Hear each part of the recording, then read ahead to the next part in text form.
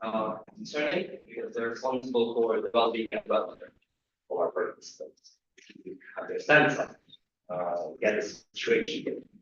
So, additionally, given the current instability in the world, we are more demanding of such specialists for our life. It is crucial that we select people who are trained and educated properly on how to work with people, their mental health, and conflict. The lack of such individuals in the network becomes most visible during IO-organized events like international sessions, which usually gather individuals from diverse backgrounds. Pricing disagreements and tension between the countries that are in UAT reflect directly on the well-being of our members. For example, in my last term, I've received complaints about cases where Ukrainian members were made to share accommodation with the people of Russian nationality, which caused severe discomfort in their case. And the event people do not understand the scope of the problem. I am pretty sure that this is not only the case of Ukraine. While we recognize that it is challenging to find qualified specialists for smaller events, we think that it's essential to implement at least some measures for network-wide events at least. What are the key potential steps that we would like to implement? Firstly, we can discuss potential cooperation with psychological organizations to invite them as event safe people with prior explanation on how our sessions work. Because the reason we had just the audio here is because they understand UAT more, may get the general vibe of the people, but also today this doesn't really seem to work. Currently, the well-being is based purely on trust. We can introduce a set of requirements for team members, like having to be officially certified to work with people. And finally, we need to work on training programs by the specialists in the field to educate people who are willing to become ESPs at smaller events, but may lack the sufficient psychological. Some prior connections in UAP can hinder the trust which the concept of easy place. To reform the well-being of our participants, we might consider even hiring specialists from outside UAP who have no prior connections with that environment. UAP today is different, and we need to make sure that every ESP has at least some experience in psychology and their abilities are properly assessed. Thank you. We look forward to your contribution. Thank you very much. We will then move on to the statements. We have received, I think, 2 statements, but please raise your hand as I see there are quite some. Can I just thank you. We'll start by Croatia, followed by Italy. You're recognized, Rachel. I just cut. Yeah. Okay. No, but I was briefly good that I'll have to shout, but still it's a good fear. Anyway, so good morning. As far as we're concerned, there are some very valid points raised here because it's important that we take care of the policies we have and how we approach it. What Croatia has a partnership with the Association of Psychology Students, and that's how we get some of our event safe persons. Drawing on that experience, we do recommend it, but it requires a lot of time, a lot of effort, a lot of planning. It takes a lot of resources and makes it harder to actually get to that point of effectuating that relationship. Certainly it works. Certainly you can get it. Certainly it can be amazing. And it is. And our national state person is someone who holds a degree in psychology, a master's degree in psychology, and specializes actually in corporate and organizational HR. Amazing. But still, it takes a lot of time. And then you have a statistical likelihood. How many NCs do have that right now? How many could have such circumstances in the next few years? Not a lot. So we have to be quite realistic when it comes to these matters because it's very difficult to get. We're in a really good position right now because we invest considerable resources towards that. But again, that does not mean that simply there won't be issues or that these issues can't be mismanaged still at times. I'm not saying they are, but that's still a possibility. Well, The action plan does address that to an extent. We should all bear in mind the very elementary fact that we can have people who are experts or near experts, but still that does not guarantee results that we have. And most of all, drawing on our experience with having quite experienced CSPs in terms of the subject matter, they also have to understand UFP. And when it comes to that, that's probably one of the biggest challenges because it takes a lot of time for them to be immersed in this world, let alone really grapple around all of it. So these are things that we believe should be kept in mind whenever we're talking about some things that we can do because they take a lot of our resources. So if your NC board is going to offer something like that, we do recommend it, but be aware it takes a lot of time, a lot of effort, a lot of nerds, and a lot of contracting. And that's it. Thank you. Thank you very much. We'll then move on to Italy. Good morning, and thank you, Eva, for the mind plus. With the psychology currency. First of all, we want to thank you, Eva, for bringing this forward, because we want to stress how important it is to pay more attention to this aspect. And in our events, we have observed a certain difficulty, not only in finding ESPs that are suitable for the role, but also in agreeing among ourselves in the board of what a good ESP is. And we believe this is the main problem. So agreeing, not only within NC boards, but also within the network of what the good characteristics of an ESP are. So for this reason, to us, it would be beneficial to create guidelines for ESP selections, not only for our organized event, even though that's a very good point where to start, but for any level and type, because the characteristics are roughly the same for every event. And additionally, we also want to stress the importance of training. So we know it's very resource intensive, but more network-wide ESP training and more than one NSP training a year. Unfortunately, that's not enough. But we know that it's very resource and we know that introducing ESPs has been a big step forward in the network in the right direction. But it's not enough to just have them. Now we're under the obligation to actively shape what an ESP is. And the best way to do it is talk about it. So thank you, Mr. for that. Let's talk about it and try to find a somewhat coherent idea of what a good ESP is. Thank you. Thank you very much. Do we have any more statements? I can see one behind you, but I just, yes, there is. We will go, if you can make it short, Azerbaijan, followed by Bosnia, we'll return to Bosnia. Thanks for the recognition. So we as Azerbaijan would like to show the support and appreciation towards having this software updates. And as a national coordinator, closely working with leadership at our sessions, including the SPs, and being an active participant at sessions across, I've been in this number of situations where the selected ESPs, like it was I directed the questions about the eligibility experience. So we also want to point out we have action points and there are clear perspectives from our side. So regarding psychological organizations being invited as ESPs or state court teams, it would initially seem challenging as that would require criteria for selecting such organizations and the metrics. So that also requires extensive research. Additionally, as the question mentioned, it's important to ensure that the selected people are known to EYT, they know the core values of EYT sessions, the processes, because they have to handle the report on policy violations, mentioning the policy on safeguarding safety and EYT, which is the mandatory step for the SPs. And we would like to point out that if we end up inviting them to events, this should clearly be mentioned in the welfare policy and in the specific articles that addresses the SPs and the state. And now coming to the second point on devising the ESP and state court requirements, we fully support that.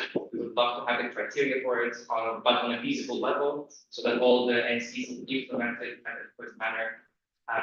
We are questioning the point regarding the certification, as it's difficult to imagine how the procedure would take place. So we hope to further discuss in the round of debates. And lastly, we support the inclusion of trained specialists at ESP training and perceive it as the mandatory step, which can be included in the policy of safeguarding safety and dignity. Thank you. Thank you very much. Last statement from Bosnia and Herzegovina, then we'll go back to the president. You're right.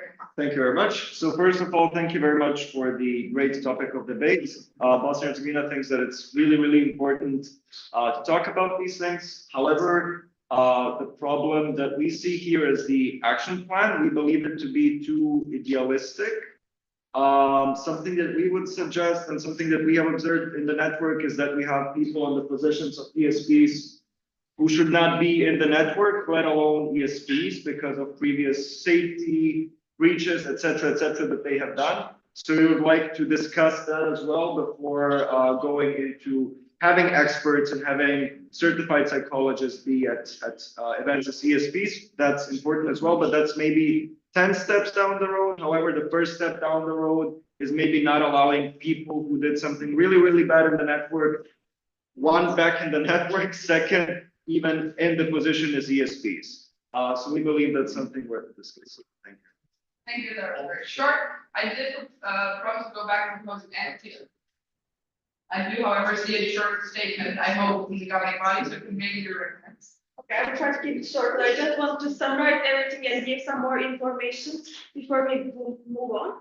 I just want to highlight that we are all EY peers here doing things that we are not professionals. Like, that there are editors who have no idea about, who have no majors in journalism or software in like media editing, or like we have people here who are managing projects without any certificates on project management, like all of you here, and also us. Does this mean that we're not competent enough for this role? I don't think so.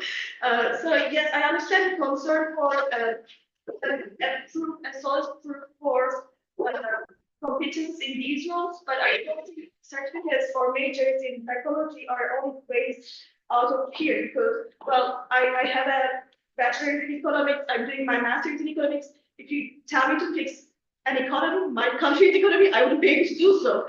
So that's also not a good signal. But I'm trying to say is that there are some signals that show us competence in roles, and there is no clear way to identify a person who could be a good ESP. But when it comes to people who should not be in the network, I would also question that as well, because there's a complaints mechanism, and when there's a complaint about someone and the decision is that they should not be in the network, it's rarely the case. So we have a more educational approach. We try to educate the people to fit our standards, the standards that we set in our network.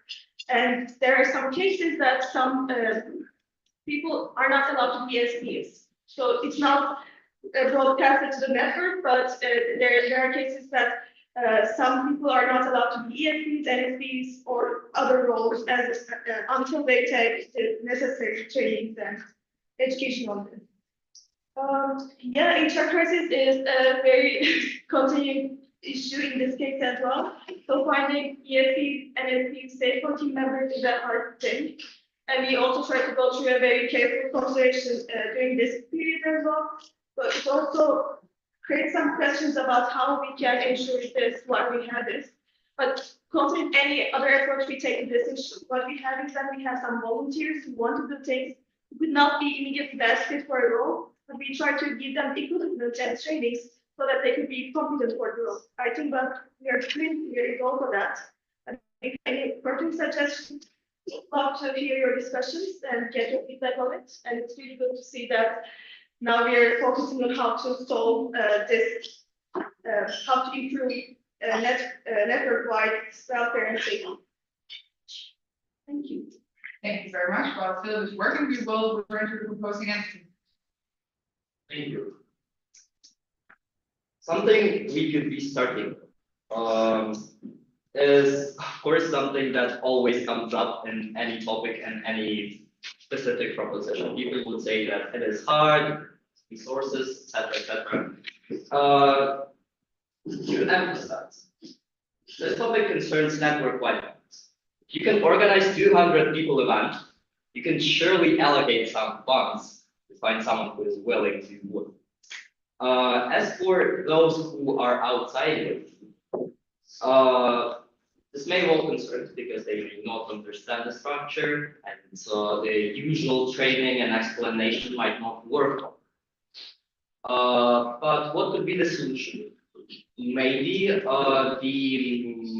collaboration with the experienced event safe people of your national community who will work together on this. So one who knows stuff about UAP and the other who knows things, the actual things about how to psychologically support. Now, the main thing here is that not every event safe person can be prepared to solve the conflict between the people that is based on their nationality. And for this is the reason we need professionals. So you, Raisha, said that you have some experience with collaboration with psychologists. How did you explain UAP to them? Was there even any need to explain these people UAP? Were there safe people at your session? Basically, how did you do that? Maybe we could share experience of whether someone of us worked with actual psychologists as event safe people, whether we actually thought about it, whether we should actually try. As for extensive research, yes, it does require, but fundraising for a session also requires research. For idealistic perspective, didn't quite get the statement. Because this is only the topic of debate, it's usually based on the ideal process. And this is certainly real, at least it is possible to try. So, yeah, I think we can discuss the questions that were posed right now during the debate. If you continue with criticism and say that it is hard, I will just assume that organizing sessions is also hard. There's obvious, but it is worth the sacrifice and worth the reward. Thank you very much. We will then move on to the first round of debate. The debate structure, so then round one will be on collaboration with psychological organizations. Second round, enhanced requirements for DSPs and SCT members. Round three, training programs by specialists for SCT and DSP, and the last round in general. So if it's not relevant for collaboration with psychological organizations, please lower your ladder. Amazing. I do see some points here. We will start by a point from Slovenia, followed by Switzerland. Slovenia, you are. I would like to touch upon the regulation regarding hiring special. Because I believe this would be quite a big cost on top of it. Okay, have to speak a bit louder so we can hear down here very important. Thank you. Okay, so I think this would be quite a big cost on top of our already existing financial limitations. And one other problem I see is that the specialists could be on site and available throughout the entire session, which normally is. Thank you very much. We'll then move on to the direct response that we have by your remaining. Yeah, about like being financially hard, I totally agree, especially for newer NCs that struggle to start on and like we just struggle to start organizing some events. But let alone to hire some experts, we don't have a proper budget to do our sessions, so like we need to start really small and think about not only like the established NCs, but also the ones that just started. We will not use the direct response case. So we will instead move on to ERP Belgium. I see a point of order. You recognize Switzerland. I thought I already had Switzerland. I'm so sorry. We will move on to Switzerland first. Thank you very much for the floor. One quick point regarding an event, or rather unoccurred, and something that happened recently in one of our sessions. There was an extraordinary circumstance where an event which took place outside of the session, but still it was a violent event where I'm not going to go into details, but someone got hurt, an external person but still a lot of participants of our session witnessed this, and clearly it left some feeling with shock. So as you in Switzerland, that moment we recognize, okay, this is outside of our, capacity, what we can do as a youth organization. And this is where we decided to reach out to an external organization to professional help, so to speak. It was an organization who was specialized in helping smaller organizations which deal with some sort of shock or crisis where psychological help may be needed. And we found this really helpful to have someone sort of on standby. We did kind of organize this quickly, but in hindsight, it would have been nice to have someone ready to help us out in case we need it, in case our own resources weren't enough. Because at the end of the day, the ESP system that we have now does to a certain extent help. But on the other hand, we did recognize that having someone on the sidelines ready to jump in, and in terms of resources, it didn't need that much, as we didn't need, professional psychologists present the whole time. So this is maybe a good middle ground to kind of consider. Thank you very much. I see the response from the Armenian, Thank you. Commenting on that, that is actually an approach that the way Armenia also supports, and it can be a way to eliminate the problem of the trust as well. Because when I think about it, having someone external present at the session might be very not trustworthy from the person's perspective who's going to approach them, because we pay a high focus while selecting safe persons on who we're selecting, and will members be able to trust that person. So having someone externally present at the session is not the best option, but having them by the side in case an emergency occurs would be much better. Thank you very much. We will move on to Belgium, followed by Austria and Sweden before moving back to the proposed again. Belgium, you're Thank you for the recognition. Great Belgium does agree that the BNC persons are essential to be present at events. However, we want to emphasize that ESP team at session are not present to listen to the delegates' big problem for the expression trauma dumping. Being a professional student in the field is of course a great added value, but it's not necessarily essential to ensure the well-being of the participants.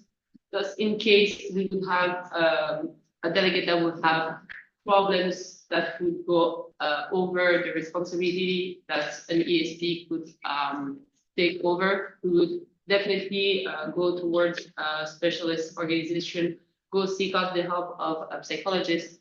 But in essence, it's not the role of an ESP to be there to psychologically attend the delegates. ESP are present to show empathy, assist field delegates, solve conflict at the event itself. So in essence, EYP sessions are not the place to explore participant problems, but European problems. So we don't see why we should get to go collaborate with psychologists, psychological organization at the event itself, but seek their help if we really have a problem that occur at the session. Thank you very much. We will then go on to the Austria. Yes, thank you. Good morning. One of our main concerns about this aspect is that also the aspect of age plays an important role. And we think that it is already a very hard thing for a delegate, especially maybe a first time, second time delegate, to come with an issue, a personal issue you have to an events person.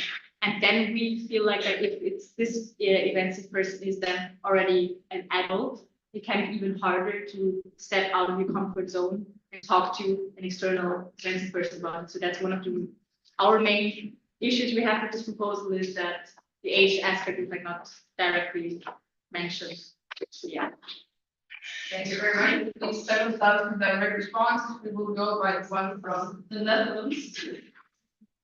I actually have a point about this and also a question, but I will just do the question because it's directly responsible.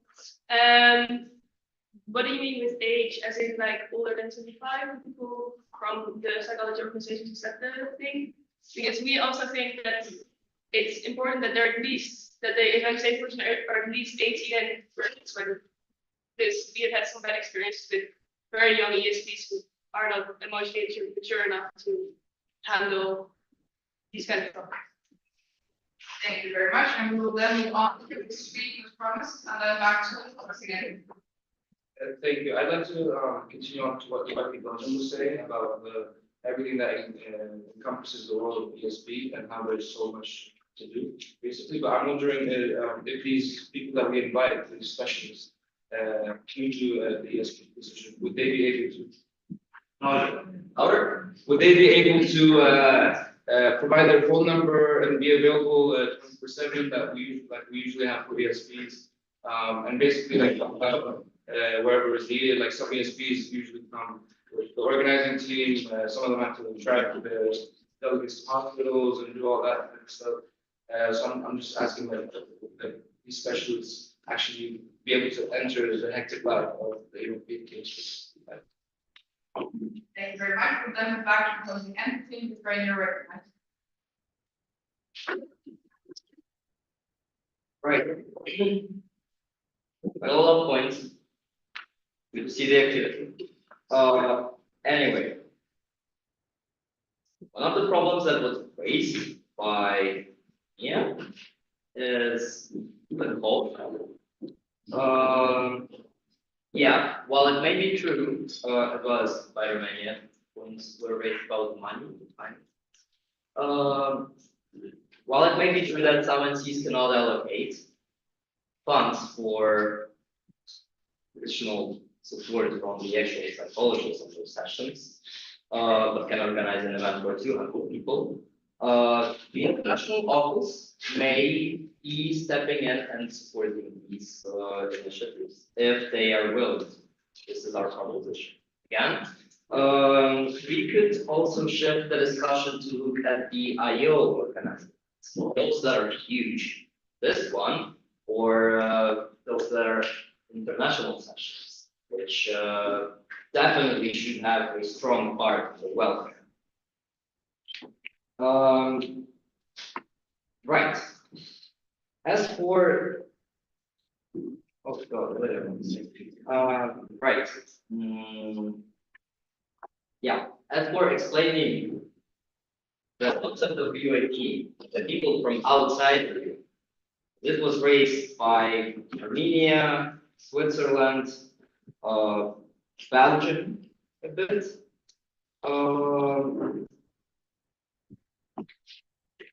The trust. The trust is those who have been previously in UAP who might have some problems. When this happens, you have no one to reach out. Our proposition for this one will be the collaboration. We have experienced event speakers talking about the big event. The experienced event person who has been in UAP, who knows it all, and who can be easily approached. And a real psychologist who can actually deal with things if the event person cannot. Because, well, there are big issues, smaller issues, and also this age gap. We have, I don't know, 40-year-old psychologists. Well, this may be a problem. There are lots of organizations, psychological organizations, which work with youth. It should be relatively young people who also understand the youngsters. And of course, the minimum age definitely be in place. It's different for everyone, but having a minor as an ESP is achievable. But that's all we have to say for now. Do you have any objection to the double collaboration? Let us know and we might think of something else. Thank you very much. We will then move on to the second debate round. Since we have quite a few rounds and we're already over time, I will limit all your points to 1 minute and all direct responses to 30 seconds. We might even make a shorter response. It has to be relevant to the enhanced requirement for these and SEC members. I will start by recognizing Poland, followed by Greece. Okay, so I was gonna ask about the certifications that you mentioned. Because most of the certifications when it comes to working, they cost. You do not have to put on like that, but yes. Anyway, the psychological certifications, if one does not study psychology, they cost a lot of money, and obviously not everyone can effort, and NVC training or whatever else, especially if that don't need it for EYP. If there are NCs that can afford providing that for the members, that's amazing. But I feel like we should not impose all of that on every NC, because we simply cannot all afford that for our members. Thank you very much. We'll then move on to Greece, followed by Germany. Yes, thank you for the floor. As it was also said from Poland, I also have a question regarding the requirements, because we already know kind of what are the general requirements for safe members and the safe team. But I want to ask, with this proposal, with the discussion, what further requirements we can have in mind, and what can we do? Like, my question is, what can be done more that hasn't already been done with the requirements, and the transparency regarding the people that are being selected in these teams, in the safe core team especially, and also for safe people, and the whole, no, there's not, in my opinion, enough transparency when it comes to selection and the specific requirements. Yes. Thank you. I'll take another response, maximum 30 seconds for the governing body. Just to explain that there are also some criteria for safe core team members, which was also sent to you with this call document. It explains that they should be people who could support NSPs and ESPs to raise awareness about general welfare issues, but also they should have maturity and commitment to working both matters of welfare, safety, no serious reports or complaints were made against them.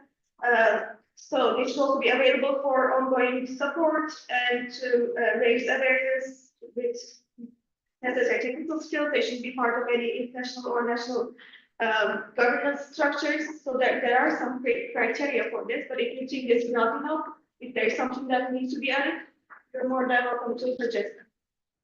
Thank you very much. We'll then move on to Germany first. Given the general scope of, human resources in EYP, particularly with people eligible for being an NSP, due to several reasons, particularly at our recent sessions in the past, there have been a few difficulties with finding people. I think the word requirements is very strong. Maybe we should opt a little bit more for recommendations. And the other thing about, enhanced training. I can't. And the other thing, about, like more training and all of that for ESTs is something to be desired, but we shouldn't deceive ourselves. In the end, there are going to be problems that they can't deal with. They are not professionals and they never will be. And while we delegate the role of, keeping our events safe to event safe persons, in the end, as NC board members, it still is our responsibility. And in case we have to concern a professional with it, that's just that. So we should maybe also be a bit with giving too much responsibility to ESPs and to the fund. Thank you very much. We have another response. I'll take it to Bosnia. Thank you very much. Talking about recommendations, I have two words. Vehicular safety, we saw how that went. So with something as important as safety in the network and with something as important as well-being in the network, I think we should stick to more concrete steps, and I think we should stick to something that is more binding in order to increase the safety in the network and to lead the network into a general direction of improvement rather than sticking with recommendations. Thank you very much. That was exactly on time. We will take one more question, which would be from Norway. Thank you. So I agree with the requirement in the ESP. So I think an ESP should first of all be legally adult, because when you're going to take a delegate to the hospital, and they are having you send a child, take a child to the hospital. And I also shouldn't say that an ESP shouldn't complete with an ESP training. However, that does require that the safe core team actually does these trainings. The safe core team, at least for the last year, has been month. And so while I do think that the safe core team is a really like good body to draw on for this training, which I think the training should also be developed in cooperation with professionals. But yeah, I would hope to see that the safety picks up activity because in the last year it has really been very active. And then how can we increase the capacity and the capability of our network to solve the HR crisis when it comes to ESG if no one gets trained? Thank you very much. I will take a response from Ms. Luxembourg. Thank you for the floor. If we're not mistaken, the Safe Core team does hold training events for NSPs. So in that particular case, it would be up to the NSP of each NC to then train the ESPs directly for the events. Thank you very much. And with that, we'll return to the proposing entity. Okay. We have seen clear distinction here and a bit of a clash. Because at the beginning, some had said that, yeah, Poland, supported by Greece, that certification should not be a binding requirement, should not be imposed, should be a recommendation. Now, the certification issue can be solved by just hiring a professional, but on the other side, some have said that, oh, we need something more binding. I think it was Boston. If we need something binding, we will all have to agree on it. But this binding should also be pretty specific. And if we have a disagreement, which said that, oh, we cannot allow to hire a person for an international session, then there's nothing binding. We can do only the recommendation. I know IO does this once and others may follow the lead. As for the legal requirements mentioned by you, Norway, yeah, legal adult. We're not sure if it's already existent, but if it's not, weird. Completed a proper training. The trainings are conducted by SCT. Do they really work? Does the criteria for SCT even coherent enough for them to have a proper doing whatever? So what if these trainings can be done not from SCT, but from someone more experienced, I don't know, finding a psychology doctor who can do something, explain things for a less experienced investor. Goodness. Yeah, we have a general. So we will have to finish this and actually decide what we want to do in the future with this proposal. Thank you. Thank you very much. We'll move on to the third debate round, keeping it short again. Starting with the governing body, followed by Serbia. So currently, as it was mentioned by some of you, I believe that it was mentioned, yes, there are trainings provided by the Safe Core team. There is an annual NFP training. Currently, we need a host for this. So it's also on you as BNC to support inviting welfare.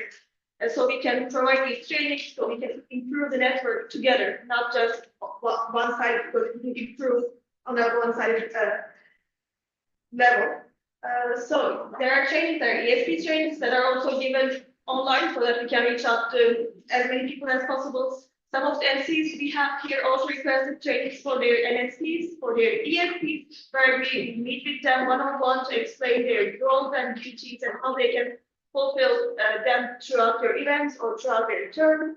So that's also something that we have. But what I'm wondering with this is that if these are not sufficient for you, why? What is missing? So if you could highlight those, then we would be very much happy to provide the missing parts. Okay. So there are already existing measures and structures. So I would highlight emphasis on what needs to be improved, whether there's a training or not, because there is. And what I wanted to say was, yes, we can also collaborate with professionals, and if you have suggestions with each professional to collaborate with, that can also happen. But we can also ask your NSPs to give trainings to your ESPs, and you can also ask Safe Core team to give trainings to both NSPs and ESPs. So there are lots of things going wrong, but it's important how we use them, and it's also important how you utilize them. So at the end of the day, you are the ones who are selecting the ESPs and NFPs. Thank you. Sorry. Can I say one more thing? And Okay, there's also a criteria for ESPs and IS selection, so if you want to have a look at that, I think you can. thank you. We will take a response to these slides. So I'll be actually of actually having NSP trainings and putting the work. But as you said, it's important for these trainings to happen. So if it's important for these trainings to happen, and if it's important for the NSPs to attend, why are they not mandatory? And why are MCs allowed to send anyone? So like we were disciples, INSP has never started this NSP training. Because every time we send someone else, because it's fine, it's a training, trainings happen. But that's the vibe we got from these trainings. That's why it's not a priority for the sector. Maybe it's our fault as well, but maybe we should try to make these trainings more important and give them significance. So NSP actually get trained, so ESP actually get trained, so I events are saying. Thank you. I will, we do not have changed our responses, thus no response. I will go on to ERP creation followed by. Yeah, we'll say survey first. Again, I'm sorry, survey first. Survey. So I think that the most logical approach here would be to follow our top-down structure that we always use. And since we are the network that facilitates itself, and we do knowledge sharing and peer-to-peer education. So when we do have the A4 team and NSP trainings, maybe we could network-wide select an organization that could bring those specialists in, and then start teaching or start collaborating with the professionals on that level, and then they can deliver the same information back to our own entity. So we can have like the top-bottom structure where we go from our NSPs training ESPs and so on. In addition, I think that we could also create ESPs or select ESPs more in advance, so the NSP actually has a lot of time to prepare for the work, and also have like this training more often or biannually at least, so that happen in person, because different entities have different board mandates, like the NSP doesn't happen at the same time, so not all the entities are available at the same time. Thank you. Croatia followed by the international office. So going back to the title, specialists in terms of training, again, it can work as long as we are sure that these people can understand the entire network that we have, at least in the basics. If they don't get that, it will not work. For us, it works because our NSP was brought into the domain, had considerable training, had similar experiences with our organization. So of course there is higher awareness. That's a crucial thing that you must do if we will have specialists, which is a good idea. It makes sense. It can work out, but again, in terms of timeframes, we need to prepare these people as well. They have to understand what they're getting into, because otherwise advice will not be sufficient. Thank you. The response calls.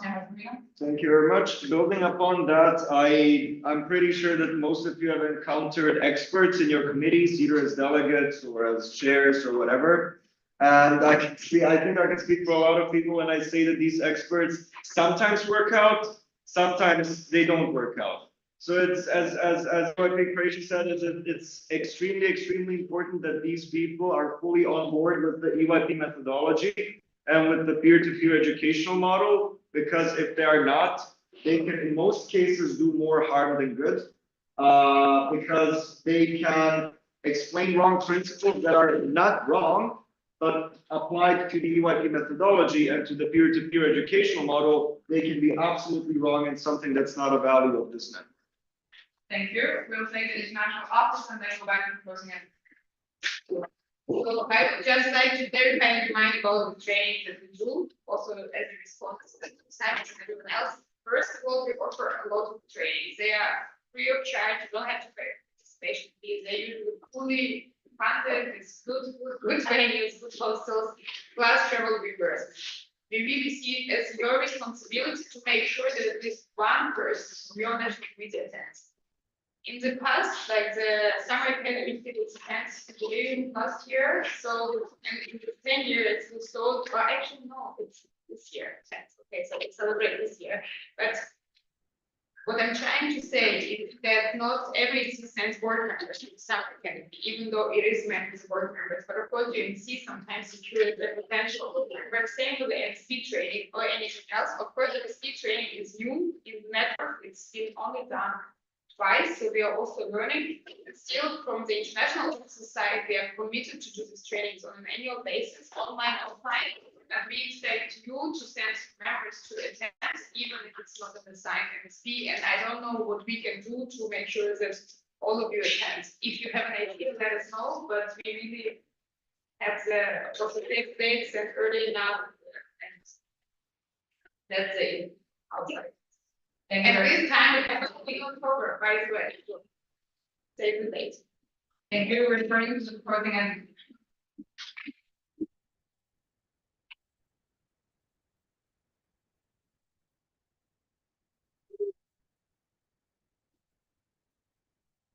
This is a bit overwhelming, but we'll try to address all the points, at least with the time we can. We really liked the Serbia's proposition of the top-down approach. And the idea of selecting an organization that would be providing training along or instead of the state core team, which is currently unable to do that, we have to realize that. And that is understandable because because does the state core team get paid? Yes or no? Just they don't, exactly. Dealing with the problems, the welfare problems of the whole network without even getting paid. Yeah, it's a volunteer job, I get it, but I wouldn't. And it is exhausting, even when you get paid. There's no motivation for them to react. Therefore, we better have someone who knows the professional things, who is a professional, rather than the ones who knows UAP perfect. Because the conflicts happen on different backgrounds and not only based on, oh, the resolution was bad. The psychologist does not need to understand the resolution. They need to understand the people.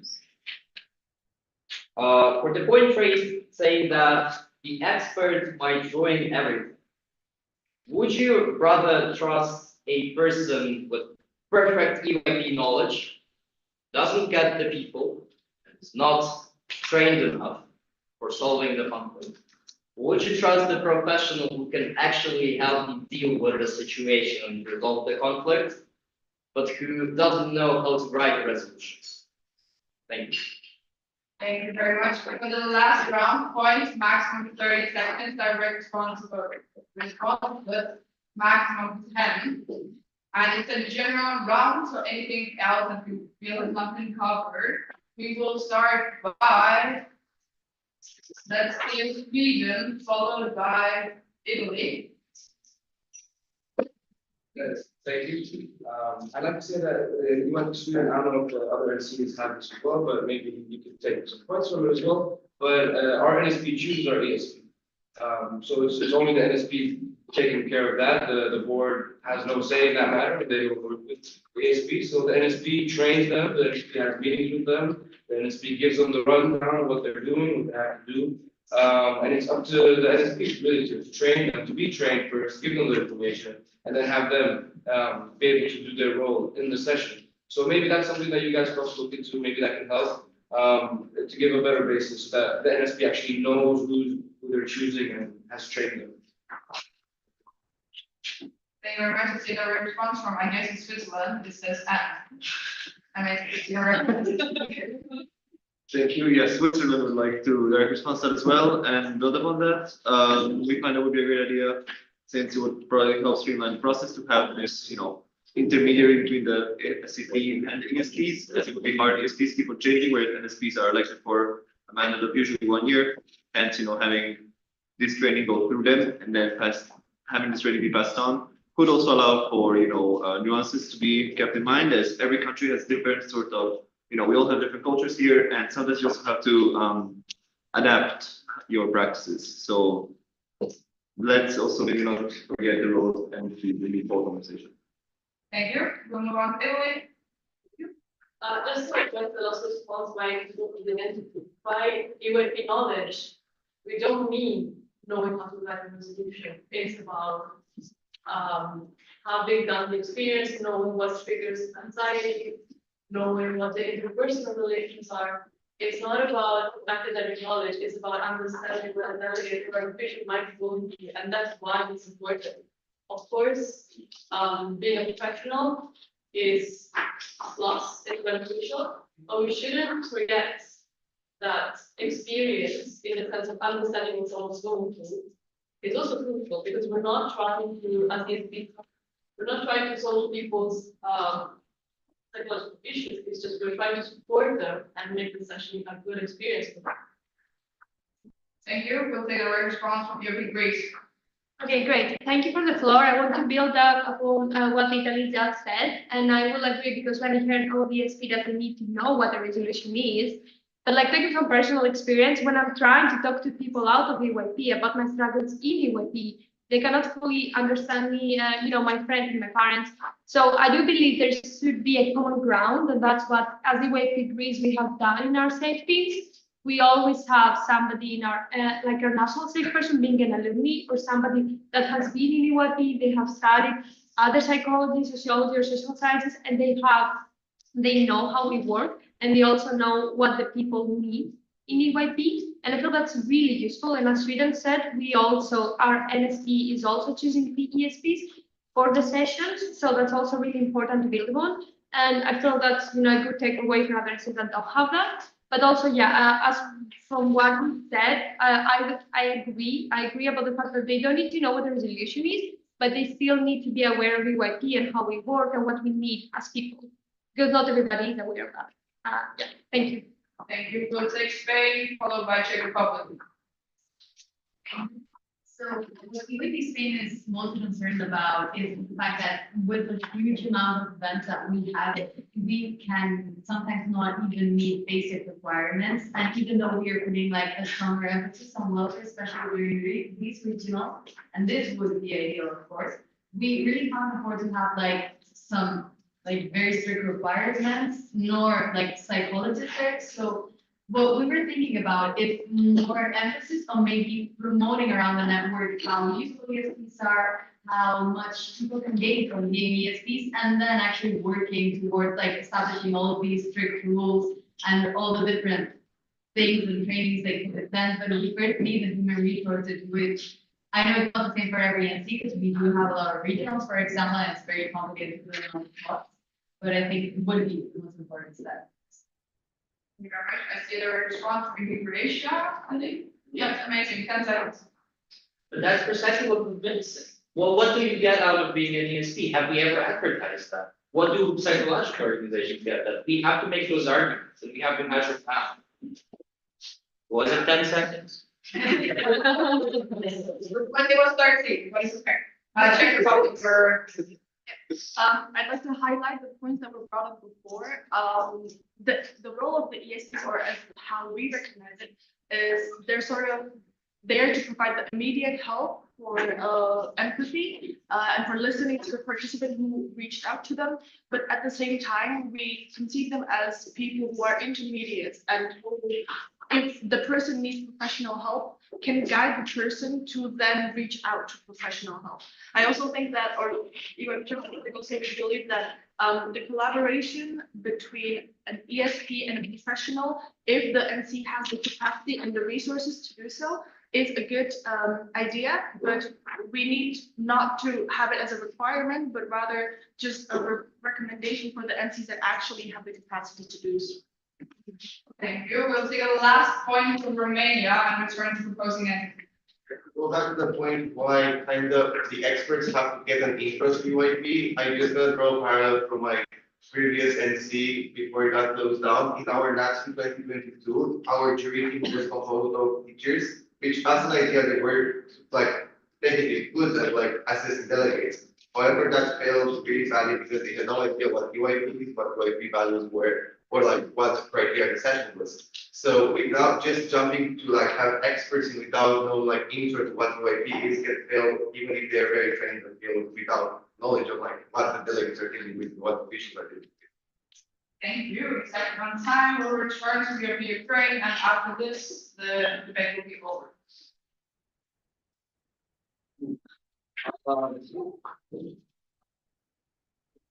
I see the trend,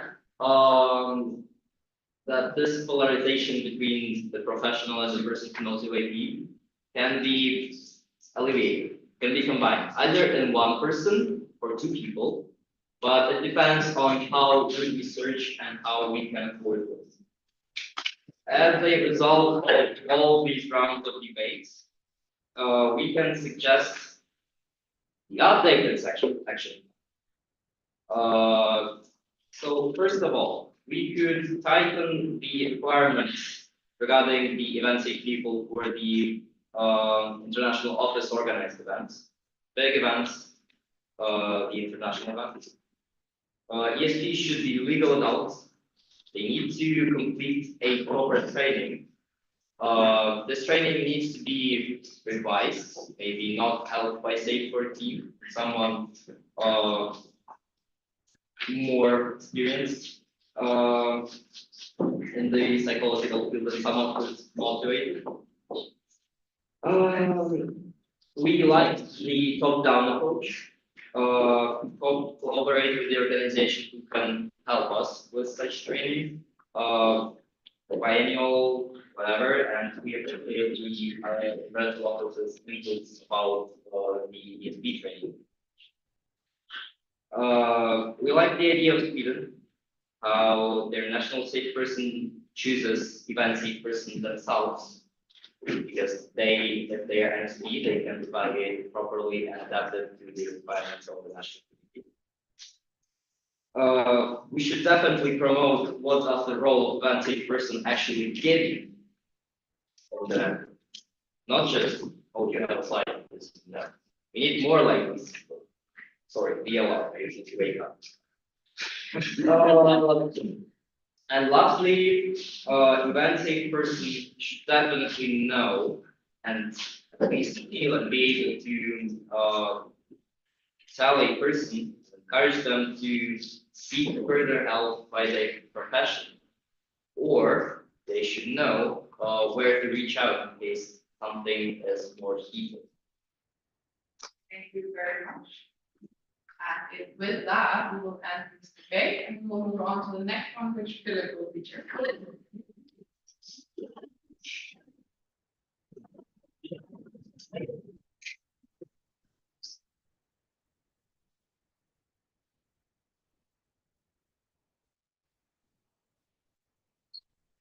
Welcome back.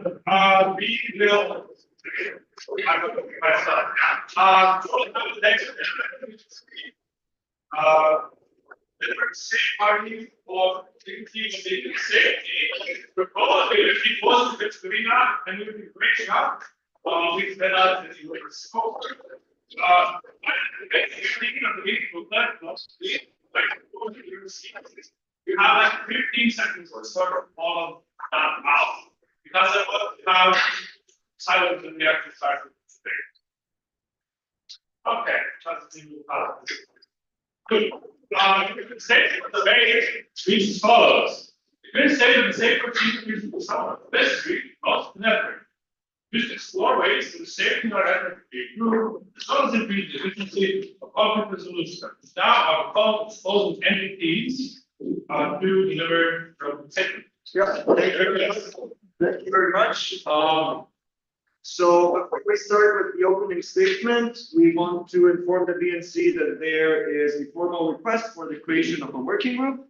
That's going to be, I guess, voted on at the end of this debate. And it will be uploaded in this for like It will be uploaded on Discord in a second. But that on the side, we believe that safety and welfare is something of utmost importance in the network. And I think we have gone BNCs and BNCs and BNCs with talking about the safe work team. And we always make amazing conclusions and we always give amazing points and we always say a lot of things. But then we have the next topic of debate at the next BNC and it's the same thing over again and nothing happens in the end. So the goal of this topic of debate is to create an open space for discussion. It's to create an open space to discuss the safe work team, not in a way that we say nothing is good, that we say everything is bad. No, we discuss it in a way that we actually go with the goal of improving the safe work team, of cooperating with the safe work team, understanding the principles, not only of the network, but the values that we stand for and the safe work team also stand for, and that we improve the safety and well-being in the network. So during the debate, we want to make one more disclaimer again. Please don't talk about specific cases. Please don't talk about, oh, we had this and then this happened, etc., etc. The goal of this debate is to gather input on how the safety team can be improved. And in case that the working group gets created, hopefully come with proposals to the next BNC meeting regarding safety and safety. Thank you very much. Thank you very much for that. We will do these well. All right. We've prepared different statements, and you can find the original slides as well now. We will open the floor for any statements by people in the room.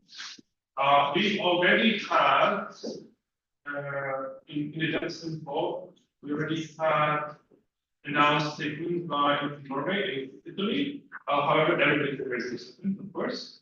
Just to make sure, doesn't run completely overboard, please make your statements last up to 3 minutes. That's okay. I will tap 30 seconds before that expires and then tap twice once it's over. We will start with a statement by Italy. You're recognized. Thank you very much. First of all, we'd like to thank UIT of Herzegovina and Croatia for submitting this topic of debate. We believe it's one of the most significant aspects that our network, needs some kind of revision. And the fact that we have been discussing this for many years gives us statement this. Before anything else, we'll stress how we recognize the extreme importance of the work that has been done by the network team. We do recognize it's a tough work. So anything here is brought as a criticism, but a constructive in order to make our network welfare is better and everyone can feel themselves. We do agree, however, with Bosnia and Croatia that there is a need for a broader discussion on how to make work more accountable and, in our opinion, also more efficient. Of course, what will take the frequency of the person involved.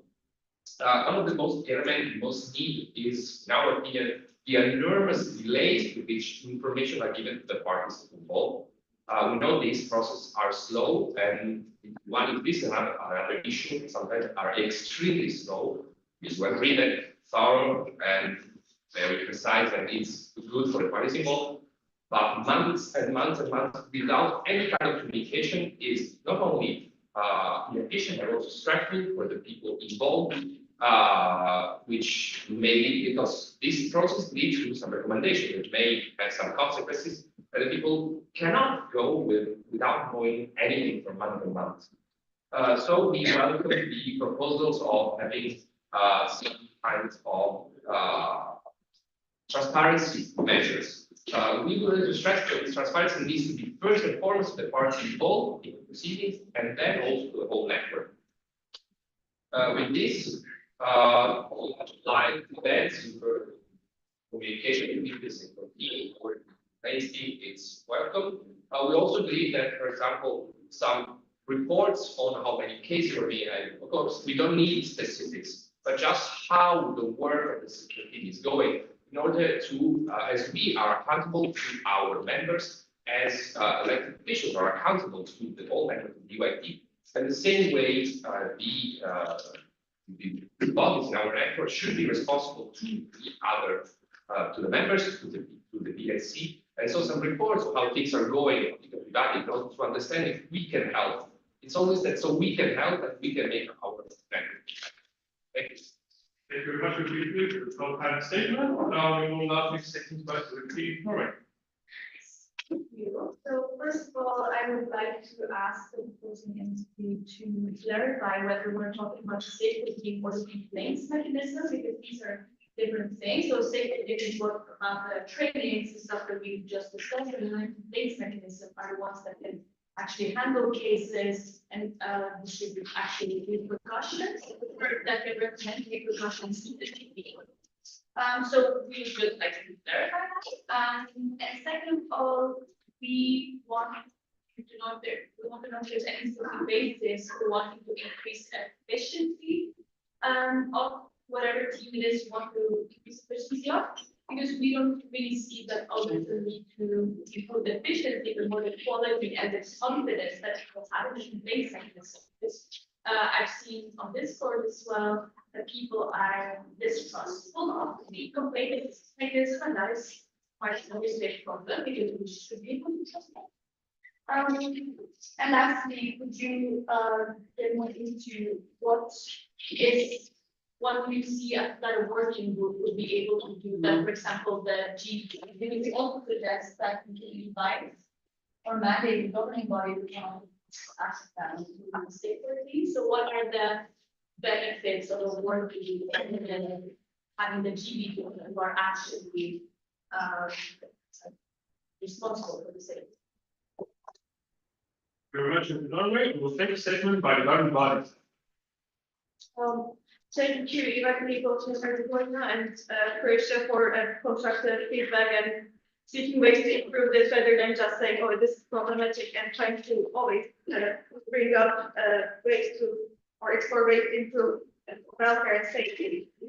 I don't fully understand why it remains a mystery for you, because you're here, the whole government comes here twice a year, gives updates to you, you can ask anything. Rarely it's being listened not just to you, but as a constructive criticism to ourselves as well as the experts. Rarely they're being fully attended by the participants here. So my question is whether you, the experts, have no questions about it, that you have read the documents completely and understood fully and have no questions about it, or whether it's lack of interest there and somehow sudden increase in interest here. But coming back to your responsibility as NCs, there was a call on Safe 14. I sent two emails. I'm not sure how many of you sent emails or encouraged competent members to apply, which is a huge support that we need for the network, because, as I said, network welfare and safety can only be improved with support from all sides, not just support from one side, because it will work that way. Another issue that I would also want to point out is that we are looking for ways to improve this and find extra time or resources to improve it. But given that so many have complained about not being able to fund ESPs or NFTs or any other people, I'm wondering also how would a working group be formulated with this. Also regarding the reports or report by the Safe 14, this is something that I asked before as well at previous BNC. What, like, if the Safe 14 comes up to you and says that we have dealt with this many cases, they were solved in this many months, what does this mean to you? Like, what is efficiency? Like, if there are too many cases, is it good because they're being reported? Is it bad because so many bad things are happening? If it's being solved too fast, is it good because it was solved fast, but did it need more consideration? Also, like the measures that we take, what is success to you? Like, if the complainant is happy or not, is it a success? I don't know. So it would be good to define these while we're discussing these. But of course, like as Norway pointed out, there's a general safe who deals with projects to raise awareness in the network, and can of course update you about the project. But when it comes to the complaints mechanism, it would be good what we define as success, so we can also share it with you. Thank you very much. We will return to proposing entity. Is that a statement? Okay, can do it in 3 minutes, like person. Okay, then I'll design the rest. Thank you. It's going to be very short. Thank you, my question was Gary. We truly appreciate the detailed action plan on it. And as the NC struggles with having ESPs at our sessions, where we usually ask support to ESP, which is not the best situation, we like the support, and we're very excited to see how the round of debate goes on the second point about organizing the online discussion with the SafePort team. For the verification, because we do have very active peers that are not board members and who does not have any insight about the safety routine, but they're very excited to learn about it. So it's a perfect medium for us to start such initiative. What we would like to know further about that action point is, what does member of our organization mean? Do you have any specific criteria for it? Does it mean the board members? Alumni, or just like actively by peers for the recent past years. So we'd love to have this discussion in the next round of debates. Thank you. Thank you very much. We'll then now to propose the entities to answer these first statements later. All right, so thank you. The points will not be addressed chronologically. In terms of efficiency, quality, and associated matters, the way we think of it is, if people mistrust the SafePort team, let's find out why is that the case. If there is some constructivity that can be offered to improve their work, let's think about it. Efficiency was probably the broadest term we can think of, because also if we said quality, it does have more of a negative meaning, to be honest. In terms of SafePort and the complaints, well, both are relevant and important, especially because of Rajan's point of support. Also because at times we've had our NSP say, okay, well, maybe a bit more proactivity, or maybe a bit more, maybe a bit faster communication would have been nice. These kinds of things. From these smallest things to more major things, when people come to you as an NC board and say, oh, but my case hasn't been processed for X months. These things shouldn't happen. But it's not the fault of the SafePort team as such, it's the fault of the system. That's why we're here. That's why we want to have a conversation about it. That's why I want to be constructive. And certainly there is a point about our engagement. But that engagement depends on a lot of different things, because there are a lot of conflicting roles with the SafePort team as such.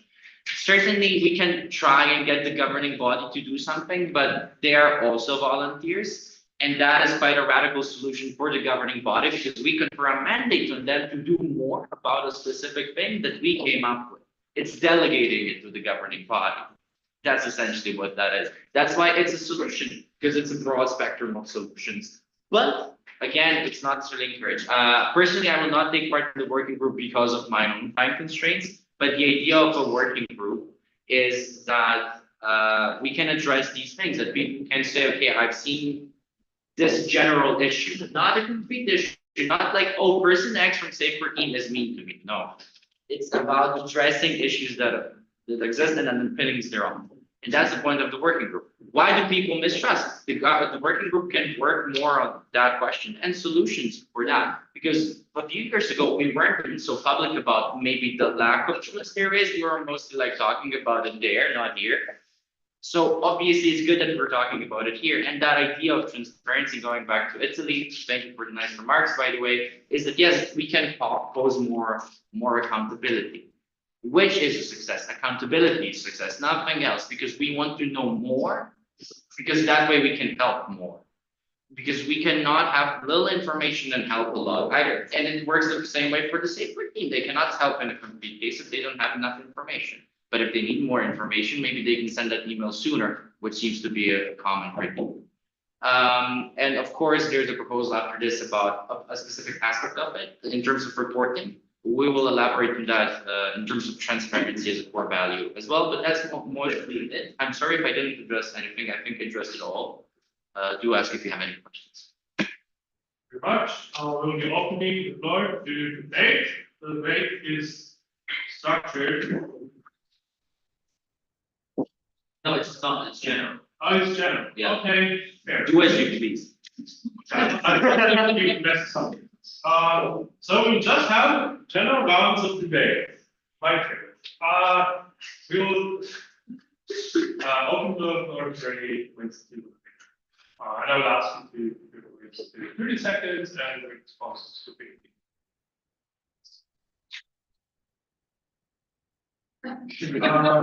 This is kind of weird though, because we are discussing about something, also this like identifying. They want to propose something to be done, like do you want to have something, do you want nothing to be done? Please raise a point regarding that. We will start with Jeremy. Finally.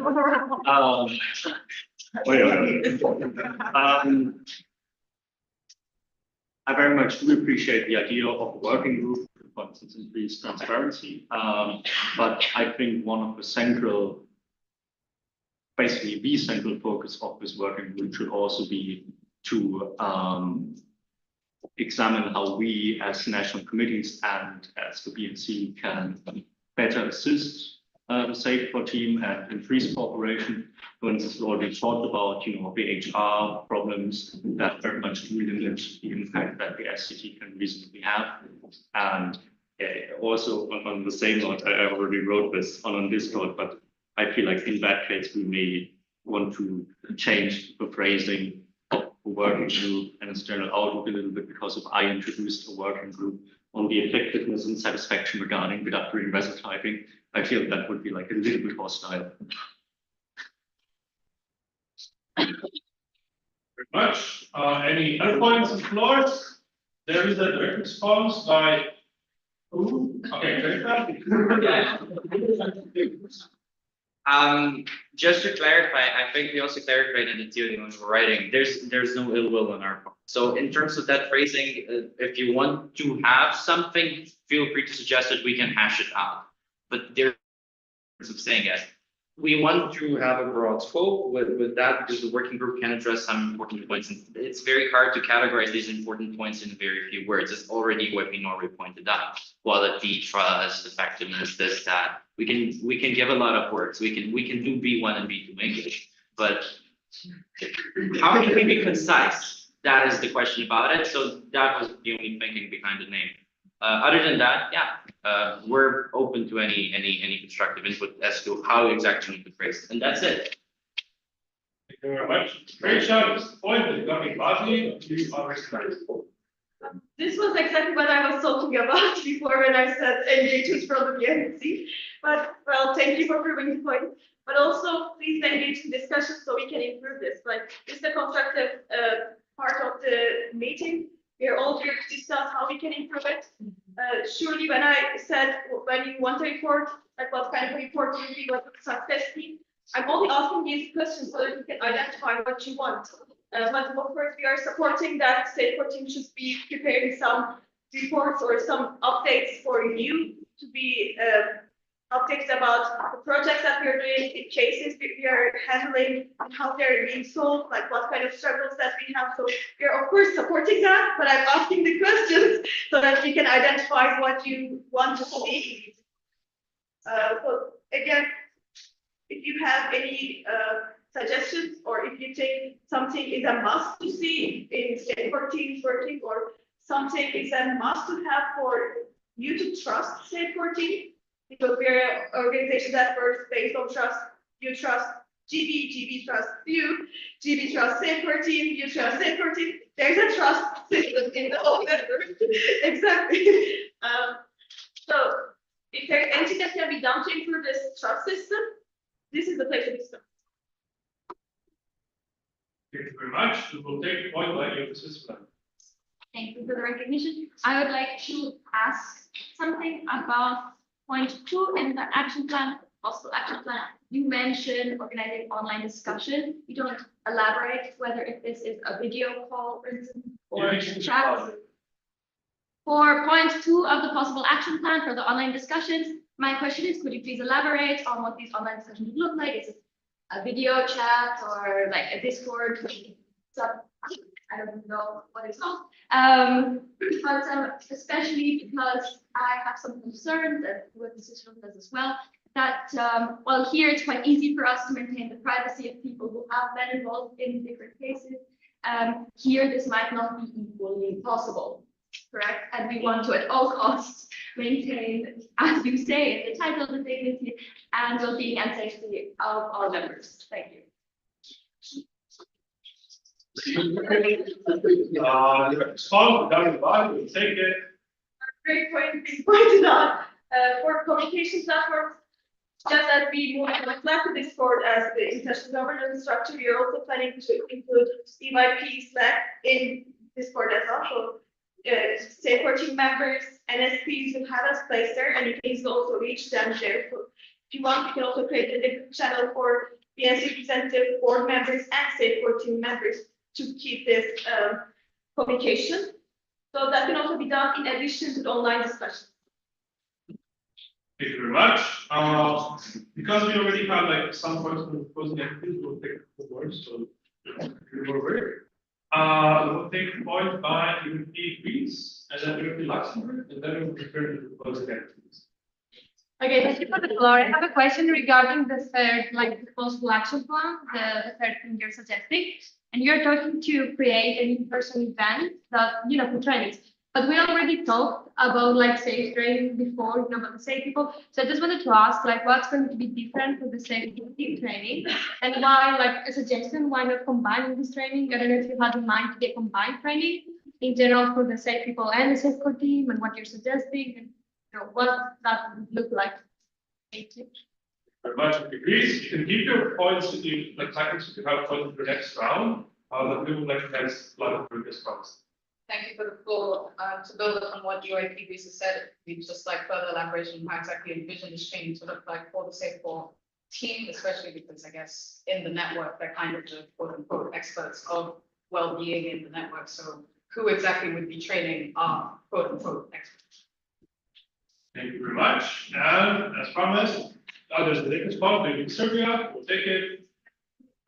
So regarding that onto the third point as well, potentially if the work group does get established, to the working group also deliver their findings during this event, and would this event actually prove to be in that sense of like creating public effective of each of the ends? We are returning to you anyway, so no questions or response. May I just before the exit to clarify that procedure? The working group, if it's made. It's the reply that we're going. But are you returning? You're replying to the poll round. Just so clarification, the BNC working group reports to the BNC. Okay, yes. Thank you very much. So we will go chronologically. From Germany, the central focus of the working group should be to examine how we as NCs and we as the BNC can better assist safe core team. Yes, this can be one of the goals of the working group, should it be established. When it comes to the name, as Ivo already said, we would be open to suggestions. The idea behind the name wasn't anything hostile, wasn't anything aggressive. The name is on safe core team work enhancement. It's an umbrella term that we think we can fit everything under that. It's not meant to be hostile or shade the safe core team or any body that we have in EYP in any way, shape, or form. When it comes to the point which was made by the GB that we would like to see more engagement from the BNC here, amazing point. Honestly, as it was said in the opening statement, it's people always talking and people always complaining about the safe core team, but when it comes to actually discussing things, we don't. So it would be good to hear more engagement. It would be good to discuss procedures that could be implemented, and building upon the trust system within the network that you said. One of the things that the potential working group could do is also discuss how the trust can be improved, not only from the side of the members towards the safe core team, but also all parties involved. So GBIO, safe core team, NCs, in terms of NC boards, also members of NCs, etc., etc. When it comes to the point made by Switzerland regarding the online discussions, it would probably be something that should be discussed with the safe core team directly, led by the international safe person, in order to find the best medium for this discussion to take place. Whether it's a Discord thread, whether it's a town hall of some sort, or something like that. I think that's something that should be discussed later on in the stages with the international safe person and the whole safe core team in order to understand what would be the most effective way to implement this. When it comes to the point brought up by Greece and later on also Luxembourg, when it comes to the training for the SafeCore team, the SafeCore team does work differently from national safe persons and from event safe persons. So inherently, the idea behind the training would be different. The idea behind the SafeCore team training would probably be, I guess, led by the international safe person on how the SafeCore team will be structured internally, how they would do things internally, alumni, etc., etc. While on the other hand, the national university training or just generally a safety training within the network would probably look different. I'm not saying that we should split these two up. I'm just saying that inherently they're different topics. So if there should be a training together as an event, it would probably be two different streams of trainings, to put it that way, in order to maximize the efficiency of this training. How to envision the training? It's maybe a bit too far to think about that now, because it's something that should probably first be mandated by the BNC towards the governing body to work on this further, and then through that understand how the training should be structured, online, hybrid, in person, how many days, etc., in order to create the best experience, not only for the people involved, but to also actually see a change on the net. Okay, we are also meeting the second round of debate. We will start with taking point by EAP Armenia. Thank you. So I was having intense discussions with my photographer in my phone. Basically, when it comes to like tangible action plans, which we can think of and something to consider, an idea could be that the SafeCore team actually reports during BNC what they have done, and the report doesn't only include raw numbers as well, because that would increase the trust, so we can actually know what's going on based on how many reports they can board, etc. That would give us the first trust part. And then secondly, it could, like the report can also include an action plan from BNCs or needs from BNCs that we can actually help out with. So this way it will create a communication channel with the SafeCore team to the BNC, and we can also help out when it comes to certain matters. Thank you. Thank you very much. We'll take point by EAP Germany, followed by John, and then we'll see how it goes. Germany. When we are slowly to start talking about how we maybe could assist the SOT a little bit better, the point of making NSP trainings and similar trainings biannual was brought up in the previous debate, and I would very much support that. Like the safety training is a rather minor budget point in the broader scope of EOT, but can have a very positive impact. And at the same time, what I would also suggest is maybe making sure that the organizational matters are very separate from the SafeCore team itself. Because like this is the nice thing about CAT or the training academy or whatever is that the trainers teams can focus on precisely only their stuff. That really adds to the experience, and I think going that direction. Thank you very much. As promised, EAP Azerbaijan. Thank you. Firstly, I'd like to thank you, Armenia, for bringing the point on the transparency and trust. We want to discuss the third action plan of the in-person events for the SafeCore team. So we have talked about the SafeCore team being perceived as a mystery box or a black box. So if we are going to implement the in-person events, the question is, will we have the minutes for it? Will we have a public presentation where other people can see it? If yes, to what extent it will be transparent? Because I would assume that there are a few things that would not be mentioned to everyone. Because again, the whole discussion is about us perceiving the SafeCore team as something that is unreachable. And if we will have these action points, then we also we want to make sure that these are transparent. Thank you very much. This is a response to the government body. I'm happy that this in-person event was brought up again, because I want to clarify that we have this annual NSP training, and it usually corresponds to a SafeCore team meeting as well, where the SafeCore team gathers to discuss how we can also improve the welfare in network and how to continue our projects. If you want meeting minutes from that, surely it can also be shared with you with, of course, as much as transparency as we can have. And we can also try to gather the training materials from these events and put them on the members platform for capacity building reasons and archiving reasons. Thank you very much. We will take a point by you tomorrow. Thank you. So I just wanted to discuss the aspect of trust and like why people don't trust the safeguard team or the complaints mechanisms.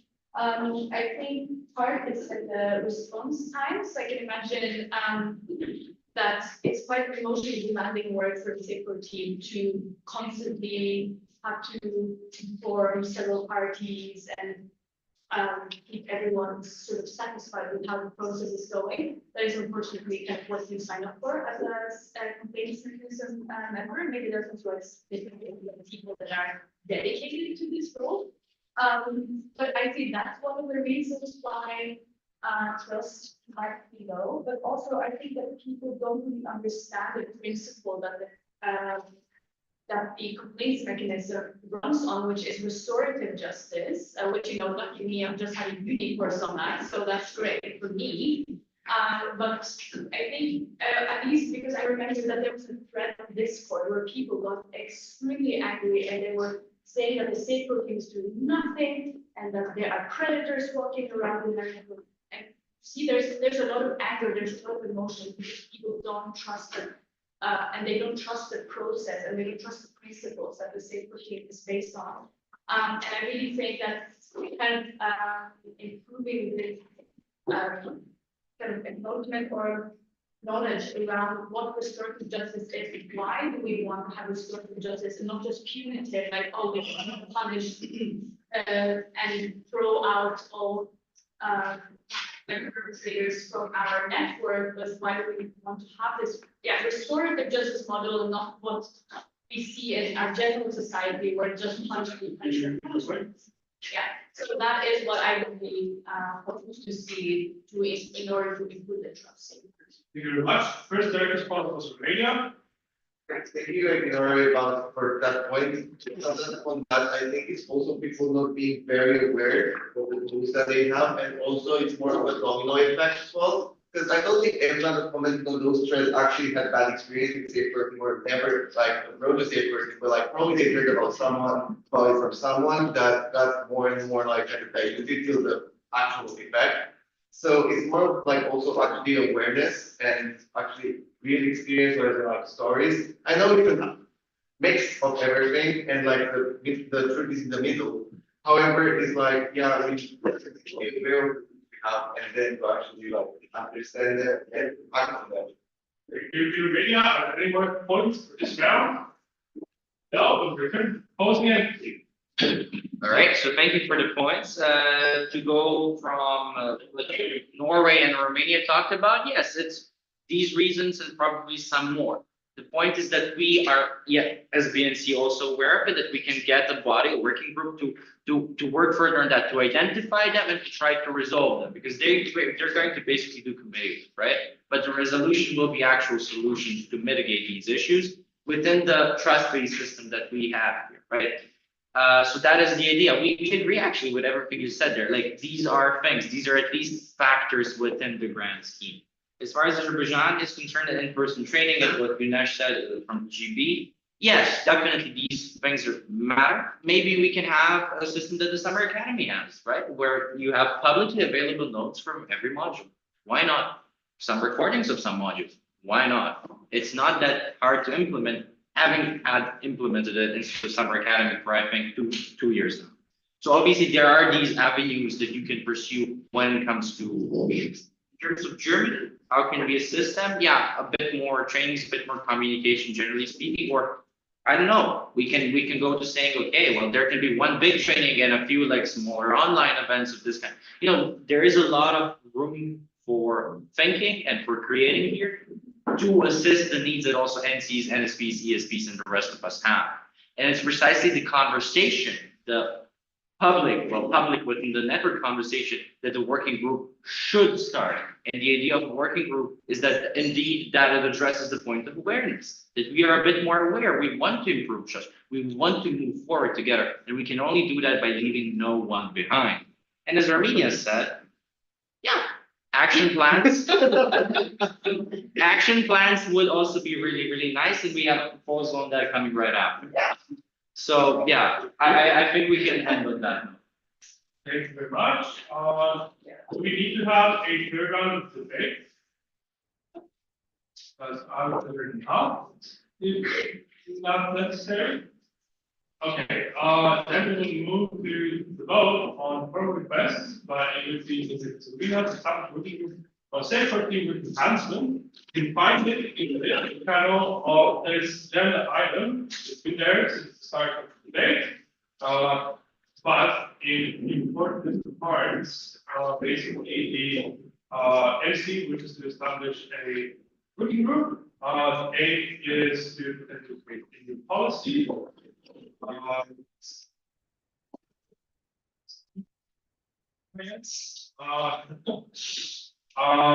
Yeah, ABC group is transparency, establishing a framework, working on send the problems, analyze the current state, and potentially like create ideas which might potentially result in policy changes.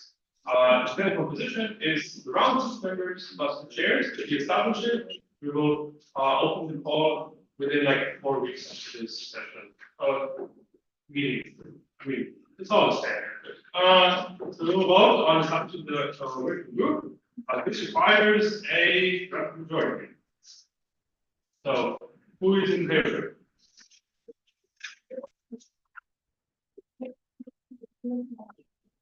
Okay, that's not on that. Who is against? Who is abstaining?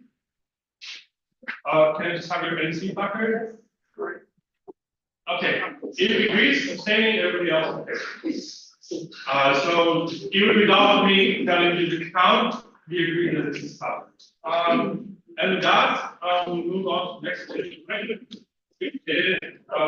Policy and safety, you can see it's 15 meetings, very high.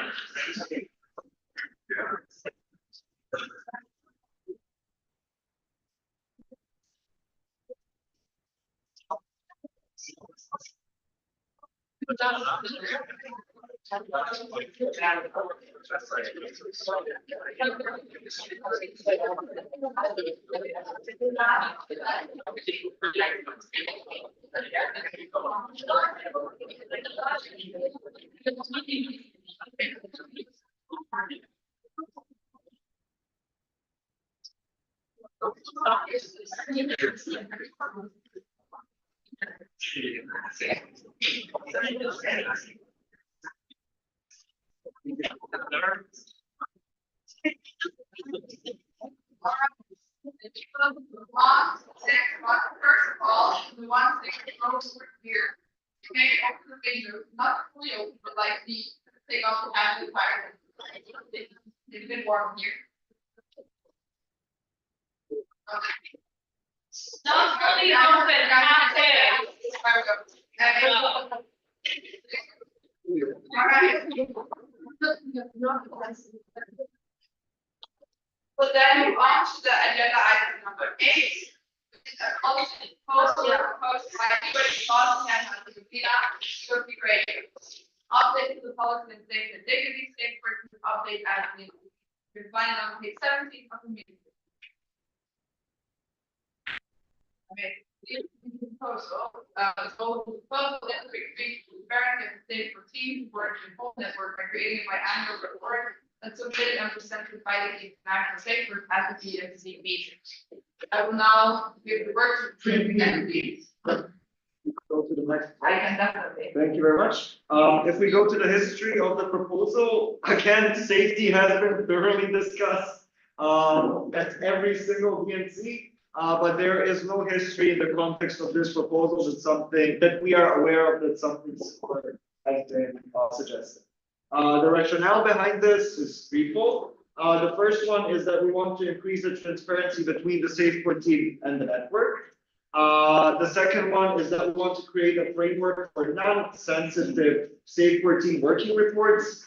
By non-sensitive, we want to put imperative on this, meaning that the SafePort team is not to share any cases, any details, or anything, but rather a non-sensitive, non-revealing report about any specific case.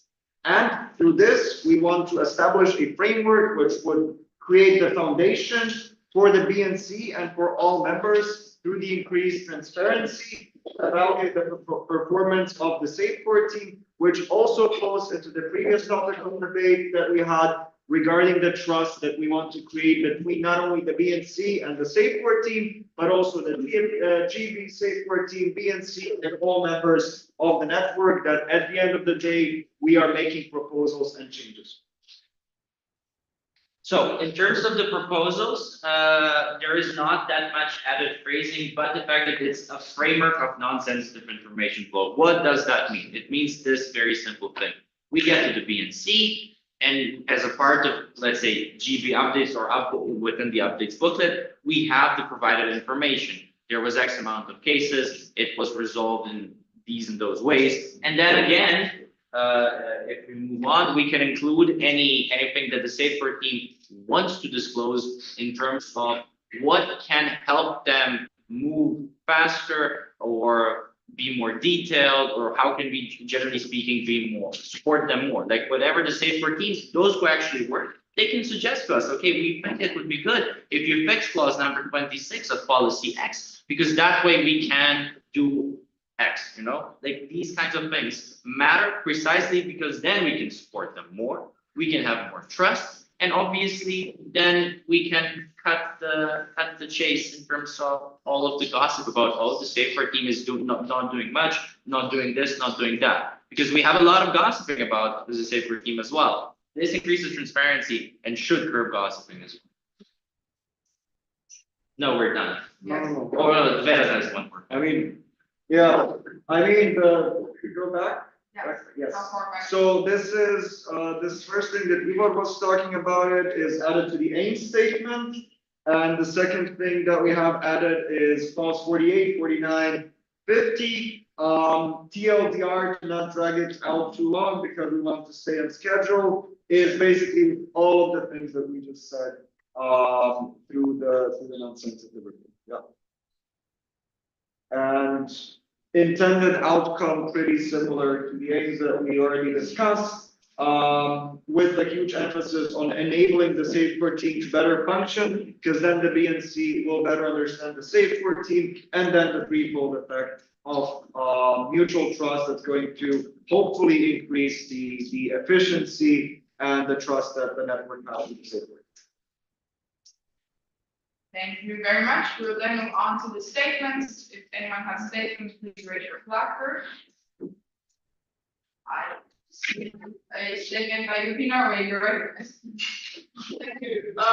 So we would first, we've sent an informal request to have a split vote on this, as the first change regards the flow of information and the second one regards evaluating the security, and these are different. It should be voted on separately. And then secondly, we would like to ask you if it was possible to change the first proposed change to make it more, first of all, more specific, like you just talked about now, what format the flow of information would take, when it would take place, to say like as an update during the BNC meeting, and additionally adding that they would give sort of a update on the trends of safety and welfare in the network, as well as specifying that the update will be given after this meeting to the board. Thank you very much. We will move on to statement by UIP Switzerland. Thank you for the floor. UIP Switzerland, first of all, thanks UIP Bosnia-Herzegovina and UIP Croatia for drafting this proposal. We believe that this is a very important one, as we have had multiple discussions. Sorry, we just thank them first of all for drafting this. Then we also believe that this is a very important proposal because at past BNCs and at this BNC there has been a lot of discussion about this, as we just had the last half hour, for instance. And since one major point here was transparency, we believe that this is a very fitting proposal to address it. We would like to specifically highlight that the flow of non-sensitive information, including, for instance, case numbers, especially how many have been successfully resolved, would be a testament to the Safecore team's hard work, instill a lot of trust back into this body. And overall, we can only support the proposal. Thank you very much. Armenia, is that a statement as well? No, why not? In that case, we will return to the voting end. Okay, so thank you, Switzerland. We agreed, that's why we made the proposal. And to Norway's point, the formal request to split the vote, Vedat and I do have some troubling experiences from vote splitting last time. Yes. Which all of them passed it. But the thing is, we can do that, sure. You know, doesn't matter. And in terms of the specificity of the first thing, but it's the aims, it's purposely general to that extent. In terms of evaluations, they're more concrete, but we want the aim to be understandable. Also because there is an idea of having this, which is established for the first part, and then the second part specifies it. That's why it's more, so to say, vague, but it still includes all of the main aspects. And when we consider all the aspects, it's there, 48, 49, and 50 disposals. So that's how we think about it. You made the specific suggestion that it's biannually made at BNCMs. We are open to such an amendment if you want. If you want to specify that, we don't have a problem with that. That was the idea. So if you want to have a vote on that, suggest that, we welcome it. Also, we can support that. That's it. Thank you very much. In that case, we can move on to the debate. The debate is structured so that round 1 will be changing policy names, round 2 will be new bonds, and round 3 is just Armenia is irrelevant to round 1. Well, maybe. So if anyone has anything to add to round 1, please raise your placard. I do not see a lot of placards. I do see a placard. I will recognize you see Austria followed by Italy. Yes, I agree with that. I also agree with, like, we also agree with the Croatia to keep it more general in the aims. Like, we also look at the others before it's very general, generally phrased, and I think that it should stay this way because also, like, especially in the second part, it not only says that these reports need to happen at the BNC, but I think it's also important also in terms of other ways the Safecore team can be more transparent. I think there's also mentioned like meetings, and I think this also encompasses that. And the response may be Armenia. Now I'm back on track. Yes, basically, I wanted to comment on that. Making it more specific might actually might do more harm than good in this case, because also it might challenge the Safecore team when it comes to reporting, etc., etc. So maybe keeping it more general will give them the flexibility to have ownership over what they want to show us and present. So I think this way, the way it's framed right now, makes a bit more sense. Thank you. Thank you very much. We'll then go to Italy. Thank you. My goal was just that before we discuss what could be the possibility of what can be, this is a proposal that directly go there, and so we appreciate that and Igor's proposal. Thank you very much. I do not see more placards, so we'll return to proposing entities for this round. Yeah, I mean, pretty short 2-sentence answer. Thank you. When it comes to Austria followed by Armenia, it was intended to be more broad in the aims because it is the aim statement of the whole policy at the end of the day. And the aim statement is not supposed to be very specific, very defining, because then in one hand, it limits the working of the Safecore team in this context, should this proposal pass. And second of all, if future proposals at some BNC meetings might come, they can go under this aim statement, thus being this broad encompassing thing that is at the end of the day, the aim of the whole policy and safeguarding safety and dignity within the network. So that's more or less it. Yeah. Thank you very much. Then we will move to debate on 2 on new clauses. I see a point that you can spend your reference. Yeah, so in principle, we were quite sympathetic towards the biannual report, or rather the reports presented to the BNC.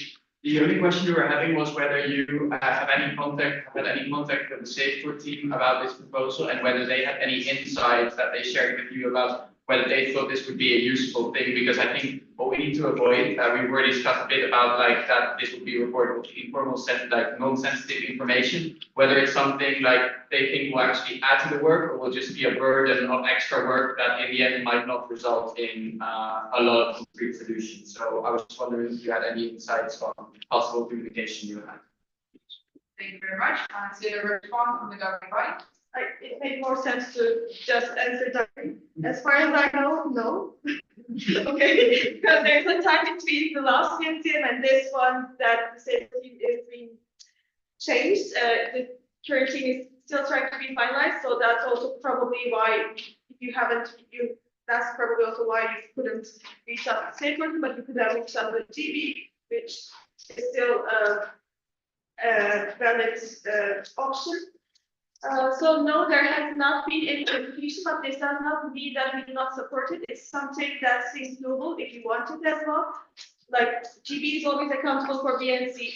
This policy is not the only way to request it. It's surely one of the ways. You can always ask for more information here at the updates or through emails or the Discord system. So we think the system would be beneficial, that it would make sense. Also, I personally have some questions about the timing of the BNC, because like the first BNC correspond to the last safeguard ending and the first one being onboarded. So there's some mystery to be solved there, but it's not something a major problem. So it can be solved. Thank you very much. We will move to Luxembourg, followed by Turkey. Thank you for the follow-up. We just want to ask specifically how might the Safeco team go about divulging certain details about the report without going into case-specific matters, because we could imagine that, for example, to understand why a certain resolution was taken, a certain context might be needed to understand. Therefore, they might be treading the lines a little bit regarding privacy and such. So what exactly would there be any requirements on what you have to give certain context on? Are they free to state certain things, not state certain things? Thank you. I see two direct responses. Free. I will give it to Croatia. Okay, but just to clarify, the idea, if it's sensitive or if it's identifiable to that extent, then you don't do it. That's the approach, that's the most fair approach one can take. So obviously, you're not going to say, okay, we had a problem where person X exploited person Y, and we found a problem here because our clause or policy is somehow, redundant or missing or this or that. Right, so you don't do that. You can just say, okay, we suggest that we change the phrasing of this clause to be more all-encompassing or things like that, right? So focus on solutions. The problems do exist, but non-sensitive again, focus on solutions, because safeguard team is the authority which can probably help us the most in terms of improving our safety and well-being policies. So that's the idea. Thank you very much. Moving to Tokyo. Thank you very much, by the way, for this new section you would like to add. I would like to question the full and comprehensive understanding by the members, because when it comes to the full comprehension of the members regarding those welfare policy or other policies, we usually see, I would like to name it as a failure, because, for example, even on international governance policies, as NC board members, we do not know all of them. So sometimes we also fail to know each and every detail.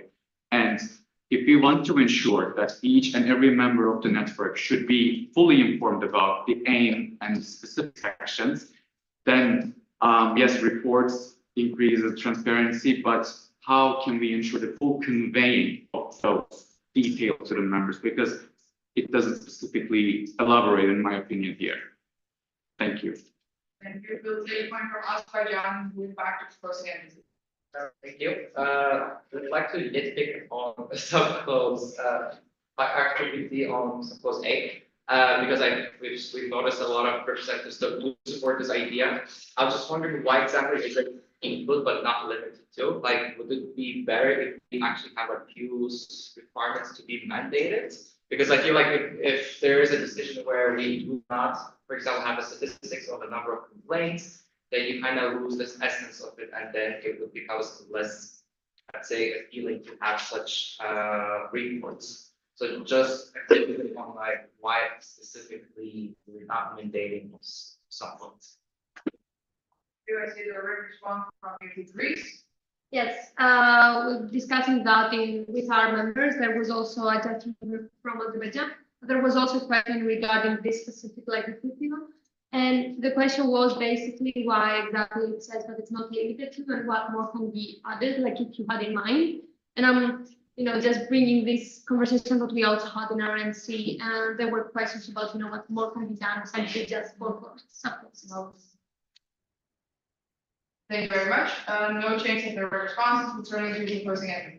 Okay, just to address that point quickly, what more can be done? That's also a part judgment of the International Safe Person to Safe Work team. We trust them to make sufficient decisions with the aims and mandates that they have, because they have those confines. It cannot be anything sensitive, right? We trust them to do the work they are elected or selected to do. And as far as limitations are concerned, what is listed there is a must, so you cannot really derogate from that. I'm not sure whether Azerbaijan thinks that you can derogate from the ABCs. No, you cannot. These are must. You can include more if there is more. Because the whole point of it is not to change it next time, because we realize, oh, maybe there's also something else we can do. But that actually we can adopt some more flexibility, which is a fairly standard thing when it comes to rules, whether it's your constitutions or other sorts of regulations, even for companies. There is some flexibility there precisely because we can't know everything, we can't be aware of everything. But obviously, our expectation is that it will be very rarely used. To add something more, maybe Ganesh has more insight on that as an international safe person, but that go back to notes, sorry. And as far as Spain is concerned, we did not, because there were some changes, and the proposal wasn't about changing any sort of a policy, but simply to bring about an idea about emphasizing transparency more and getting it done. Yeah, well, and the mystery box thing, going back to it, the idea is to declassify that, because updates have to be given, and you can fairly simply sample. You can track the case, you fairly simply sample most of the facts. Of course, there is more work in terms of recommendations, but then again, we cannot move forward if we don't get any recommendations from people who practice in the first place, right? Who practice these policies on a daily, weekly basis. Turkey, it is important that we address it holistically, but this is just a part of it regarding transparency. So the proposal doesn't go to that length, it goes to the length of transparency. As far as members' comprehension is concerned, it's always an issue, but we do not believe that this removes anything from it. It can, we believe, only adds to it, because there is more information available regarding the work, and it sheds our network in a positive light. Yes, we care about safety, and yes, we're transparent about it, and yes, you can trust these people to sufficiently address your concerns. That should be the message. We're now on that third measure, yes, they can sufficiently address it. This is one of the many measures that can be taken to that. And that's it. Thank you very much. And we will move to the third and last round, which is general round. I do see a question between Norway followed by governing bodies.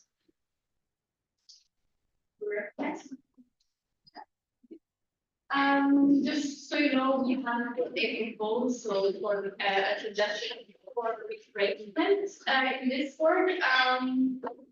It's about the aim statement. So we suggest that the changes either create a framework for informing the network of general trends concerning safety and welfare in the network, or simply to inform the network of general trends concerning safety and welfare in the network. Because while I get that an aim statement has to be general and flexible, this is so vague that if I was a newly minted safe work team member and I was reading through this policy, I would be like, what does that mean? Because we need to put ourselves into the shoes of someone who's not at this meeting, who's not a NC representative, and they have to be able to read this and understand what it means. So there has to be some indication of what type of information it is that we want from them. So that's why I will suggest this, that it can be amended. Thank you very much. Our response is we would like to directly address this, to not drag on the discussion for too long. The goal of this proposal is to make the report non-sensitive. And having that in the aim statement is of imperative importance. And that is why we believe that the friendly amendment, that the amendments for the change of the aim statement do not encompass this, in the context that these specific reports need to be non-sensitive and that they need to be non-revealing of any information about any specific cases, persons, etc., etc. And that is why we phrased it this way. But if we could go to other aim statement subclauses, for example, to lay down standard behavior and clarify roles and responsibilities, to establish procedures for reporting bullying and harassment, etc., they're also encompassing, and in that context, we believe that this is also encompassing to enable the Safe Court team and the international safe person to create this report, which again has the focus on the non-sensitive part, because that is the most important thing here in the report. Thank you very much. We'll go to the governing body. To point out several things, I think the vagueness here is also mentioned by several of you that it does more good than harm. Because you can always get more if it's possible, but if you already restrict it, then you prevent something to be happening. But of course, you can always get more information. Talking about reports and their sensitivity, I want to explain how we receive reports from the Safe Court, from the complaints mechanism. So when someone reports a complaint, files a complaint, and there are several meetings done with different parties by the complaint mechanism. What complaint mechanism does is that they summarize the incidences and they do not write anything that's identifiable. It remains completely anonymous. We do not know which event, which people are involved. It states also something that we do not know as people that we can identify, but we know the oral incidents and this metric that the complaint mechanism suggests. So we look at the incidences and the metrics suggested, and we try to assess if they're sufficient. If not, we add more to them, or we maybe if it change them in the best way possible. Of course, knowledge of 6 people, it means that we cannot identify it very fast, but maybe knowledge of 60 people could identify it better. So some information, of course, will not be passing to you because of the sensitive issues, but we also handle them in a way that we cannot identify the cases too. And regarding the trainings about like the Safe Court meeting as a trainings as well, they're also designed in a way that NSPs train ESPs to handle the situations, so they are also aware of the instructions that we have, that they can also pass on this information. And we try to do this through our capacity building events and have meetings with them. Thank you very much. We'll move on to Europe Switzerland. Thank you for the recognition, because there have been so many points about the vagueness of the first policy change. We would like to point out that having a more vague general part and then having more clauses later on that elaborate on this and give more detail, more insight, that this is very much the norm in policymaking. And for this reason, we don't see this as grounds for concern, because it also has a lot of benefits that we, the BNC, can use in the future if we want to change how exactly this report works after having had a couple of pilot rounds. So we don't think the vagueness is a problem here. We think it's more of an asset. Thank you very much. Do we have any more points? I see the response from the governing body. There's been a lot of discussion about the vagueness of the information. Is it a good or a bad thing? And as Gunnar pointed out, that, for example, we meet for the governing body meeting and we look at the reports that are heavily anonymized. There is no specifying detail that could lead us to an event, to a country, person, time of the year, any sort of, is it a large scale, small scale event, any of that. And still, among the 6 of us, there comes a time when someone said, I have to reclude myself because I recognize I figured it out. And sometimes it's very difficult to anonymize it to the point that it is completely indistinguishable and we start going into theories, right? So when the amount of people sitting here, that time will be that much quicker. And then the procedural thing would be very difficult to figure out what happens, who can stay in the room. and we cannot stay in the room anymore. This is just a purely informational and like technical thing that I wanted to explain to you. Yeah. Thank you very much. With that, we will return to the closing entities. So, yeah, thank you, Ganesh, for clarifying the process. It's really important that we're aware of the process. And as far as what the GP does when you get the report, also thank you, Mimi, for clarifying that. The thing with these clarifications is that we're not asking and we do not want to have all the reports or, oh yeah, X happened in my. No, we want to have a very general overview. And then their input from practice on how to improve it, if they think there is something that can be improved. That way we system better, that way we know better, that way there's more trust, there's more transparency, and we reap all the other benefits. And the benefit is vagueness, yes. I think that it's an obsolete debate at this point to continue talking about vagueness as such, because it has to be non-sensitive. That's a core element in adding this AMP. That's why we are not going in the direction of the changing of the phrasing, because it has to include this non-sensitive part. And we do not perceive any foundational difference between the phrasings as such. So we are not prone to go in that direction. And that's it. That's it. Thank you very much. I'm just kind of figure out my word. We will, in that case, move on to the voting. However, we have, as also mentioned already, received a formal request to split the vote, which means that the first thing you do, and this requires a relative majority, is voting on whether we want to split the vote. So I would like to see everyone who would like to split the vote. We don't have to decide. Yes. I believe so. Yes, I can notice.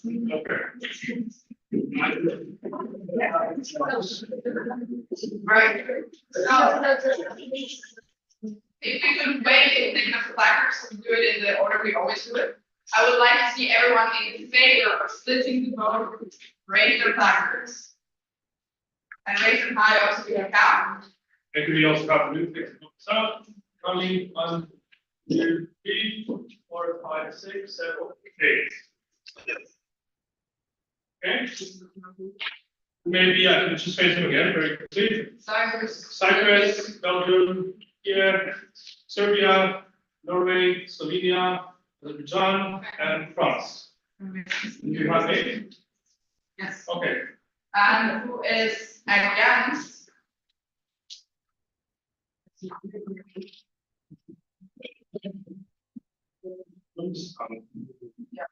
1, 2, 3, 4, 5, 6, 7, 8, 9, 10, 11, 12, 14.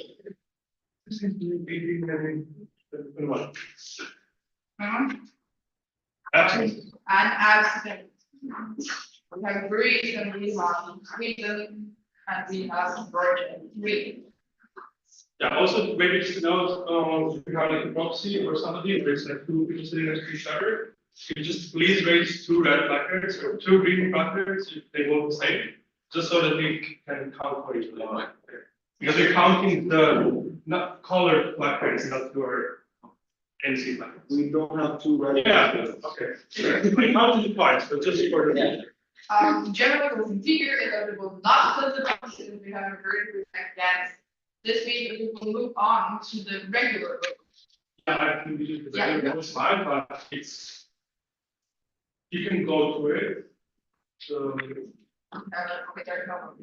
there is. Yeah, whatever. Yeah, this is not a late, it's not a whole. We're voting on the entire proposal. So I would like again, and this will require a 2/3 majority since it's a network-wide proposal. Everyone in favor of the proposal, please raise your placards.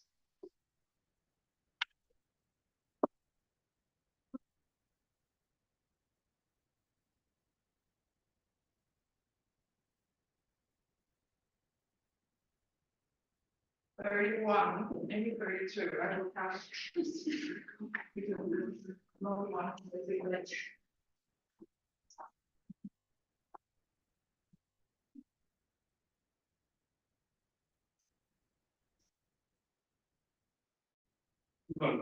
Yes, amazing.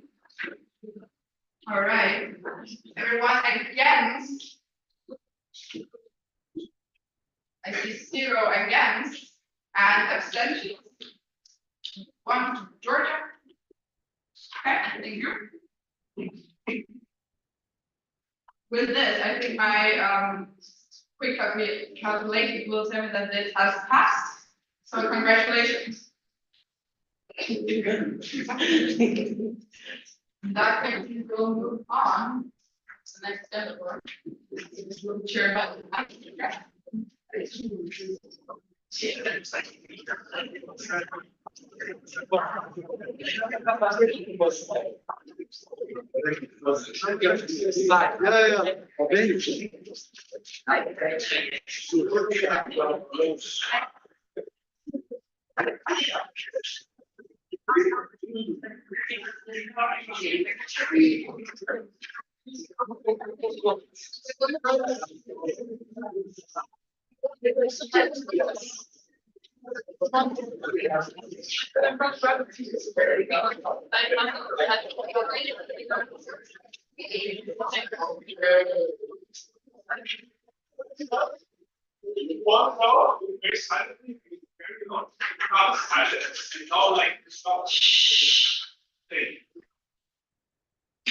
We are moving on to the 9th. Looks like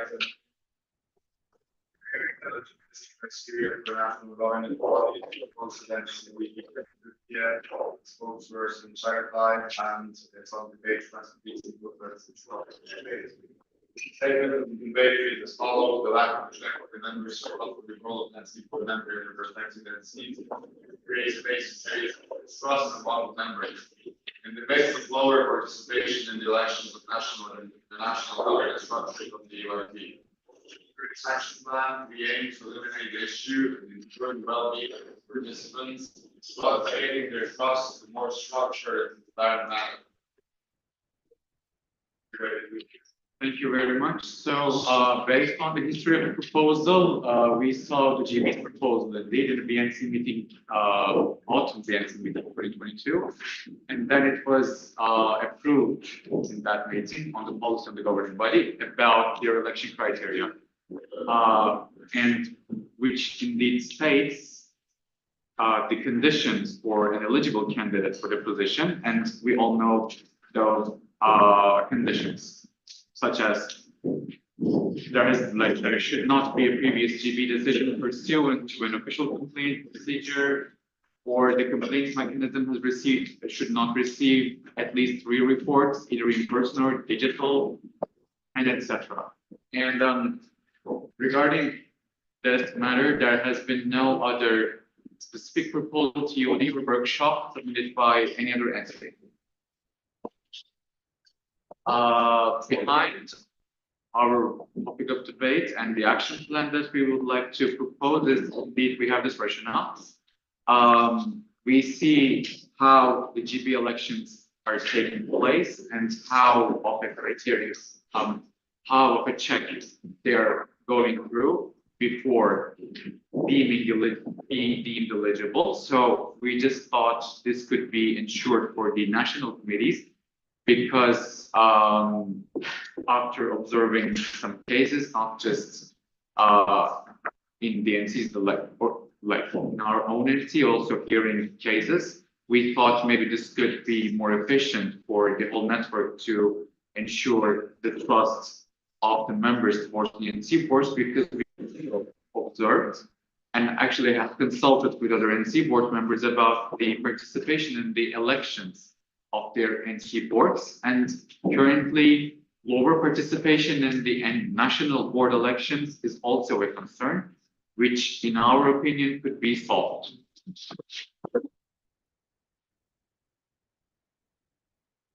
So I think, yeah, like I also covered this. So do we have any statements? I see Bosnia. Also, I have no idea where my classes are. And it's hard to have it's Bosnia and Croatia. Italy. Okay, we will start with Bosnia. Yeah, thank you very much. Thank you very much for the proposal, Chagata and URP this year. I think it's very good to discuss these things within the network. I do want to put light on one of the things that were mentioned in the opening statement, and that is the eligibility criteria for national governance bodies. That is actually regulated by state law, and that is regulated from country to country. Bless you. So we can't really do much there in that context, as every single NGO or however it is registered in every country needs to adhere to local state laws. And in that context, every single NGO has a framework regulated, usually on a state level, on the either eligibility criteria or how voting is defined or approached. So in that context, I think we should maybe focus the discussion a bit more on the international governance bodies rather than on national governance bodies, because there we actually can discuss more things and also come to changes, should there be a policy change in some. Thank you.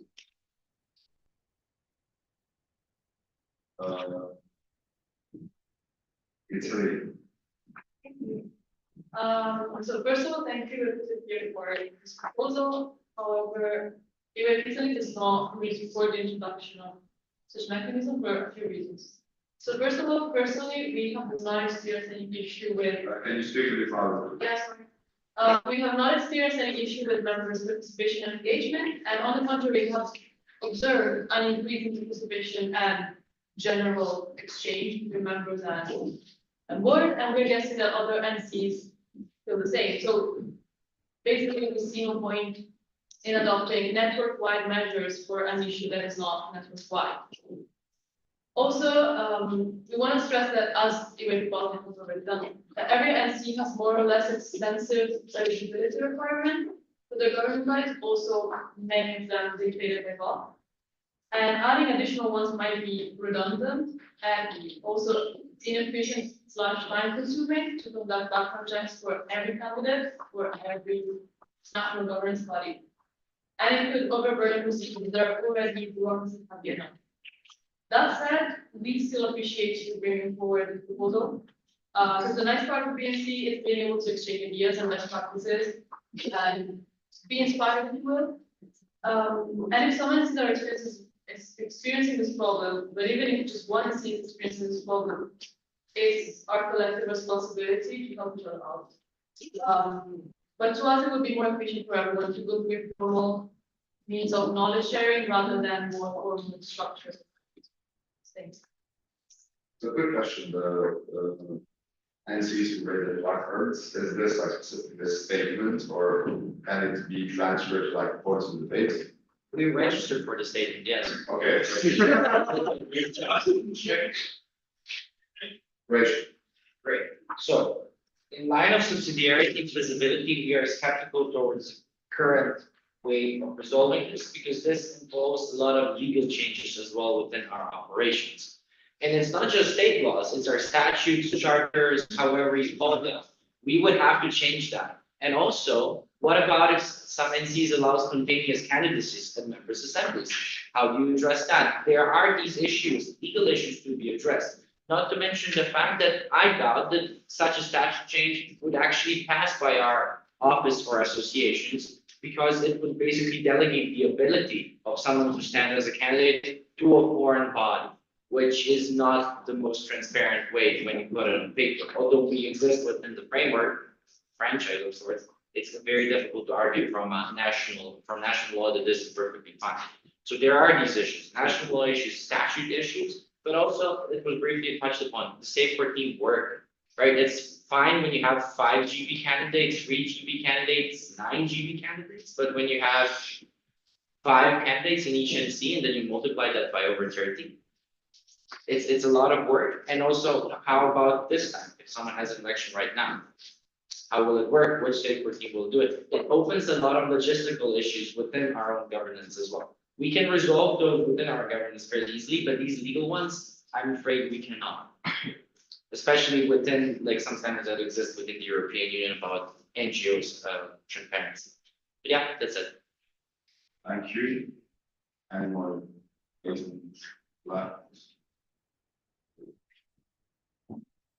No, okay. Moving on to the debate round, we have a structured debate, the first round being discussion rationale. And the applicability of the possible action plan, round two being general, so as we have the points of the proposed topic of round one. Okay, we'll start with the governing body. Thank you. So why I wanted to have a point, especially at the beginning of the debate, is to make sure that everyone in the room knows what the aims are and what is possible, what is impossible to do with your suggestion. And I have two questions. Would then the BNC and the room here be willing to start a discussion towards creating a working group?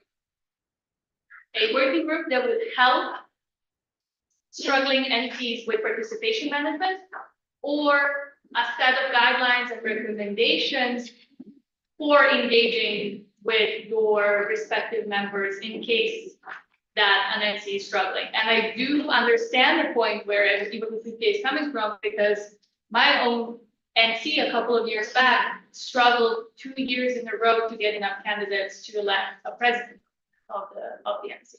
So I do get where you are coming from. So then let's figure out in the room what is possible to help the struggling members. Okay, so yeah, I made a mistake with order. After the statements, we have to go back to the proposing entity. So we're moving back to the proposing entity and then it's doing the round. You can count it. Yeah, the statement from the meeting. Thank you, by the way, for the statement from the GE then. So, well, considering all the points raised by EYP Bosnia and Herzegovina, Croatia, Italy, if I'm not mistaken, any other NC, okay, good, also governing body. Yes, indeed, we are also aware of the limitations set by the legal operations and also the legal challenges posed by our own national legislation. So that's why we have also decided as an NC board of EYP Turkey to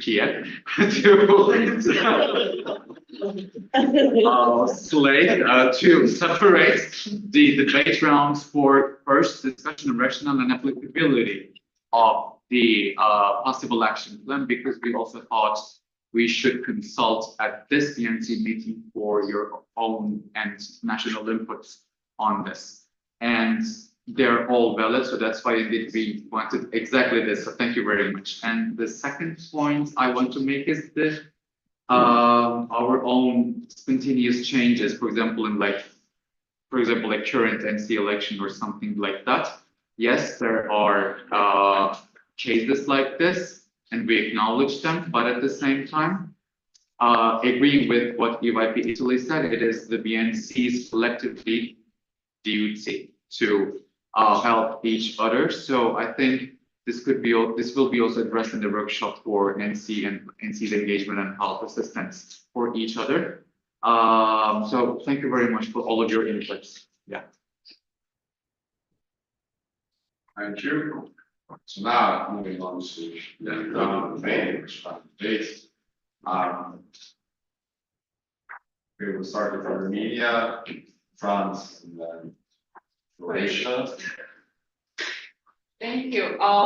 So one of the concerns that UAT Armenia had regarding the possible action plan, in one of the points it mentions that we should be notified about any report or complaint made to the safeguard team about the certain individually elected, selected, however we want to call that. But one question, isn't that if the person is still in the process of the complaint and that's not resolved by the safeguard team, isn't that providing extra vulnerability and lack of privacy to the person, especially as there is no decision yet?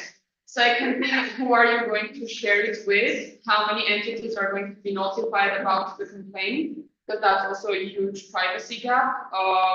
Who are you going to notify? All the members, or how is that going to work? Because for me, it's a huge concern, especially if it's still being processed.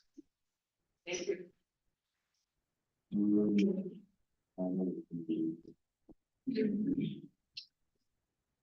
I mean, you have a DRM point right now.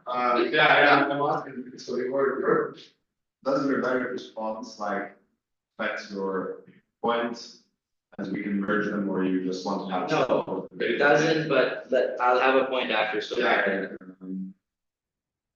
I can't see any. It's really.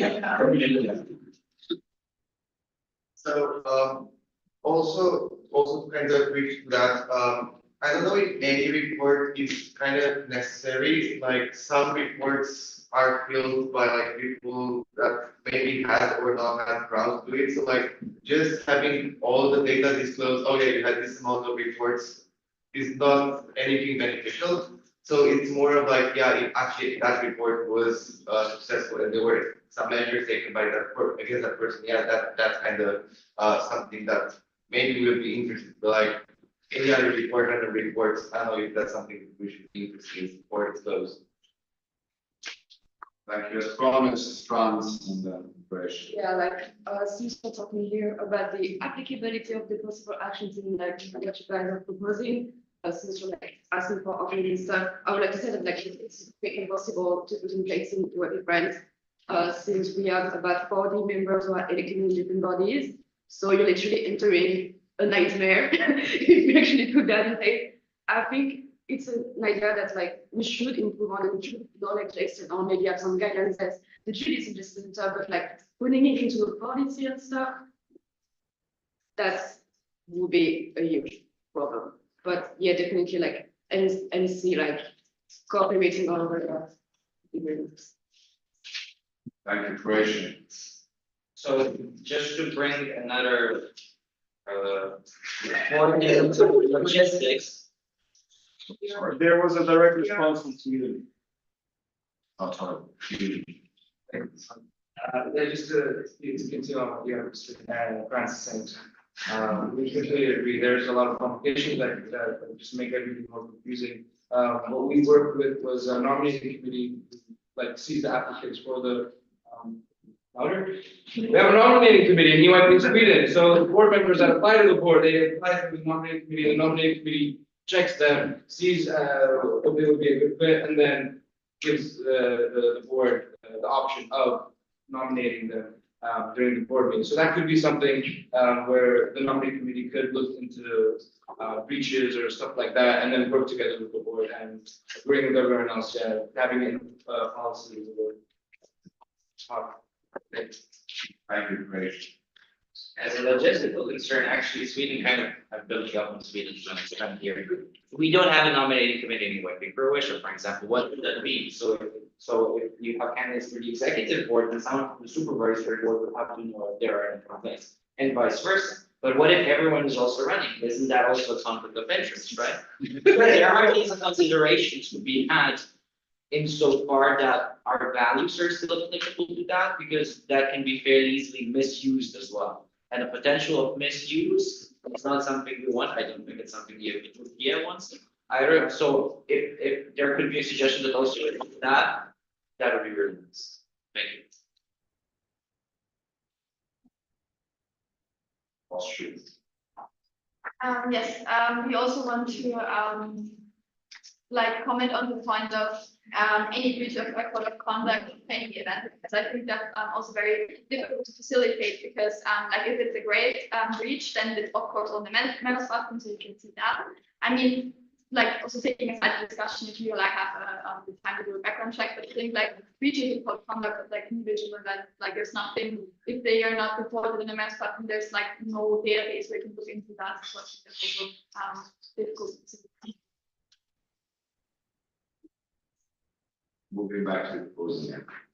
Thank you. So regarding Givaki Armenia's point regarding extra vulnerability for the person and indeed who to notify, and it was also mentioned by Givaki friends, I guess, so like who will be specifically notified and who will be contacted upon that. So that's why we were also discussing with our NC members as well, and we indeed at the initial point thought the national safe person could be the facilitating person in this, at least because between the safe court team and the national branches, they are acting as the bridges. So that's why as an independent body, totally independent body from the national governance structures, I think we thought they can act But of course, this is something still open to discussion. From UIP Romania, unnecessary or like unsuccessful or unsuccessful reports. And of course, from who it depends. So yes, definitely we acknowledge and accept, agree with this. But at the same time, we have to reconsider the impacts that those reports might have on the trust that members will have for the national committee board once those persons are elected. So, for example, if the report gets if the reports get successful, then of course the necessary measures will be taken. But that in the meantime, still that person will be visible to the whole national committee, which will indeed, in our opinion, harm the trust from the members. So that's why we propose that indeed. But yes, the points you raised also are valid. For me, my friends and like also Sweden, like with the direct response. Yes. Okay. We also don't have, for example, a nominating committee, which is totally understandable. As for the national legislation, however, as I just said, the national safe person could be useful in our opinion. And the YP Croatia's point on what if everyone is running and the potential of misuse. So of course, the potential of misuse is not something we want. And it is, yes, we do acknowledge it is so open for misuse. So that's why there needs to be an elaboration on this if it is going to be a policy change or something. But that's why we also wanted to first keep this as a topic of debate right now, because like sending this as a policy proposal all of a sudden, like it wouldn't make any sense before. So that's why we just wanted this to first being discussed. And thank you very much. And we also agree if everyone runs, then it gets into a huge chaos. That any breach at any events and from UIP Austria, the difficulty to facilitate, yes. But at the same time, the national safe person is indeed the body to facilitate those breaches in cooperation with event safe persons. So with the ESP pool that an NC has, we know that each NC does not have that, but the national safe person in cooperation with the event safe persons could handle those procedures and assist the electoral process of an NC in case of a need arise. We thought. I hope it's answered your point. Thank you. Moving moving on to the debate round 2. We will be taking the point from GB. Thank you. Just for those who weren't aware of it already, the UAB has at its disposal the HR officer that helps us, for example, when we select people for IO-led events, and this includes international sessions. So for example, in case, and there hasn't been such a case that I know of, at least that Vinesh and I know of, that a person has run and been selected to an NC, that they have been contacted by our HR officer and asked to step down because of an ongoing investigation or because of a measure. But that does happen, and he is currently the only person that can do something we would call a background check, but it's not a thorough, but he is the person that has information if there is a measure against a specific individual in the yeah. Yes. Thank you for clarifying that, but that is the illustration of the problem that Turkey realized. There's no way to know, and I think already for some statements it was evident, there's no way to actually know this. Because also code of conduct breaches usually aren't communicated between NCs, even if officials or delegates are expelled, like that doesn't happen as often. So that we have an issue here in terms of the information flow of even super serious cases, and that's the problem, because then we can leave someone behind. And leaving someone behind who is obviously dangerous in some regard is exactly, I think, why you have this proposal. And And that's the conflict we see here. How can we resolve it? We don't know, but that we see this is the goal. Thank you, Ms. Promise, Thank you. Another point that our national committee wanted to highlight goes actually to the first point of the possible action plan when it comes to adding a policy or charter regarding the eligibility criteria of the national committee board members.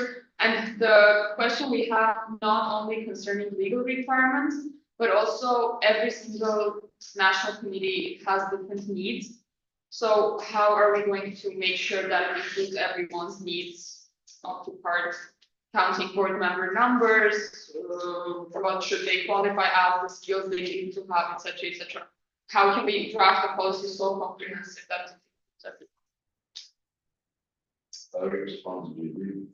Once again, then, thank you, Ani. I believe then the point of this discussion should be moving maybe away from drafting a policy proposal, because that is sort of the temperature in the room here, and towards figuring out a solution that would not be fully formalized, but in the form of guidelines and recommendations, with obviously the possibility of national committees to A, contact the GB, B, contact the executive director of the UAB in case of a big breach that you have noticed, well, this person is running. I'm not saying it's impossible that this happens, and should this happen, you have a jurisdictional a mechanism that can help you mitigate and or sort of figure out the conflict between the parties. Thank you. So we will be taking point from Croatia, Romania, and Spain. Oh, Romania, sorry, and then Christians. Romania. Yeah, sorry. Yeah, I wanted to propose, so I was proposing again about their first sub bullet point. So we want to know about the breach of code of conduct. As I'm aware, the only feasible way to be that for now is just have access to that person's evaluation. They wanted to ask if you like consider like reading also the evals to be or like having access to evals first would be beneficial in the context or yeah. Or if not, how would you actually go around knowing? Because like it's just like details.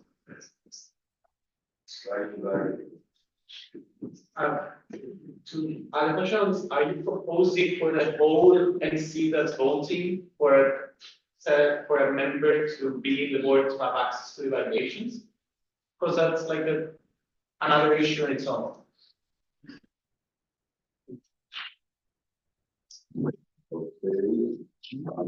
Yes.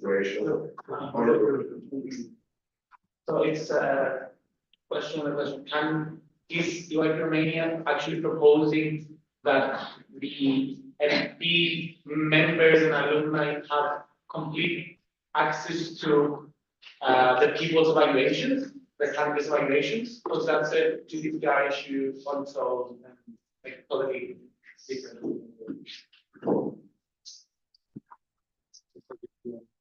I mean, we're not doing that response check.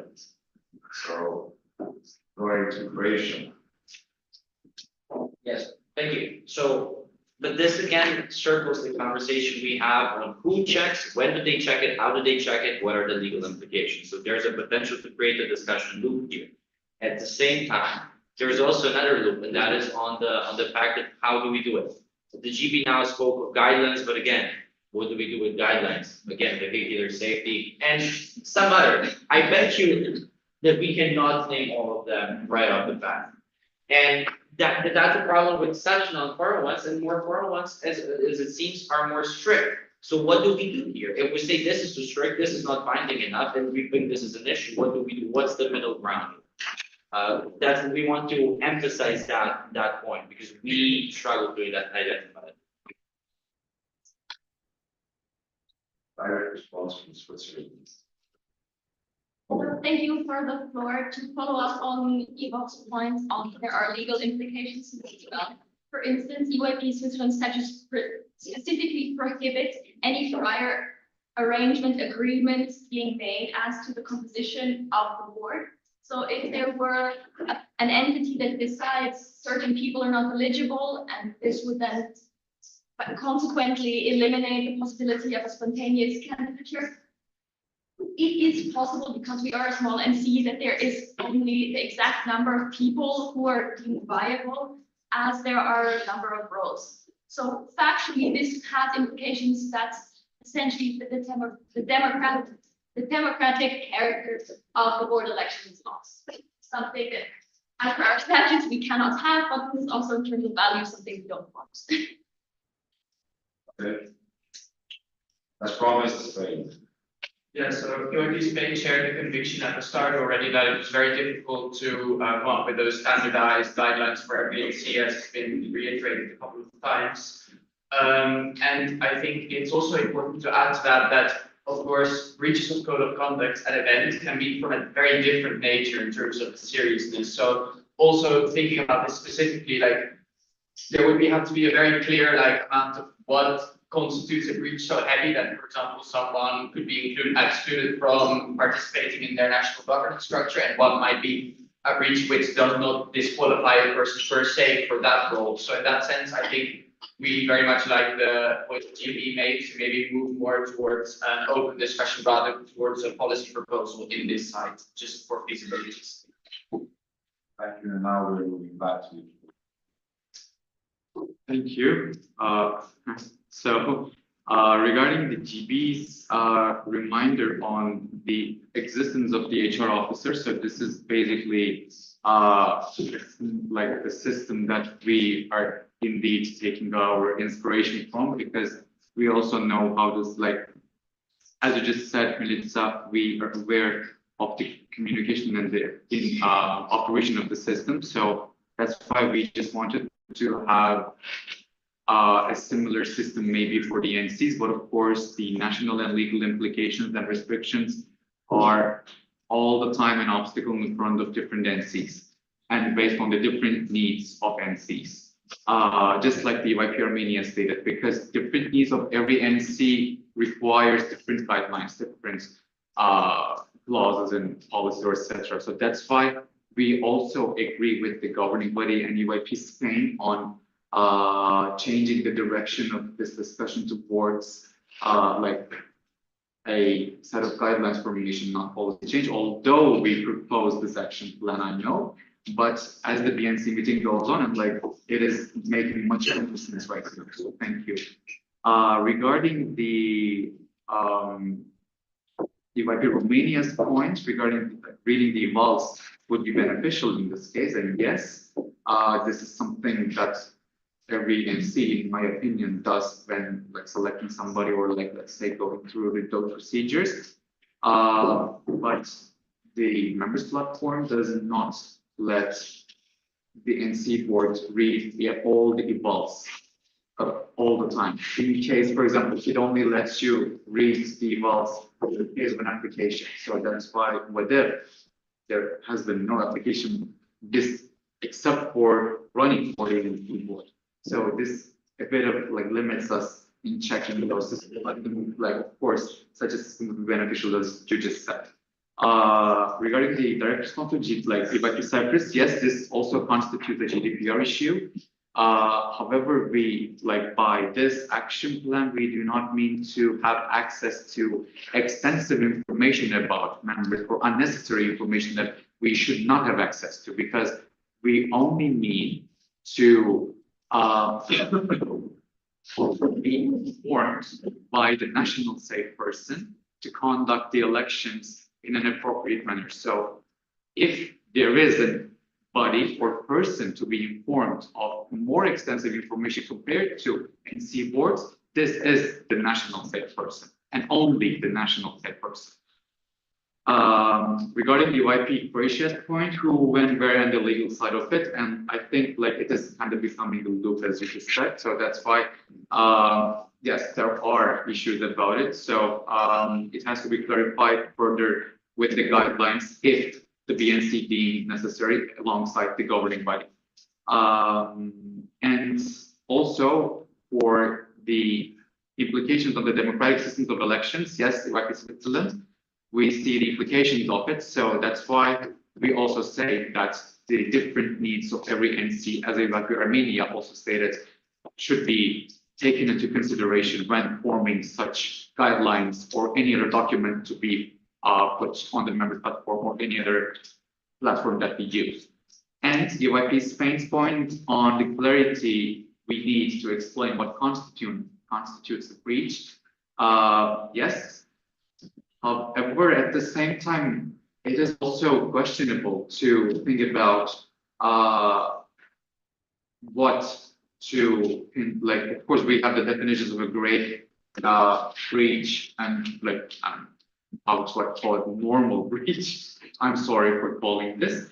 But at the same time, they both result in the distrust. So either grave or non-grave, they both cause the distrust among members. So regardless of the scale of the breach, we're just trying to focus the action plan on if there has been any breach. That's why we just wanted to set any breach, any report, regardless of the size. Thank you for all the points. Thank you. Now, before we move on to grade,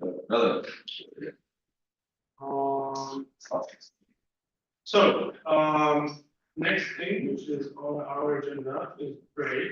So you have break, and then later, after the break, you're immediately moving to workshops, which means you need to remind the ground rules during workshops. Workshops are happening back to back. You have your room allocation on Discord, you have your workshop allocation, per se, posted by us a week ago. It's a clear message in the BNC channel. So 5 workshops you need to attend. After the second workshop, there will be BNC meeting picture. So like first 10-ish minutes of the lunch break, you first take picture, then we eat. We'll meet up outside by the lake. That's where we'll be recorded. During the lunch, IL will hand out cash reimbursements to everybody who's requested. Penning will be at this spot. During the second half of lunch, the IL will also be selling merch. So there's a bunch of it. They take part, they take cash, they make use of it. And they take part in Berlin. Right? After we are back to lunch, maybe. Oh yeah, remind just one things. Very, very important thing here is that we have 2 workshops back to back, which means that we rely on you to finish with the first workshop within the allocated time, and then find your own way to the next workshop. And that this process doesn't take more than 5 minutes. You just go to another group. You will not meet back here. We're just swapping that group here. And with that, we will have a break from now until noon. Then we will have the first block of workshops on e-elections and budget management, safe measures and conflict from noon to 1. And then the second block from 1 to 2:50. Or quarter past 2, whatever way. With that, we are free to go.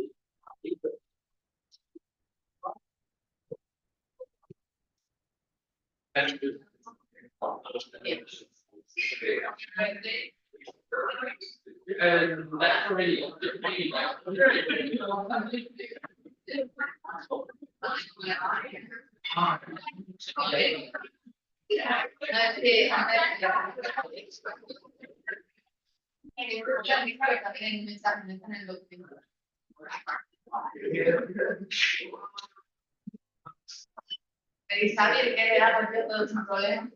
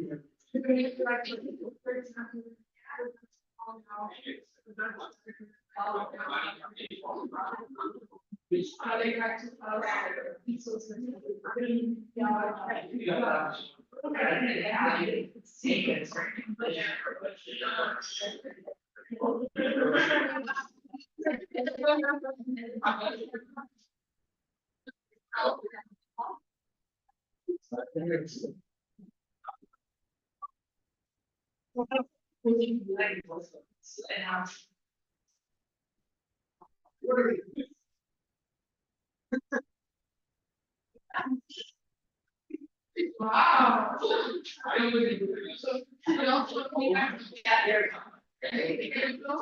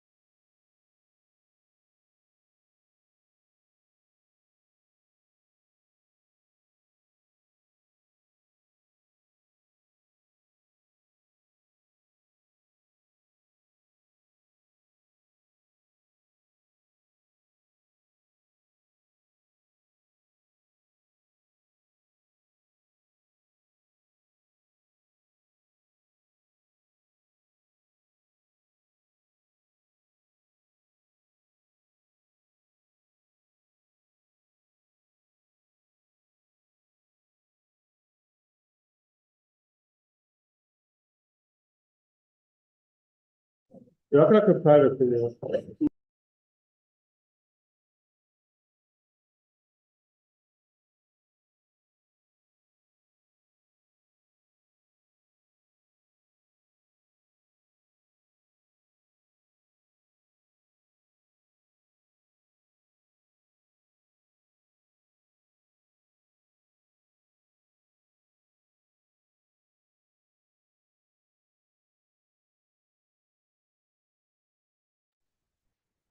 Claro.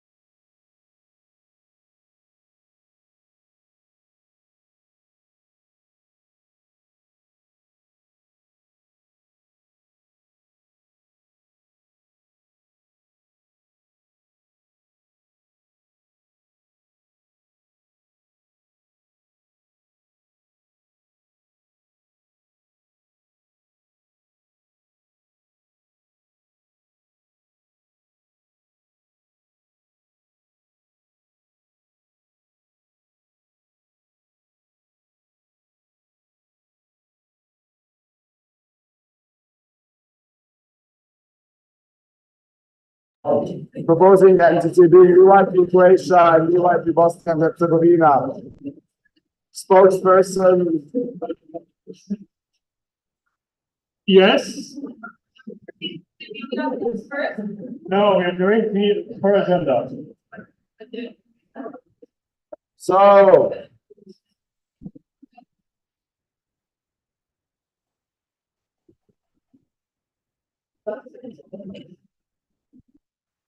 Eighteenth agenda item, international governance decision making and transparency and efficiency thereof. Proposing entity being EYP Croatia, EYP Bosnia and Herzegovina, spokesperson Ivor and Vedad. Why can't I? Okay. Statements of debate. Transparency is a key feature of EYP's democratic governance, and the rest of the network should be able to engage more meaningfully with international governance, including the vote of the work done by the GB on IO.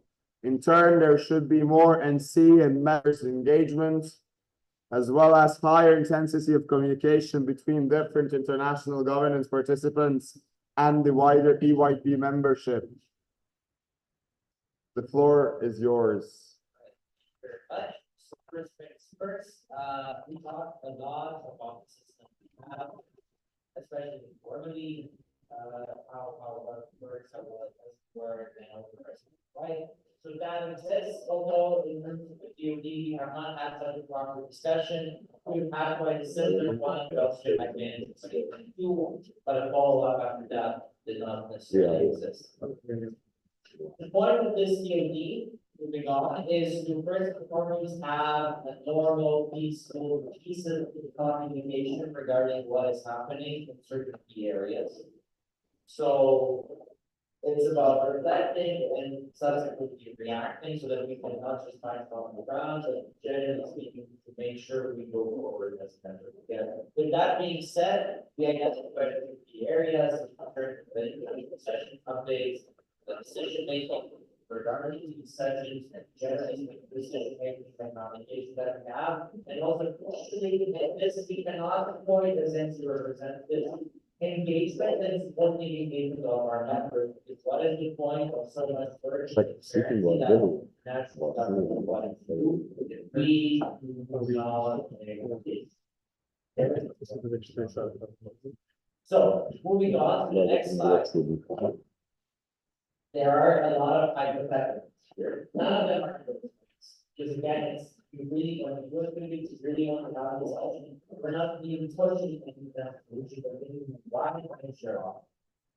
And after all, we should also emphasize in terms of this, we here as the BNC are custodians. Charters and should be custodian thereof as well.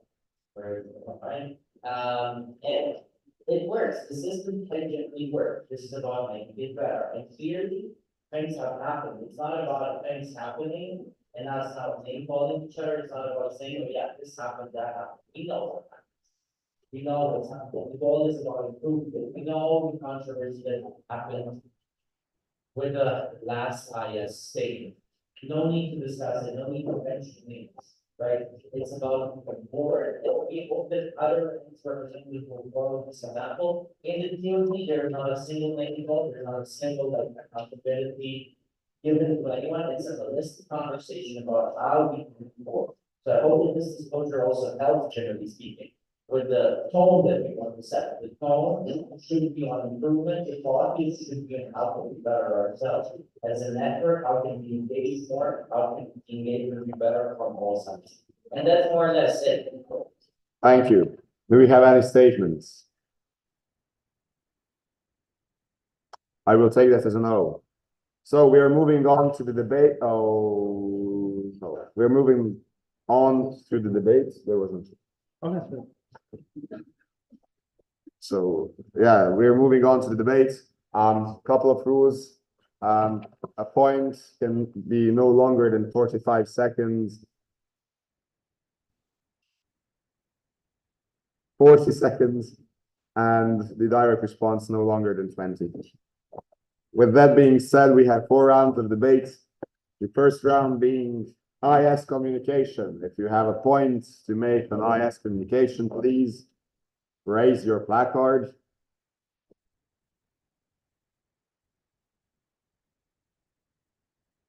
the Netherlands, and then Armenia.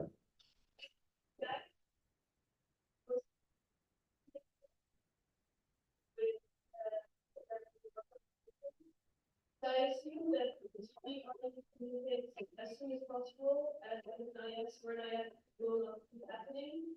And that's also not something that happens often, I must say, or at least I think I hope.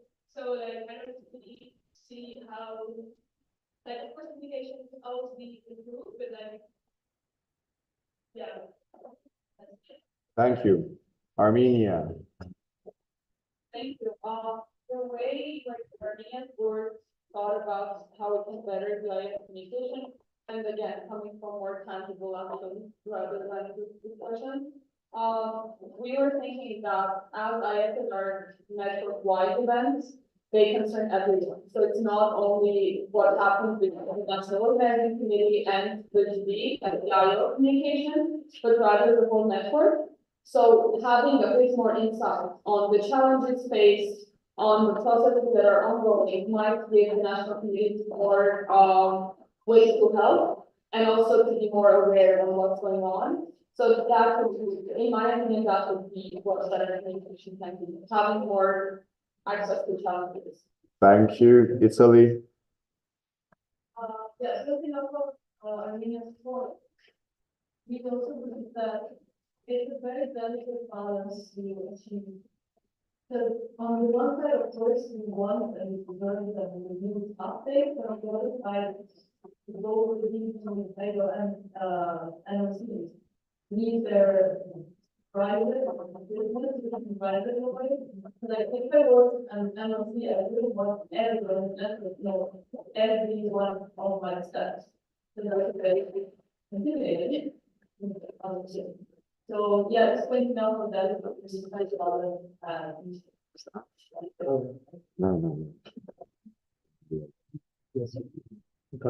Thank you. Direct response from Romania. I think we also agree that our neighbor is run a lot of rumors and like rumors spreading and those like the clusters. So whereas we need to find the balance, sometimes it's not for us to be very close environment just because it's just the kind of global impact of the rumors and like it doesn't do any help to us to tackle like well-being of that. Thank you. And for the last point, international office. Thank you. I think other point, so there are of course updates happening already, right? So I would really encourage all of you to utilize the languages about all these updates. Ask a question, how is the community going?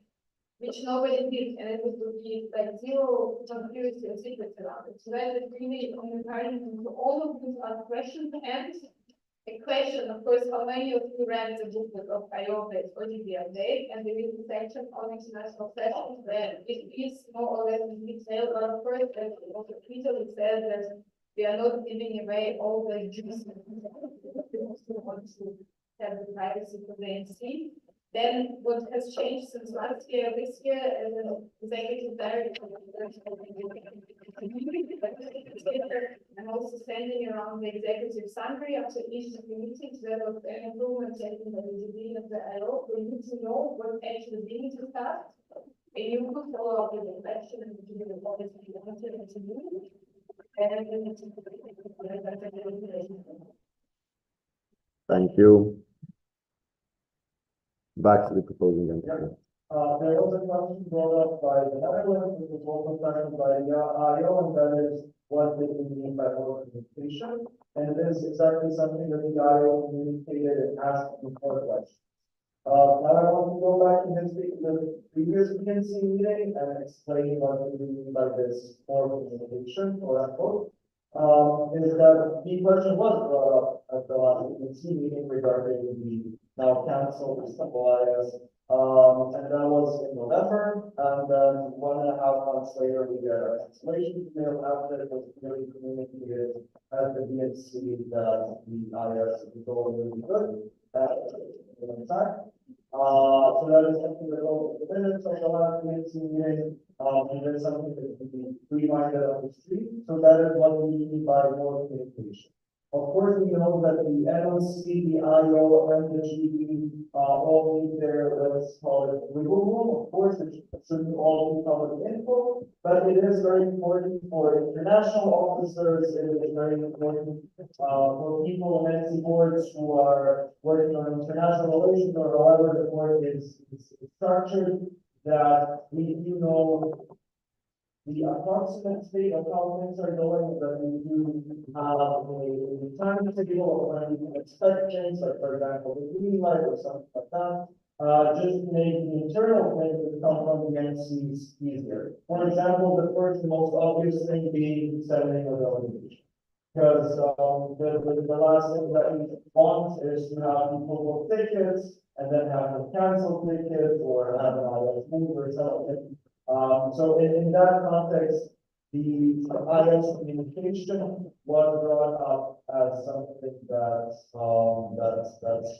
was inspired by the last BNC and what happened at it when it comes to the response of the governing body and what happened afterwards. But the general idea stands on all communication regarding the international session. To the BNC and then through the BNC towards national committees. If we can continue with. Thank you. Now, moving on to round number 2, GB communication and transparency. I think it's fitting that we start with GB. I think I'll also define half introducing the round and half define to what was being said, because the more information shared in the room, the better. I feel like is the basic idea of this topic of debate. Just to be clear, in the translation of what was supposed to be the 100 session in Turkey, the amount of information you were given is the same amount of information that shared. At one point during the preparation for the green light procedure, the standards that are set for all international sessions were not met. And that's when we saw that there could potentially be something of a situation, an unprecedented situation where we would have to take everything into account again. And then what actually happened is that we received 2 separate emails from head organizers and the NMC officially withdrawing from the project.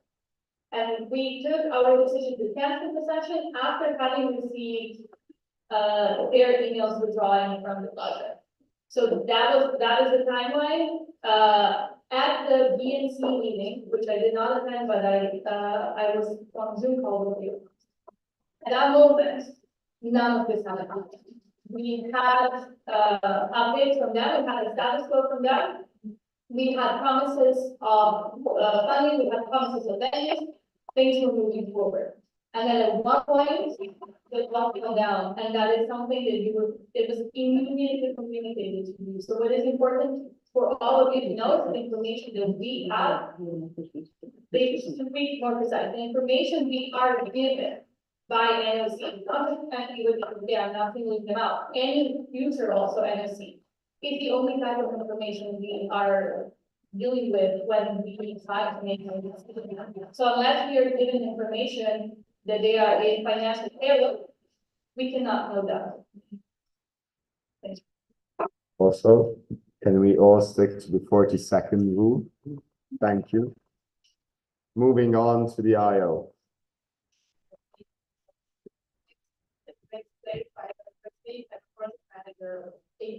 So they're should be normal, and we are trying to normal, but very well trust relationship as well. But I think like to agree from there when they are side, the procedure has to be improved.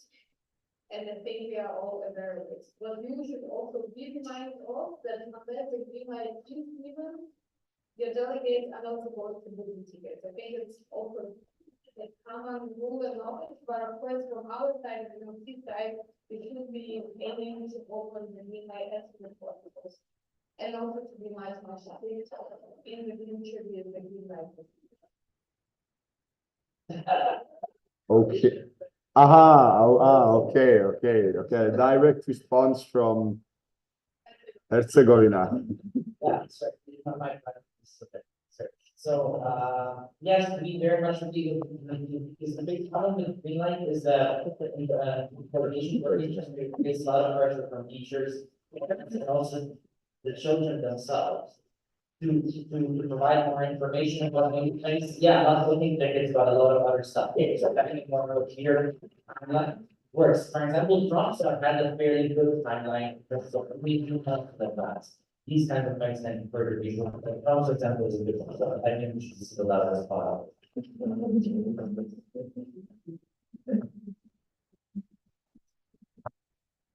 Thank you. Do we have any more points on GB communication and transparency?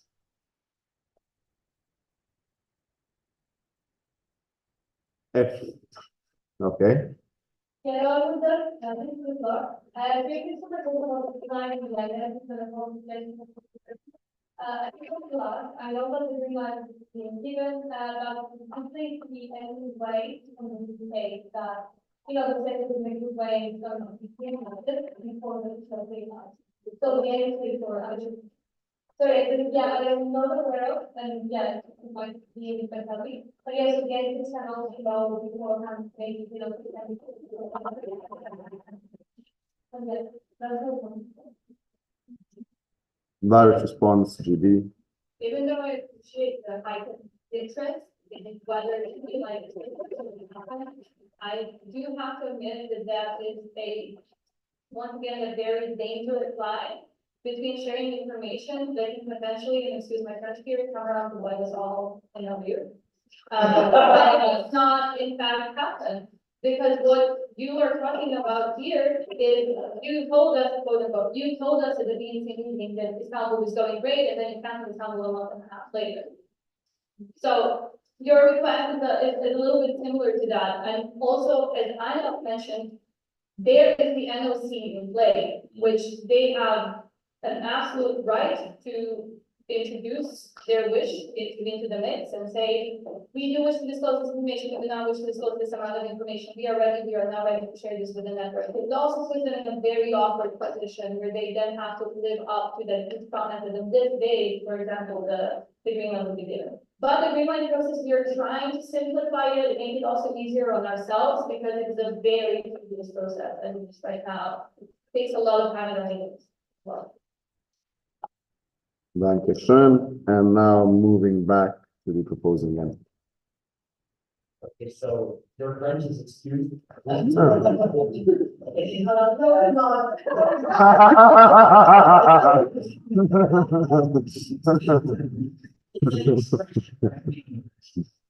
So as far as the IO is concerned, yes, you have the question as far as Saskia right now, we have more really developed it. I even remember asking Ilya about how are you doing COVID policy in the Liga is COVID, how they learn from it from one side. That's why project managers exist and it can work, and that's the thing. Questions from us, there should be more of them. Also, at times maybe we can beef up the updates a bit more, especially the timeline, because the timeline we don't know. And at times it happens that people ask me, like, do you know anything? You don't.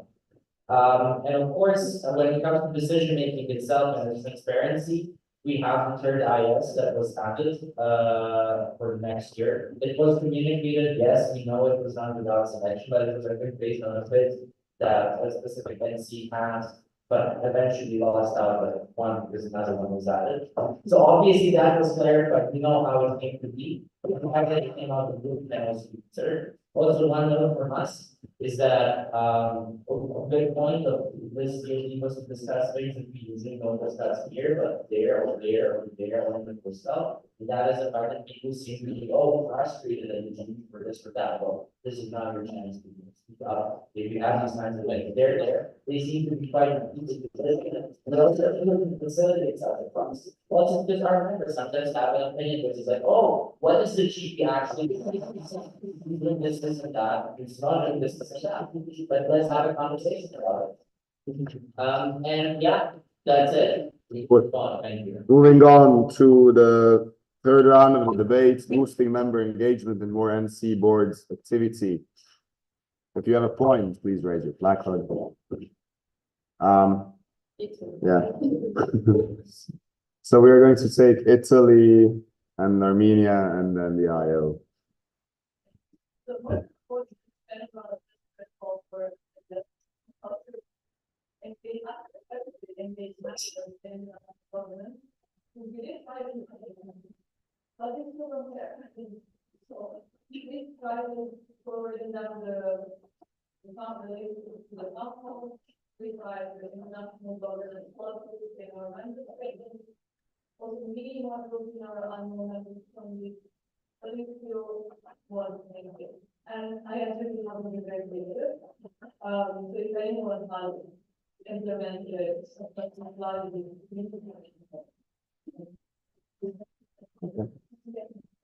Thank you. Direct response from Spain. So, that we also have like a very good that like 2 years ago when we were going to no one would be. What we're doing now is we need a WhatsApp community that is a lot more active than on social media, especially on like Twitter. And what we do is we summarize the proposals in like very simple language and we also do it in Spanish.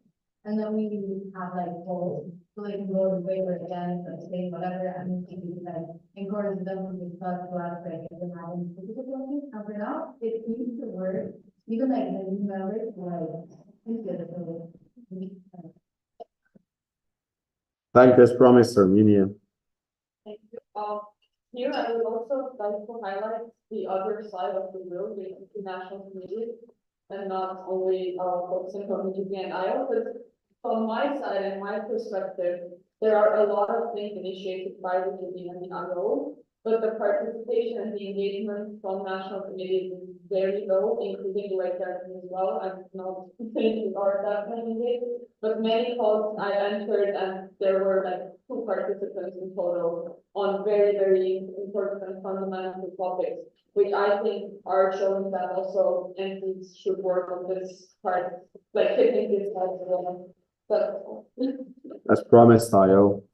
Thank you. I would like to clarify that guiding moves around Greenland at the moment because we raised it, and I think the 2 months is next to the maximum 4 months to that earliest.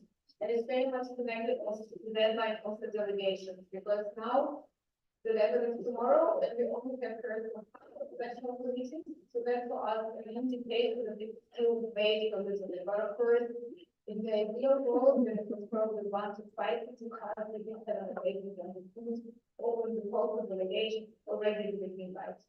So that's the best case scenario, but 4 to 3 months and 2 months is not a deal, but yeah, I'm kind of positive that also next year to improve because so a lot of our practices because we do these sessions and such. And then for the involvement in the international and the rest, you are just very, very busy running your own business. So I would say as long as you prefer to say summer and training and the president side, step to when we are providing the lessons for you to learn, that would be my Thank you, Greece. Okay, I just wanted to add that about saying that earlier about the member engagement and we as a group we started doing. So all of the members know that can be engaged and know what this is happening here. Like I know it's not possible for all of the entities, but we have monthly template. So a month, it's weird, but like we have a template before the BNC that we work with my working training because I'm around the portfolio and my working group have made a presentation we need to try to explain all of the all of the BNC meeting booklets, I got to put them on friendly and present all of them, and we were going to discuss it today. And then it fell in because everything's point, I did a point that was a mistake, so it's much better. There's a legend thing, there's you know, but yeah, the whole idea is that when we do it, we find them, we're supposed to like, the very day, if we come up, and we know what is going on. And we call it really helpful, and then we. Thank you. Also, quick trivia. Bosnia and Herzegovina is so far leading when it comes to the number of points, statements, and direct responses made. Tied with Croatia. Yeah, I was gonna say. No. Actually not. Bosnia and Herzegovina has 10, Croatia and Armenia have 9. No, Croatia has 10. Oh, sorry, Croatia has 10. Yes. So Armenia is third with 9. But in actual points, yeah. Armenia is in the lead with 6. We Followed have by Greece with 5, and we also have Serbia. Norway and Serbia with 5. Yes. Okay, bringing you to your Yes. regularly scheduled. Yeah. day. So going back. Yes, it Yes. was.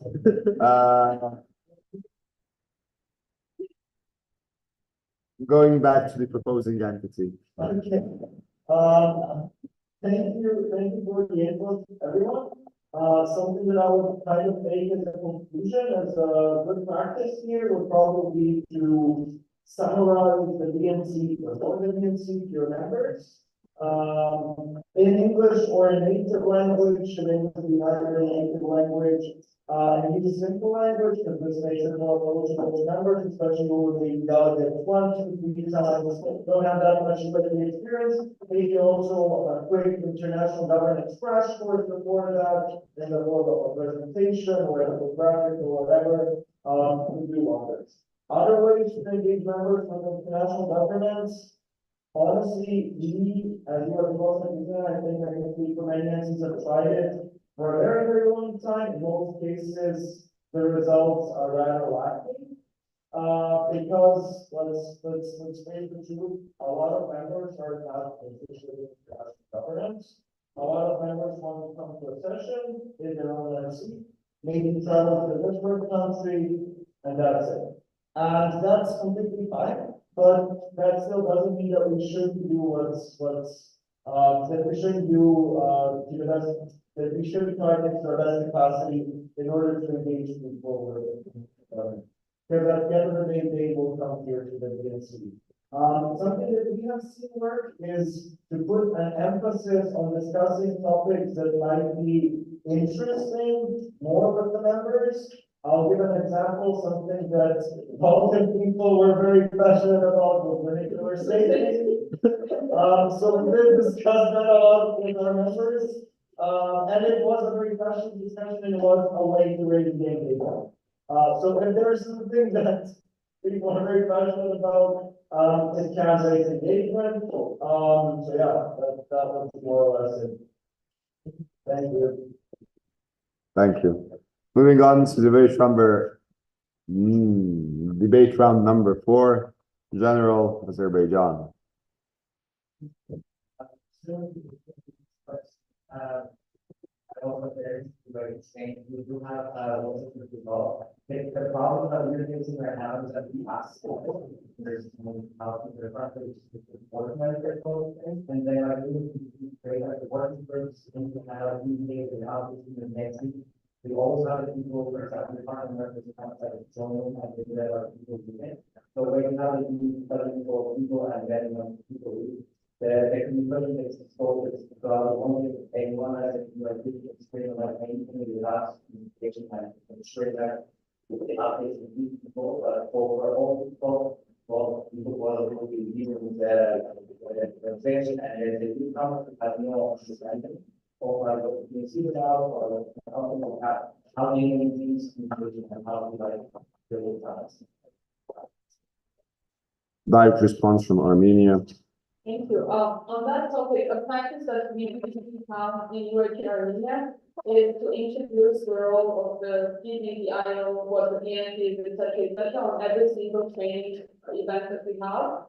And training events are usually for newcomers in the network, so that gives them a more better overview. We include pictures, we include videos, everything that can make it more tangible and understandable for them, how the government and UIT works and what it knows. So that might be something to get them more clarity.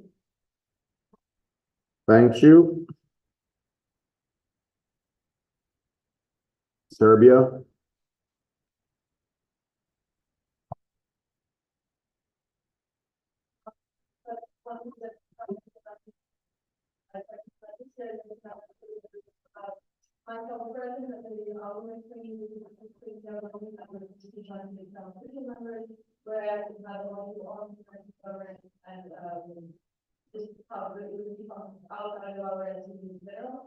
I think that kind of sparked a little bit of interest, but still not tricky, but I would actually be interested in there to other people who can make to me.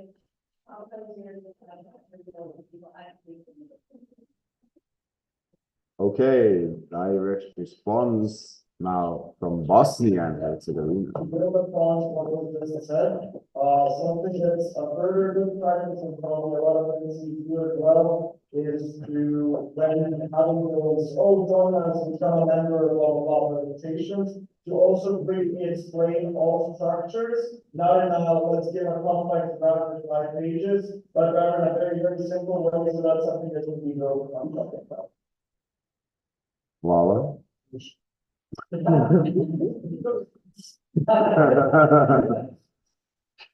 We won't be doing the chains of direct responses. So if Turkey has a point, that is okay. Oh, fair enough. Norway.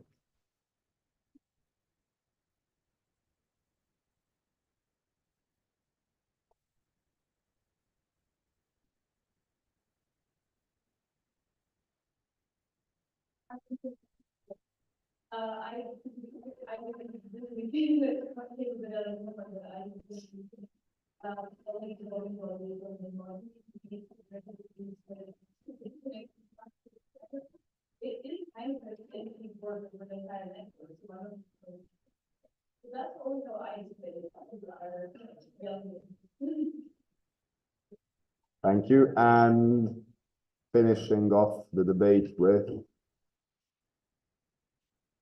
Greece.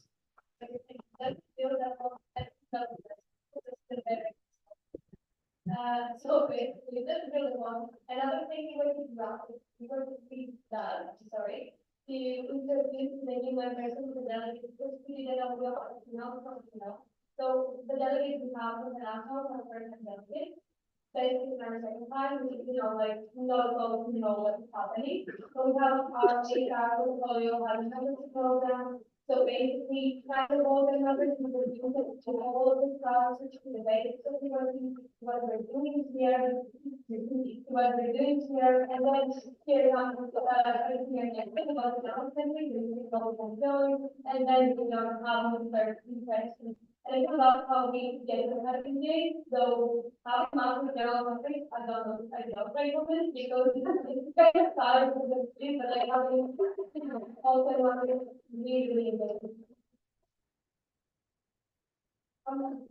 Good. Oh, no. We're not doing chains about responses. Moving back to. Oh, I forgot. Turkey. Thank you so much. This work I did for example, like it was, as you all know, last year, like we have experts that the international structures to our newcomers, but before they're joining to our university, and like, for example, introducing the concept of an interactive module for newcomers, and which resulted in a very good outcome. So huge shout out to her. Exactly, and like thanks to her, our new members are very well aware of the structures. So that's something that maybe we can follow vision for more interactive options. Thank you, UIP Turkey. And moving back to the proposing entities. So, thank you for that input. It's good that we have started this conversation and there is more knowledge sharing of these practices and so should be there. Of course, not everyone has a native speaker. All of your language, either and see who's something international more than weeks. Sure, not the to the point that this year that these kinds of practices should be shared. And the one Norwegian example tells us that simplification is good, the Spanish example speaks of simplification, but yeah, simplification has to be the case, certainly. As far as members' engagement that goes, we keep talking about it, it also depends a lot on our engagement, and we have to realize that, because there's more active, there goes some more possibilities that may expose something to members that they might find quite interesting. Whether it's related to safety for us, whether it's something else. It works, and it can propel them to have interest. And obviously, something that we actually have to say very clearly is that there has to be openness on all sides about improving the situation there. Everyone involved. And obviously, here we have had an opportunity for from the G and from the other, we can make something great, we can make something better. Thank you for that. We have to use these opportunities to do that. And yeah, that's how it works. My understanding is the FBO side of the group. And also, so right, it's they make it better for them. And it's about pushing the needle with or there's a lot of points that we share are made by the work and that's the point of the market. It's not out of the years I worked on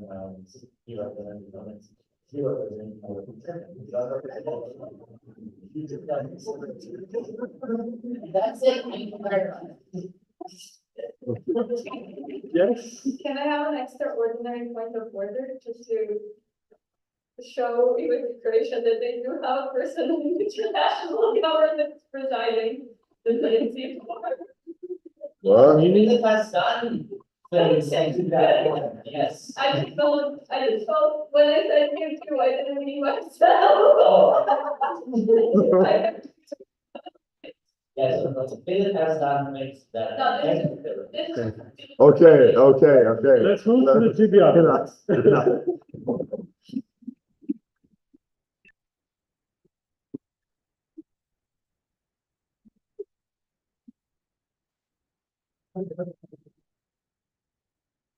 Page structure, same as same, but it's Q&A time, 6 slides. Yeah, okay, wait. The videos are taken. Yeah, it's fine. You can play it from your device. You just need to upload it to the drive later. Okay, but we only have it on her phone. Yes, I airdrop it to you if it works easier. Can you maybe connect the iPad somehow to the thing? Is there a way? Yes, if you can do that. No, you only have do you have the USB-C or do you have the Lightning?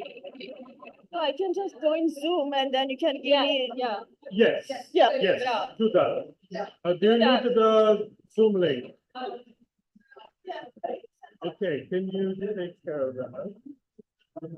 Or after, like.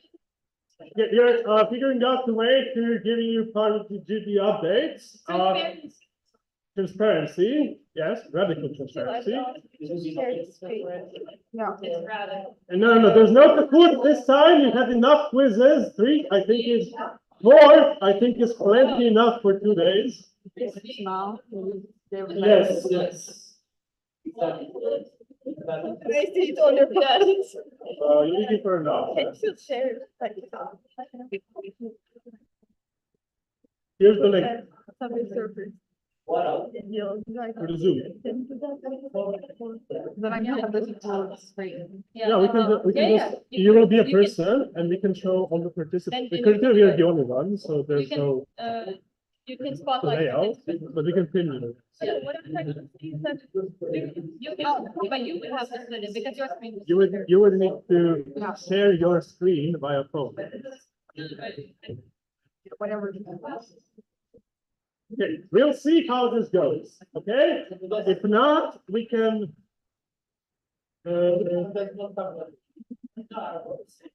no, like, Is it because of the Wi-Fi? Because I can hotspot it to upload it. My data was slow. Okay, fair. If not, we can give that part like a bit later. Yes, I don't know. We'll figure something out. Yes, other is right here. Okay, We will then on to the governing body all times. And are we starting before we have this, or are we starting when we have this? You pay for your slides, you have slides. Yes. There's a couple of slides and then you can figure it out. Okay. Thank you.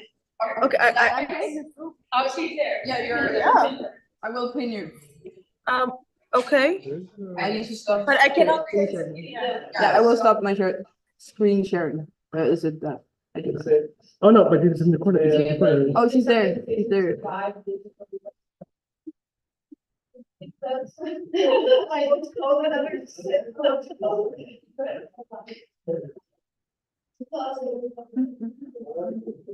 Ines, do you not have anything on your screen? I think she's on it.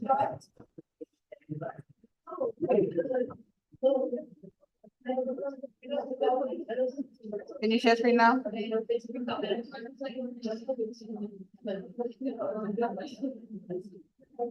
You have to give her like rights. I think that was already taken care of. I see that. It's sharing it. I know, but I allowed it for two to be able to share at the same time. Yeah. Only one share. Yeah, I am aware. Can you maybe stop our screen share? I got it. Yes, yes. All I right. will minimize the image. Amazing. This is governance and way of thinking. Yes. Okay. Let's kick it off. Yes, amazing. Okay, we will now start the governing body updates, which will technically be a bit different, but we're trying to make it work with some screen sharing here. So you have the floor. Okay, hi. We are still preparing and trying to show the full presentation for all of you. But just a quick introduction of what this slot is about. We've had a lot of conversation in the room about you being able to ask the GP questions, the GP being transparent with you, showing you what the work that we do is, what it's about, how it goes, what our portfolios are, because there's a lot of people here, there's 6 of us, and there's many portfolios, some of us share portfolios, etc. So this slot is designed for you to be introduced to essentially what has been done so far since the beginning of this term. Not at all in the history ever, but the beginning of the term. Yes. The two of us, the Ganesh and I are present here. Yanis is here doing the workshop, he filmed the video. We also have Leah and Linda, but I do believe we have like a written statement from Linda and then well, I guess for everyone, from everyone else, we're trying to upload the video so you can see what Yanis has to say. Other than that, we'll really hope to keep this brief and actually try and hope to have as many questions from you that haven't been answered yet through the round of debate that we already had. And yes, and we are trying to be a little less scared. I'm forever scared, but it doesn't matter. Okay, I guess this is the presentation. Yeah. Okay.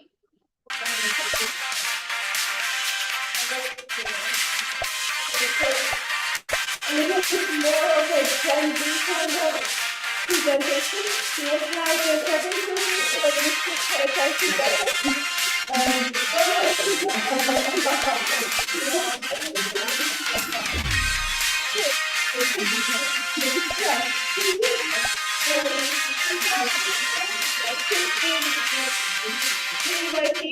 This famous picture that you see over here, which will be slowly through what we have an episode of. So very much and please, and another episode here. You have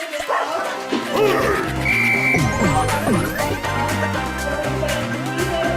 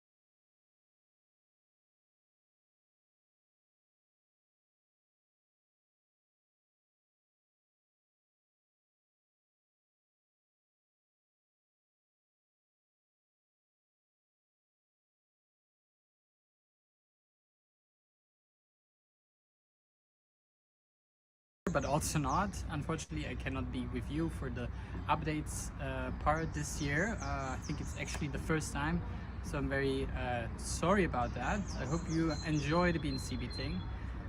My portfolio. On the phone, is that? Yeah. So Yanis was here, but We're not connected unfortunately to the he phone didn't now. stay for the Oh, update, really? that's why we have a video. If you have Oh, any that's questions for us, before the motion, you can also, you can try to answer them, and if they're specific, you can also send an email to him. Yeah, so that's. Hi, this is Janis.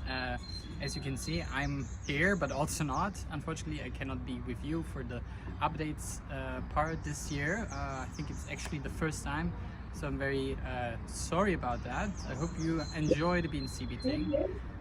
My portfolio, as some of you may know, has been smaller this year, so I'm focusing on external communications and in that regard on the European elections, which is why I was also this morning here for one of the workshops.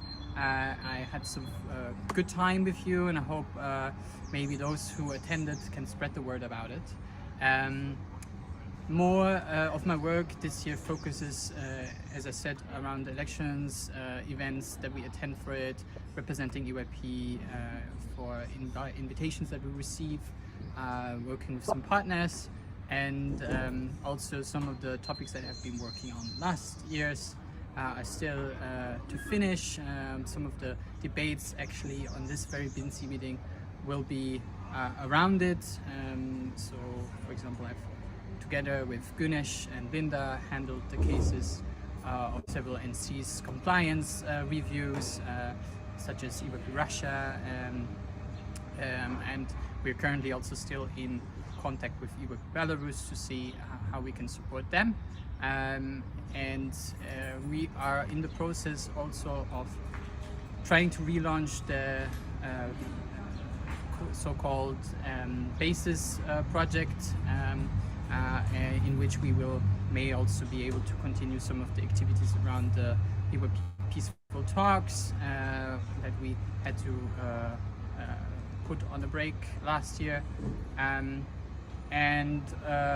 As a senior GB member, I'm also trying to support some of the knowledge transfer within this GB. But yeah, as you know, this is also my last year, so I hope I still get to see you around in one of our activities or at the next BNC meeting. If you have any questions, I think my colleagues will try to answer them, but they may also be very specific, so please feel free to reach out to me at j.fifka@eyp.org. And I would be happy to be in touch with you. Enjoy! I have a clarification. Yes. Did he say this was his last or pre-last? Because I heard last. Last. He's still the end of the year. This is his last year, he's still staying till the end of the year. Yeah, till the end of this year. But this is last year. No, this last year on the. Oh, I just. Yeah. Okay, we're gonna swiftly move on to the message. That was good.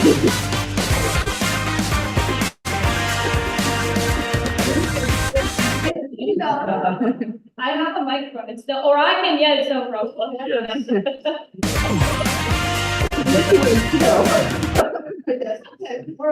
Okay, no, sorry. Also, very sorry that we're missing some of the videos from these people, but apparently it's a work day in Azerbaijan. And Lila is very busy with planning for the eye that is happening soon. So I am reading the message given by Lila. So, for the first 3 months of the term, the work of the chair's portfolio focused on the following: collaborating with the governing body to finalize the work plans for 2024, ensuring their implementation and providing support to GB members for both individual and collective tasks. The work plan for 2024 has been cleared across the union. Coordinated the meeting's agenda with the International Office and the 2023 chair and Lucipa, leading discussions on the GB's vision, mission, and work styles to ensure efficient communication during the term. Coordinated the agenda for the second meeting and currently working on the minutes. Organizing and leading monthly calls, preparing agendas, and facilitating online decision-making processes post-meetings. Coordination with our executive director, Anya, ensuring open communication development portfolio with the working around key results for 2024 and a new proposal for the strategy focus groups. So that would be message. Not connected. From the governing body. Now I am reading a message from Mr. Rupat, who is currently holding a portfolio of strategic development. So, Rupat says, greetings everyone. Also, I'm sorry I'm bad at making impressions, I'm not doing voices. I'm just reading. Greetings everyone. I regret not being able to join in person. As part of my role overseeing the strategic development, active citizenship, and alumni support portfolio, I'd like to share some recent achievements and upcoming plans. As part of the handover from Lira, I've tracked our key results for 2023 and prepared key results for 2024 as the next step. Additionally, I've been refining our approach with the strategy focus groups aiming to enhance their efficiency. Soon, both the 2024 key results and the update strategy focus group strategy will be shared with you. Furthermore, once census data is available, we will assess the methods set with the international office and present our findings during an upcoming. Feel free to reach out via my official GB email if you'd like to discuss anything related to strategic development, active citizenship, or alumni support. Let's collaborate to strengthen our network and create lasting impact. Yes, I guess I'm ventriloquist. Sorry, this is pretty unprecedented, but it turned out to be a busier period than expected. Linda. Hello, everyone. Apologies for not being able to be there in person. My portfolio for this term is international governance and coordination. I have two bigger areas of focus for this year. First of them is international governance reform, which I have already partially undertaken with the working group on national committee compliance review and mechanism alongside Europe, FIX, and NIDA. Ideally, I'd like to review most of the policies within this term as part of our bigger governance review. The second area of focus for me is supporting NCs, initiatives, and candidates. I will also focus on helping NC coordination clusters to become something that fosters regional cooperation and is led by national committees themselves. For that, the governing body will soon approach the respective clusters that we have divided amongst ourselves. Sorry. For that, the governing body will soon approach the respective clusters that we have divided amongst ourselves. Of course, I'm more than happy to have one-on-one meetings with NCs. If you have any topics you would like to discuss regarding international governance, please reach out to me at my GB email. Thank you again. Goodbye. She didn't say goodbye.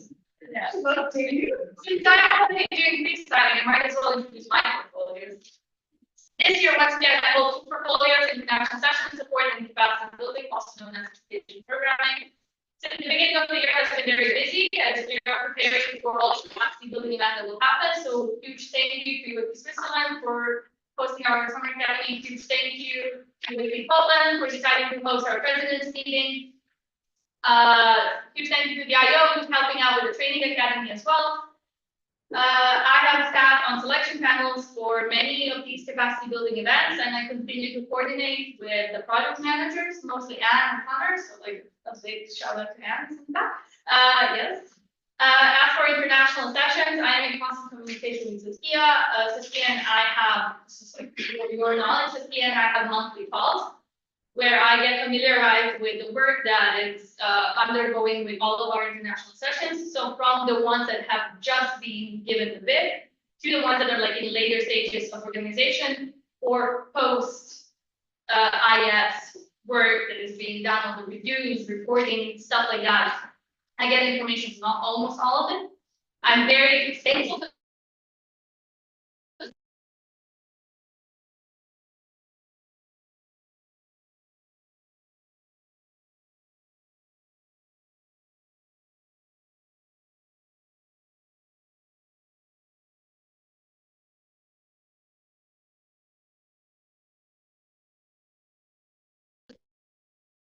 a huge report on IA guidelines that is just in time for the 100 session in Greece.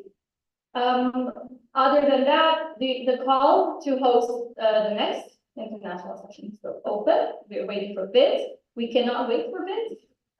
During this year, as you've already heard in one of the previous rounds of debate, we will try and simplify the green light procedure so that it's easier for us and easier for the NOCs. I love seeing that this BNC meeting sort of took a turn towards a lot of IF discussion, which I find very positive. Because if that is what the network needs, then it's good that this conversation is happening here. However, just as a reminder that a lot of things that have been brought up here had either already existed or we are also thinking of introducing some of these things. So I'm happy that I heard all of this. My official DB email stays open to any communication, as well as Saskia. What else can I say about capacity building? I would like to encourage you to take Summer Academy seriously. We have a very special head trainer this year, someone with so much experience in the network that I am sure is more than happy to share all the things they know. Also, a reminder that Anne sent an email to the BNC list with a needs analysis form for the Summer Academy. So whatever you wish to see happen at the Summer Academy, please take the opportunity through this form and tell us your ideas of what would you like to see in terms of modules or any other type of event. Use the tools you are given within capacity building. It has been going super well so far in my own humble opinion. And I think in the last 2 years, we have really sort of changed and shifted the perspective on how the OT does capacity building. We're also in the process of writing a wiki methodology, making it official, thank you. So just, yeah, stay active, and I would say stay curious so that you could get the information you want from our side. That'll be my update. I'm here until the end of the weekend, so if you can't think of a question right now, you can also ask me a question later. Yeah, I will finish. Thank you. So lastly, my update. The first 2 months of the year have been filled with handover, doing the handover to Linda, receiving handover from Janne on my new portfolio, and still supporting Linda with international coordination. We also have, say, 14 being selected, so I will be working with them and the supporting and complaints team as well this year. So I also had meetings with last year's state working chairs, also new chairs, who will be announced pretty soon. Some of them are familiar faces, so just as an update for you to look out for. As the international state person, I'm also supporting ESPs and NSPs when you guys request me to support them. And in terms of NSC coordination clusters, I will be working with Central and Northwest clusters this year. So we will have a meeting soon, hopefully. Again, Discord reminder, if you are not there, if you cannot find the channel, let us know. I was on the selection panel for editor and media team for the CIS. Lots of teams are selected. The call for ESPs are still open. I encourage your members to apply, consider applying yourself. There are just a few days left, so I would encourage you to have a look at the documents as soon as possible. In terms of diversity, culture, inclusion, related network capacity building events, I try to summarize all of them in one because we have a diversity map which we're planning to do together with Summer Academy because it makes sense to include them both together. There is also NSP training, so these will be organized together with state team and IO support, which Anna will be supporting me. And lastly, accessibility and inclusion. The project will continue on this, so there will be guidelines that will be updated. And that's it for me. If you have any questions for us, we're here to listen and answer them. So if you have questions, you can ask them. Yes, you would be great. It's weird to recommend that. But they're fine. It's TBI. It's fine. It's fine. Yeah, I know it's fine. The question I have is regarding any sort of working groups, associations or other activities that you can engage with. Last year we had the strategy focus works, which diplomatically put blah. And there was had to call for associates last year. This year doesn't depend on the portfolio person, this or that, because if I'm not mistaken, we still have your specific. No, return has happened. Oh, the representative, what's going to happen? Like, will you act on it, or like, how did it work last year, so how are like? Is there going to be a bit more subsidiarity and a bit more people involved from your side, that's what I'm saying. Okay, this is directly related to international sessions. Work or. Or generally, all of you, I mean, you know, Okay. yourself. Okay, so in general, how it works, as for the strategy focus groups, we have revisited the concept that was implemented last year, and a new one will take place this year, and a new person has taken over the portfolio. So expect to be notified about how it's gonna work this year. Second of all, when it comes to GD Associates, when we sit down for our first meeting of the year, we discussed amongst ourselves if we feel the need to have anyone as a GD associate during not our entire term, but during the year. At this meeting, we didn't feel, I personally didn't feel a need to have another associate, because the bulk of the work that I wanted to be done is what you will see in 20-ish minutes, hopefully, as part of the workshop. So how it goes, it's on a needs basis, but the respective GB member decides if they wish to onboard someone. If they have a project they feel they can't handle on their own, or they want an input like that. But if there is a working group created here, and that the working group mandates that the governing body member sits on the working group, then we will of course go. Yeah, that'll be sort of. Yeah. Any other questions regarding the GP updates? Yes? The Croatia? Yes. It actually for event specifically for the safer team, goals. 2 years ago, we started as the 1st of March with the team. Last year, they got announced by May in the summer, or like late spring. This year, understandably, we're going to announce them in April. Is this now then a return to their term starting in March-ish? And was that a strategic decision, or how is that going to work? Because there's not that much detail on that, but certainly we welcome something like that, because our NSP goals actually coincide with, let's say, for each selection, so that they can work for a full term. Okay. Is it a direct response? No, but it's also like this thing. Okay, maybe I can also take it too. Yeah, it's also kind of connecting to this, and that is, was there a thought within the GPO specifically regarding the state 14 to kind of minimize the transitional period, not in terms of knowledge sharing, but in terms of the amount of time that is lost in that transition period, because complaints keep coming in and reports keep coming in and the work should not stop. So like, is there any specific action plan behind that? How we tackle that? Or that's a good point? Any other questions, please? Okay, then I can start answering. Last year, I don't remember when the state 14 was announced. This year, it will be probably earlier. But although not as early as we wanted, why it's happening this way is that so earlier, and we don't know our portfolios. So we have made those first releases, which was late January. Then after that, then we have our portfolio allocated. We also have handovers from previous owners of the portfolios to ourselves, and in the portfolio that concerns directly for the inclusion. There is also input given by the state working chairs for the handover as well. So this is a lengthy process that we can understand. And then we have state 14 polls being launched so that the new ISP can give input in it and open the call.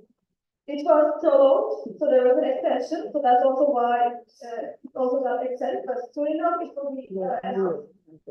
So no, it wasn't actually the decision why we do it right now, but it was because of it's the earliest one we can do it right now. What else? Okay, sure. Lasts for a year until the next item takes over. So that's something. In terms of complaints, yes, it would be great to minimize the transition time. But at the same time, until the new faculty can be onboarded together in complaints, can go onboarded, the old state 14 kind of tries to continue the processes. So things are just left over there, but they're being carried out by the people who initiated them. Any other questions? Nothing? Okay, so thank you. Thank you. No, it's not work. Yeah, I just wanted to say, I'm not entirely sure where I know there are resources that explain how the government is not often work for the one that like you showed before. The one with the probably saying like I used it before, we used it before, but I was wondering if there was anything more systematic, or like, any further resources like that. We have a point of privilege from the back, from the distributor, but I can summarize the question if you. The question was about, is everyone familiar with the charts that we have shown about how international governance works? But is there something more simplified available through the network, just more figures? Okay, or more resources on how international governance works. So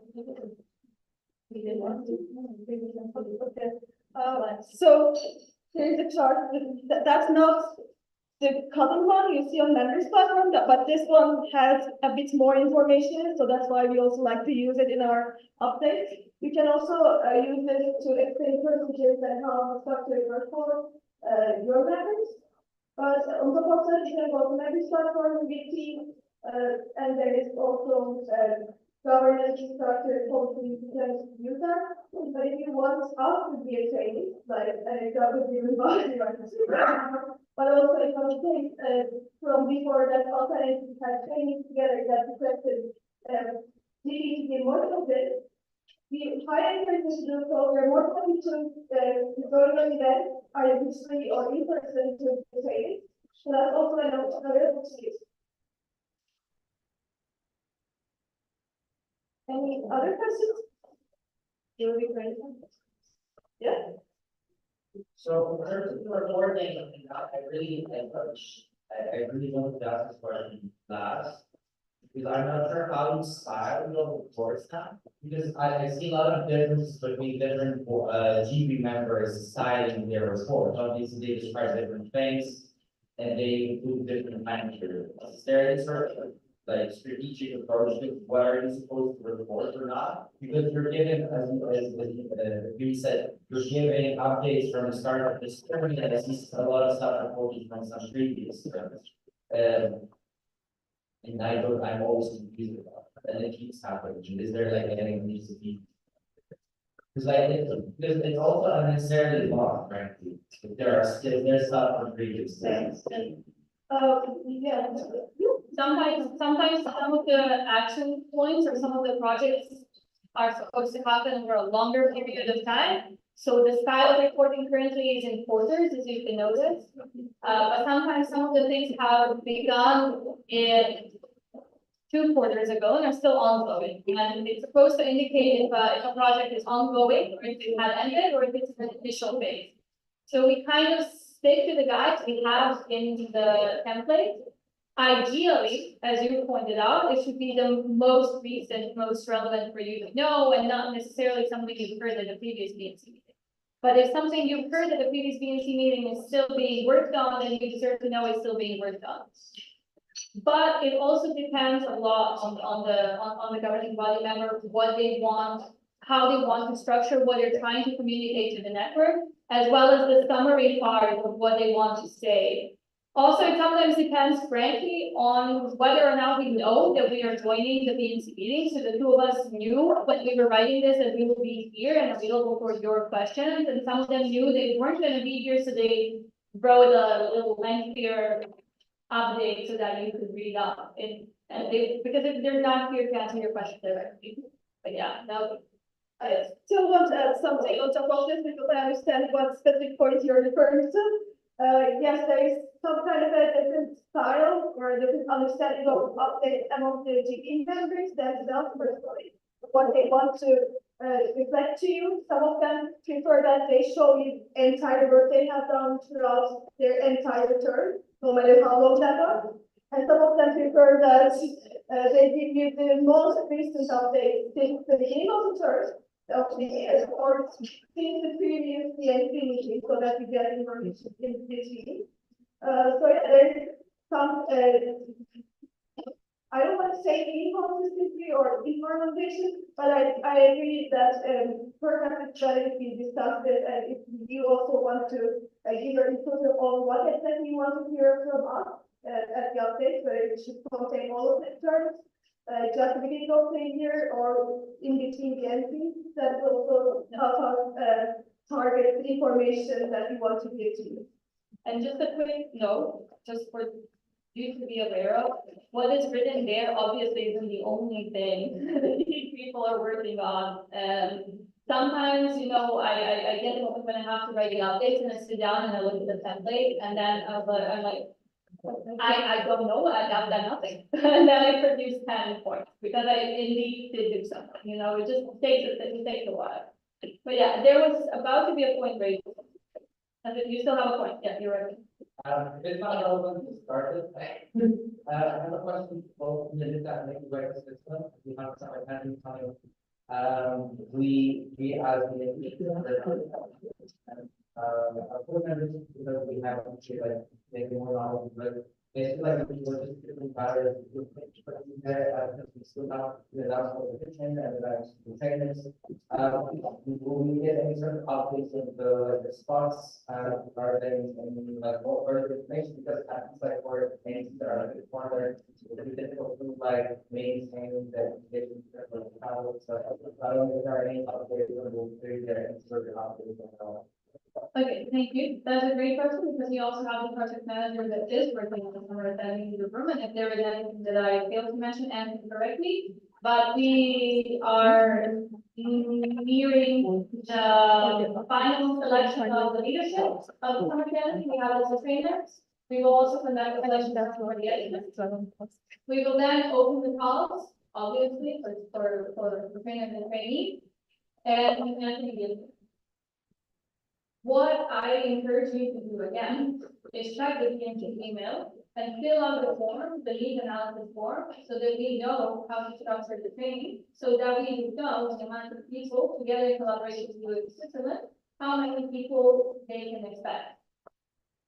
We will aim to publish this as soon as possible and as soon as we have a full leadership as well. I feel there is continuity in Switzerland, absolutely, this is a question to you as well. Just to follow up, we just mentioned that we need shorts. I happen to know that for unfortunately this adapting to other training is a very big part of the business for everything that are But yeah, there will be a very specific map on how many people we expect, as always. That will be communicated to you by the BNC list. Yeah. Any other questions? We are here during the break, during dinner, tomorrow morning, if you come up with a question, it's just project. Also, outside of BNC, you don't have ways for this to happen to ask questions. You're available through email, also through Discord, some also even Instagram, Facebook, whatever you do. As long as you want to communicate and get information, we are always here to serve you. Yes, I guess. I think. I guess we're covered. Yes. Thank Thank you. Thank you. I will refresh the slide. And let's change another thing before you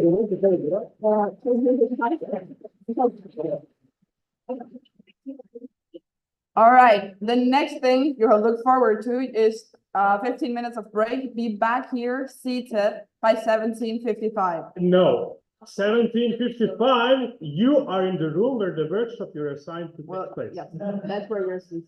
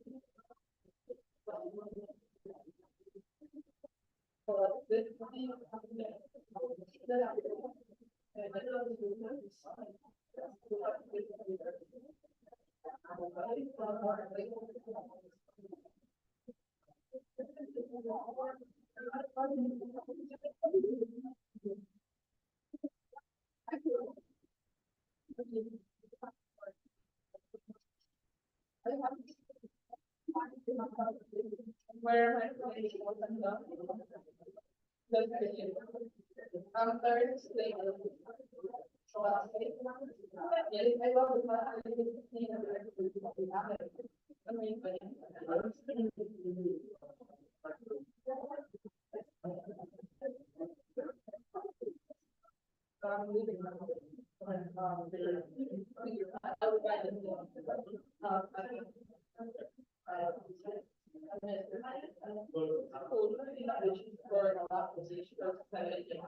Yes, I love all the that is like radio. Thank you. I will find my city. So which come to mind. No, I couldn't. So you can't get. No, I told you which. Then you're not going to see. And I'm not going to see. Okay, that's how. Please someone. Bye. Bye. See you on the other side. How long am I allowed to take? You need to be back. Like it's 45 minutes, right? Wait. If it's 6 characters. It's 45 minutes of time. Okay. So 6:40. 6:40, I need to be back. Yes, and your people. Okay, thank you so much.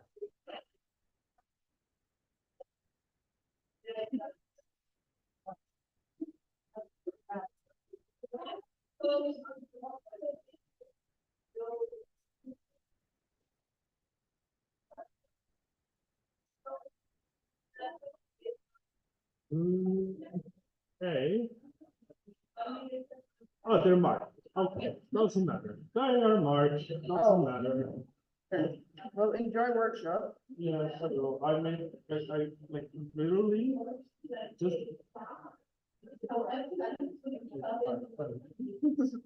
It's literally change the last. Yeah, I was gonna get them down to what you work. I think copy. Yeah. It works, but I think. It's like the same template. Yeah. Everything is same. It's very lame. But it works. But it works. Usually, I do have pretty nice files when I copy it to.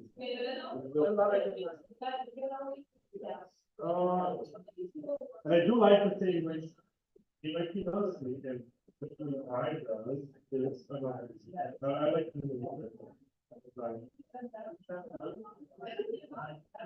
That's why there was so much information. I was like, I'm not. Yeah.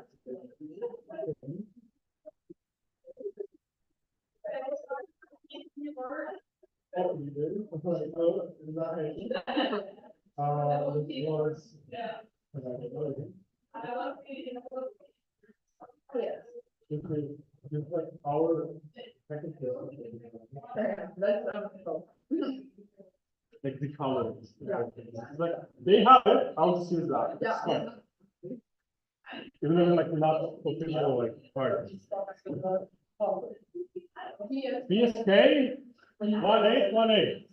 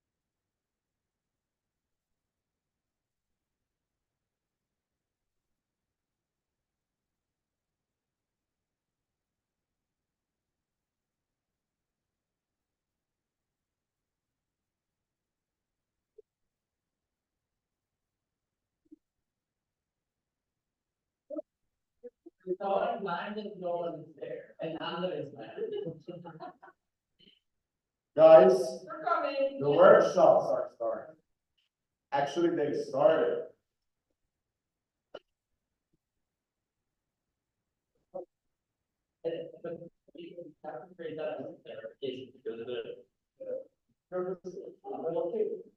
Da classe, agora você vai ver como sabe, os bloggers do deserto, no cinema, todas as funções e a cal, essa direto, pode, tudo, teoria, considerável, meio texto, That's not exactly.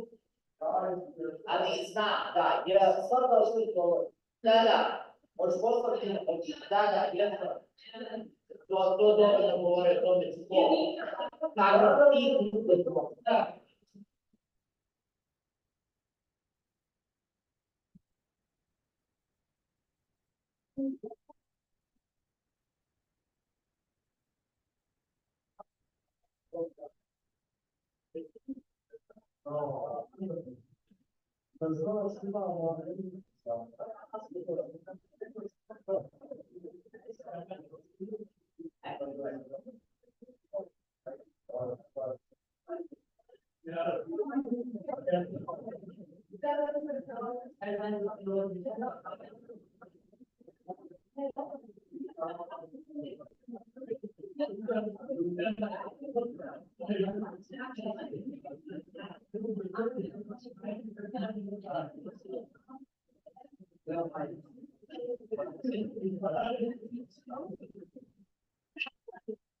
If anyone is joining the IS guidelines workshop, I would like you to bring your laptop with you if you can.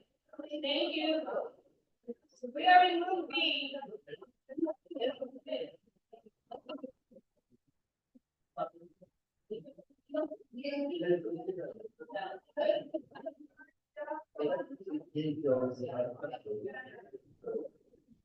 That's not. Of course.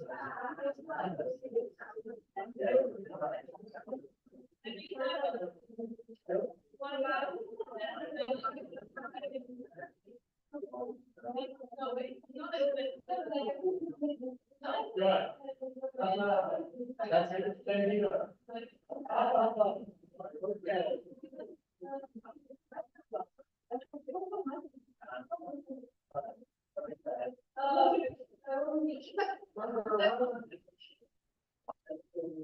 Speed.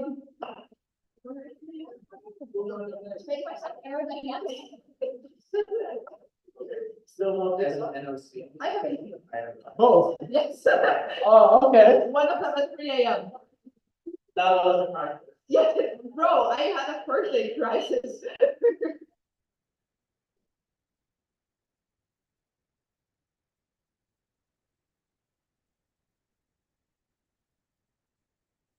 What's up?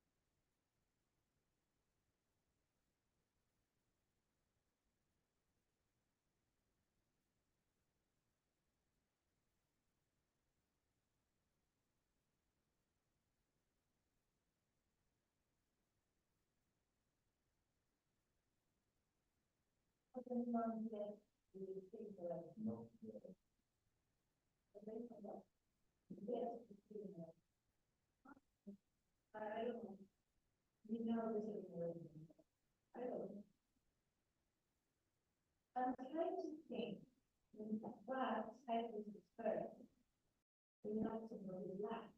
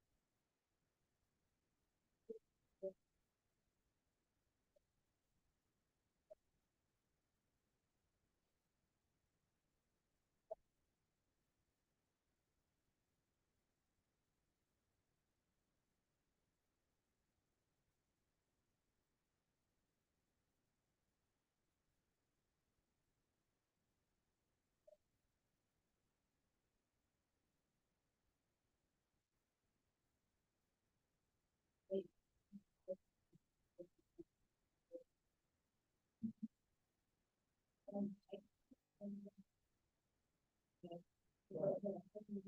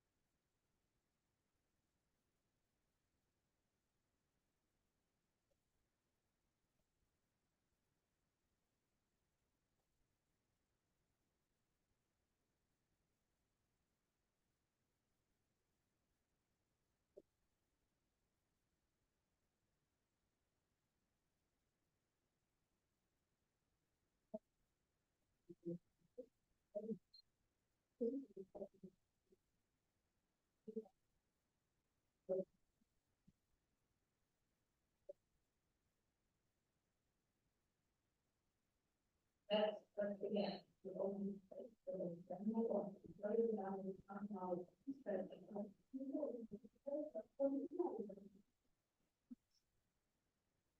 yeah. But the one thing we do is,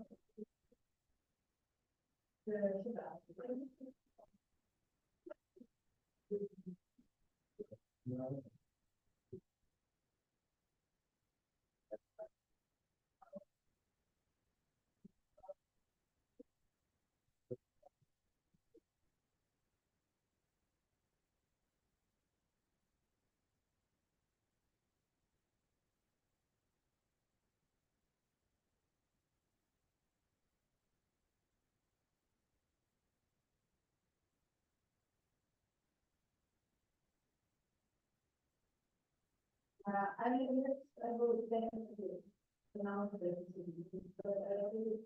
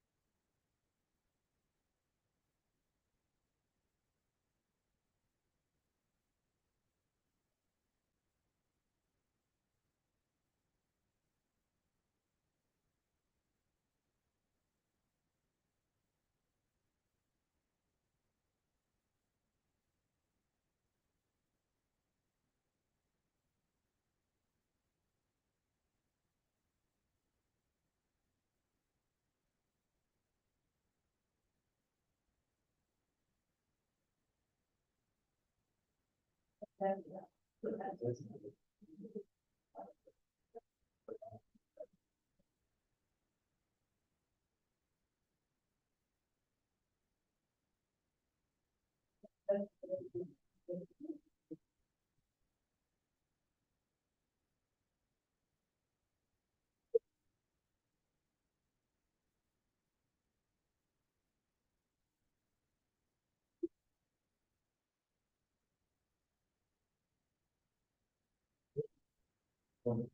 I don't, I don't.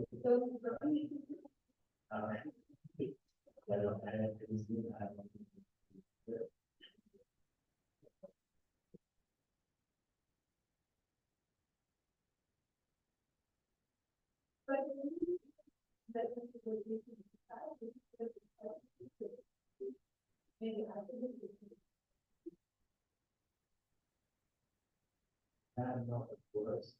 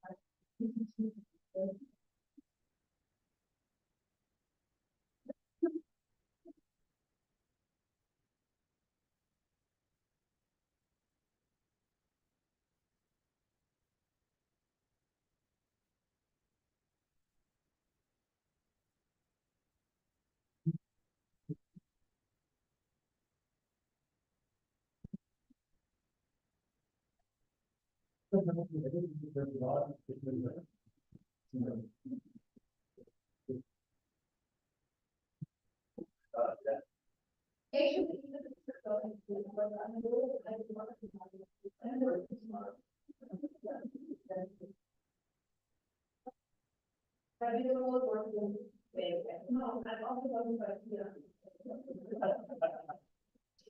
So will you be with, then, not there, right? Will you-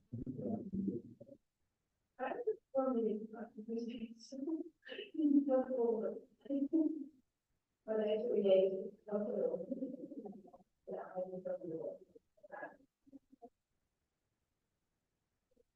well, I don't only work with that.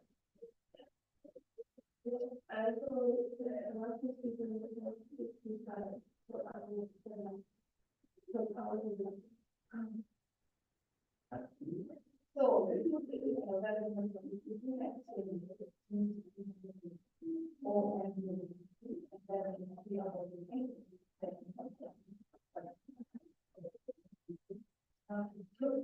the goal. I understand. Yeah.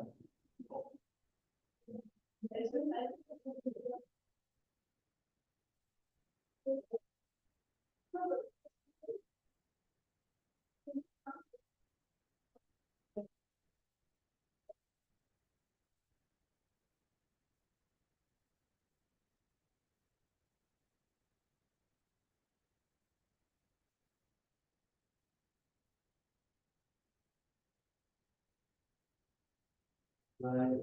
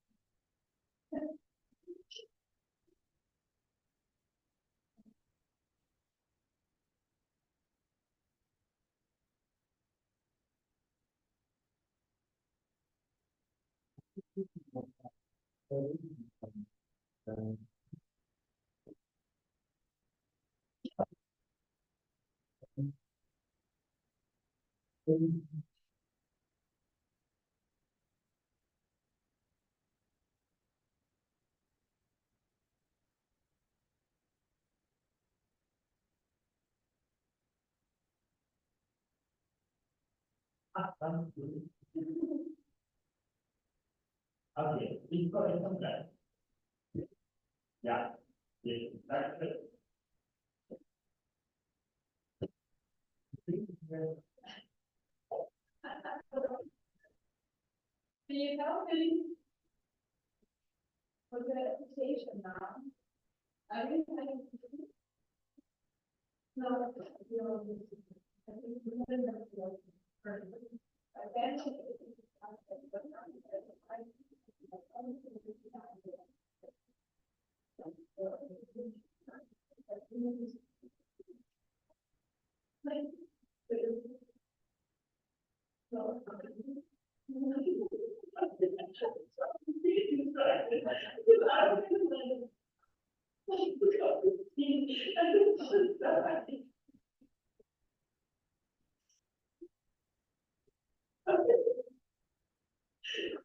Yeah.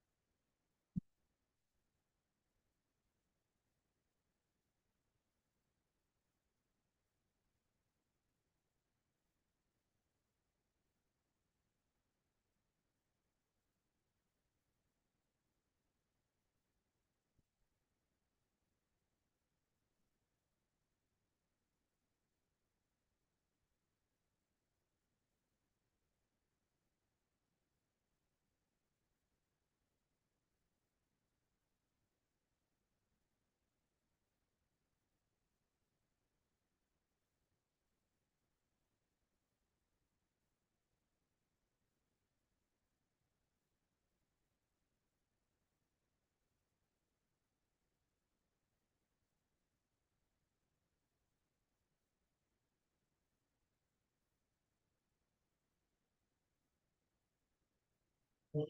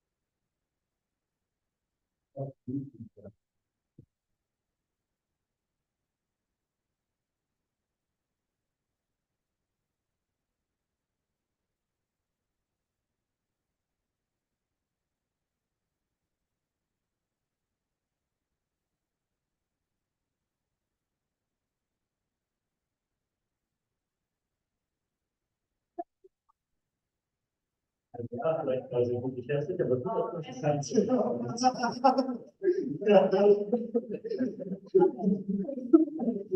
Make like a demo for to like the campaign for voting for your video. A video saying how sin fidelidad. Visa application. This is the one that is for voting for. Yes. Yeah, no, you want. I mean. As like communication. Right? Yeah, exactly. Because we're. Here you go.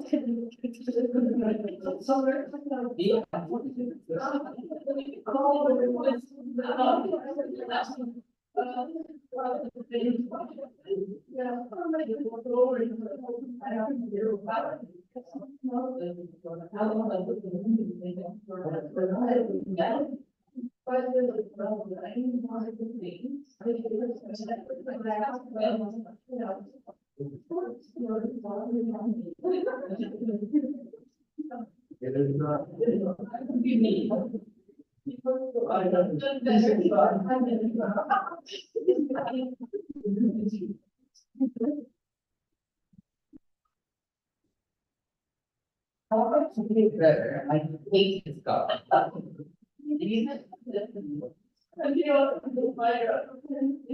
It's okay, people hate this guy. No, but I. I know, I know. Yes, he was. Yeah, I know. Yeah. I know there's cookies. No, it's just like, literally, one, 500.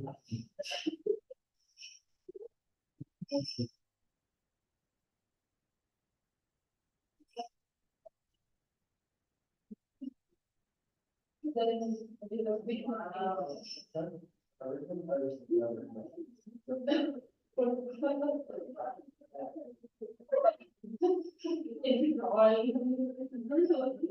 want to see that.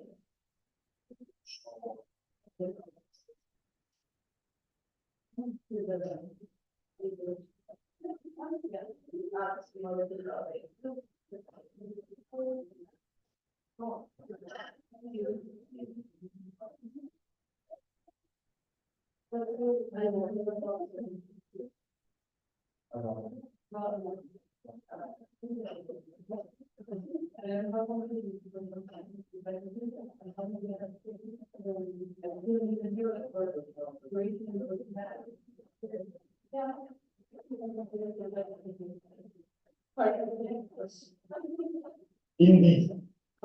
Indeed. I don't know, that's definitely like great.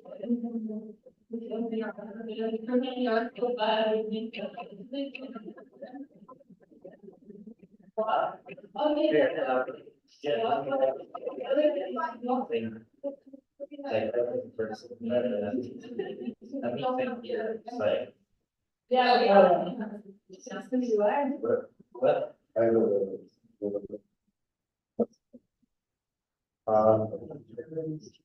Što ne možemo da glasamo za Izabela, koja će se zato glasati. Da li je okej, poslednji vater, glasamo kao svi mogu da glasaju za više opcija, samo pojena. Andrej, Tako sam je zamišljeno. Andrej, ja čelim. Imam problem with what's actually working group on. Vezano za ovo. Ne, vezano za vize. Da se napravi network-wide database, kako dobiti Schengen, kako je ostalo, jer dosta članova ne zna, pogotovo iz ovih drugih država, im treba Schengen. Dobro, To može ti ovo kao nećemo što je baš došao. Ne, razumijem, samo kao, pošto je sad bio workshop, pitam da li sad ide. Na ovom konto workshopu. Šta se radi na workshopu i vezano za to. Onda toga ide kad stavljaju, zaključno. Što bi bilo super, sad ne? Da, onda su, mislim, logični. Okay, tomorrow when it's the workshop result. Bye. Okay, boss.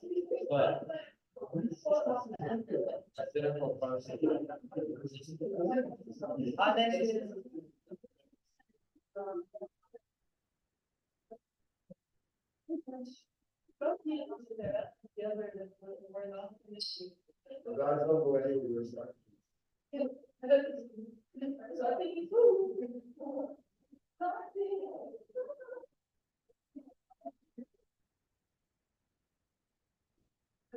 I think for the other one, yeah, we better have the home.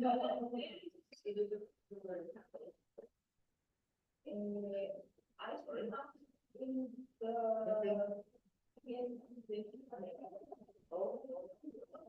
But it's probably also on the end.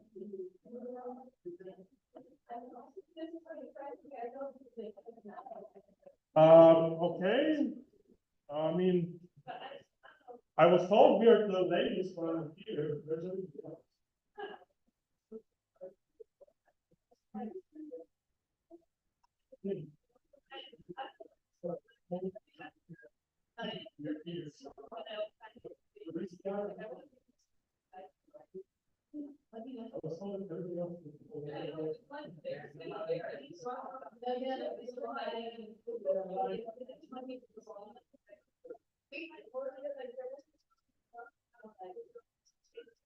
Okay.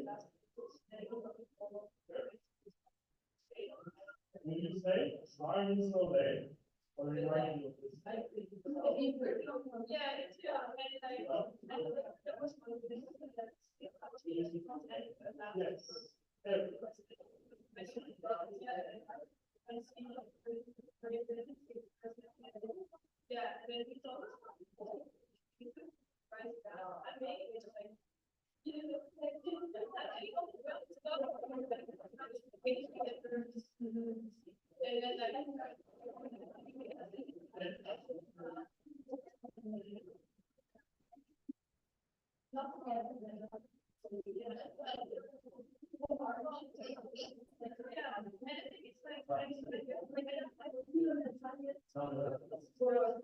Out go.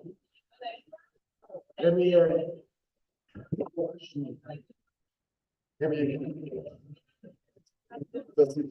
very good.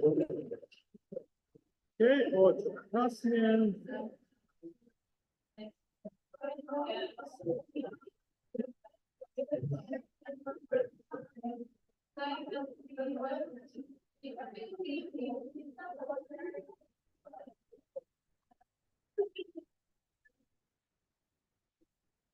Maybe.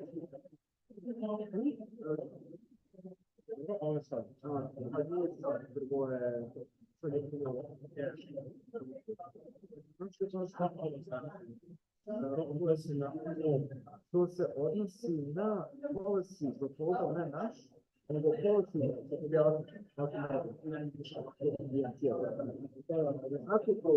ako prođe, mora prođeti. Ali, tebe neko ima pomoći recimo da ovo već da ima pomoći proposal odbio i ti sljedeći donese jer mora budeš piše da mora na sljedeći da se udari na agenda item taj policeman ovo ne mora pomoći jer tehnički policiju je bez ovoga da ovdje treba zakirati to razumiješ što nije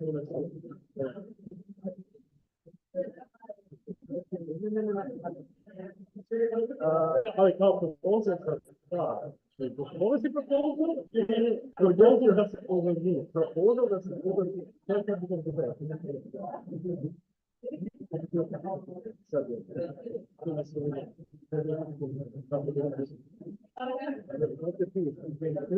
to bilo pozitivno da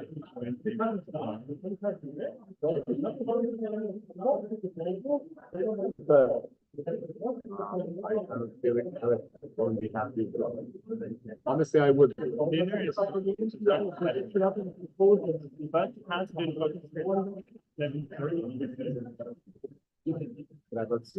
Yes. Huh? Yeah. So this is the last. It's a product standard.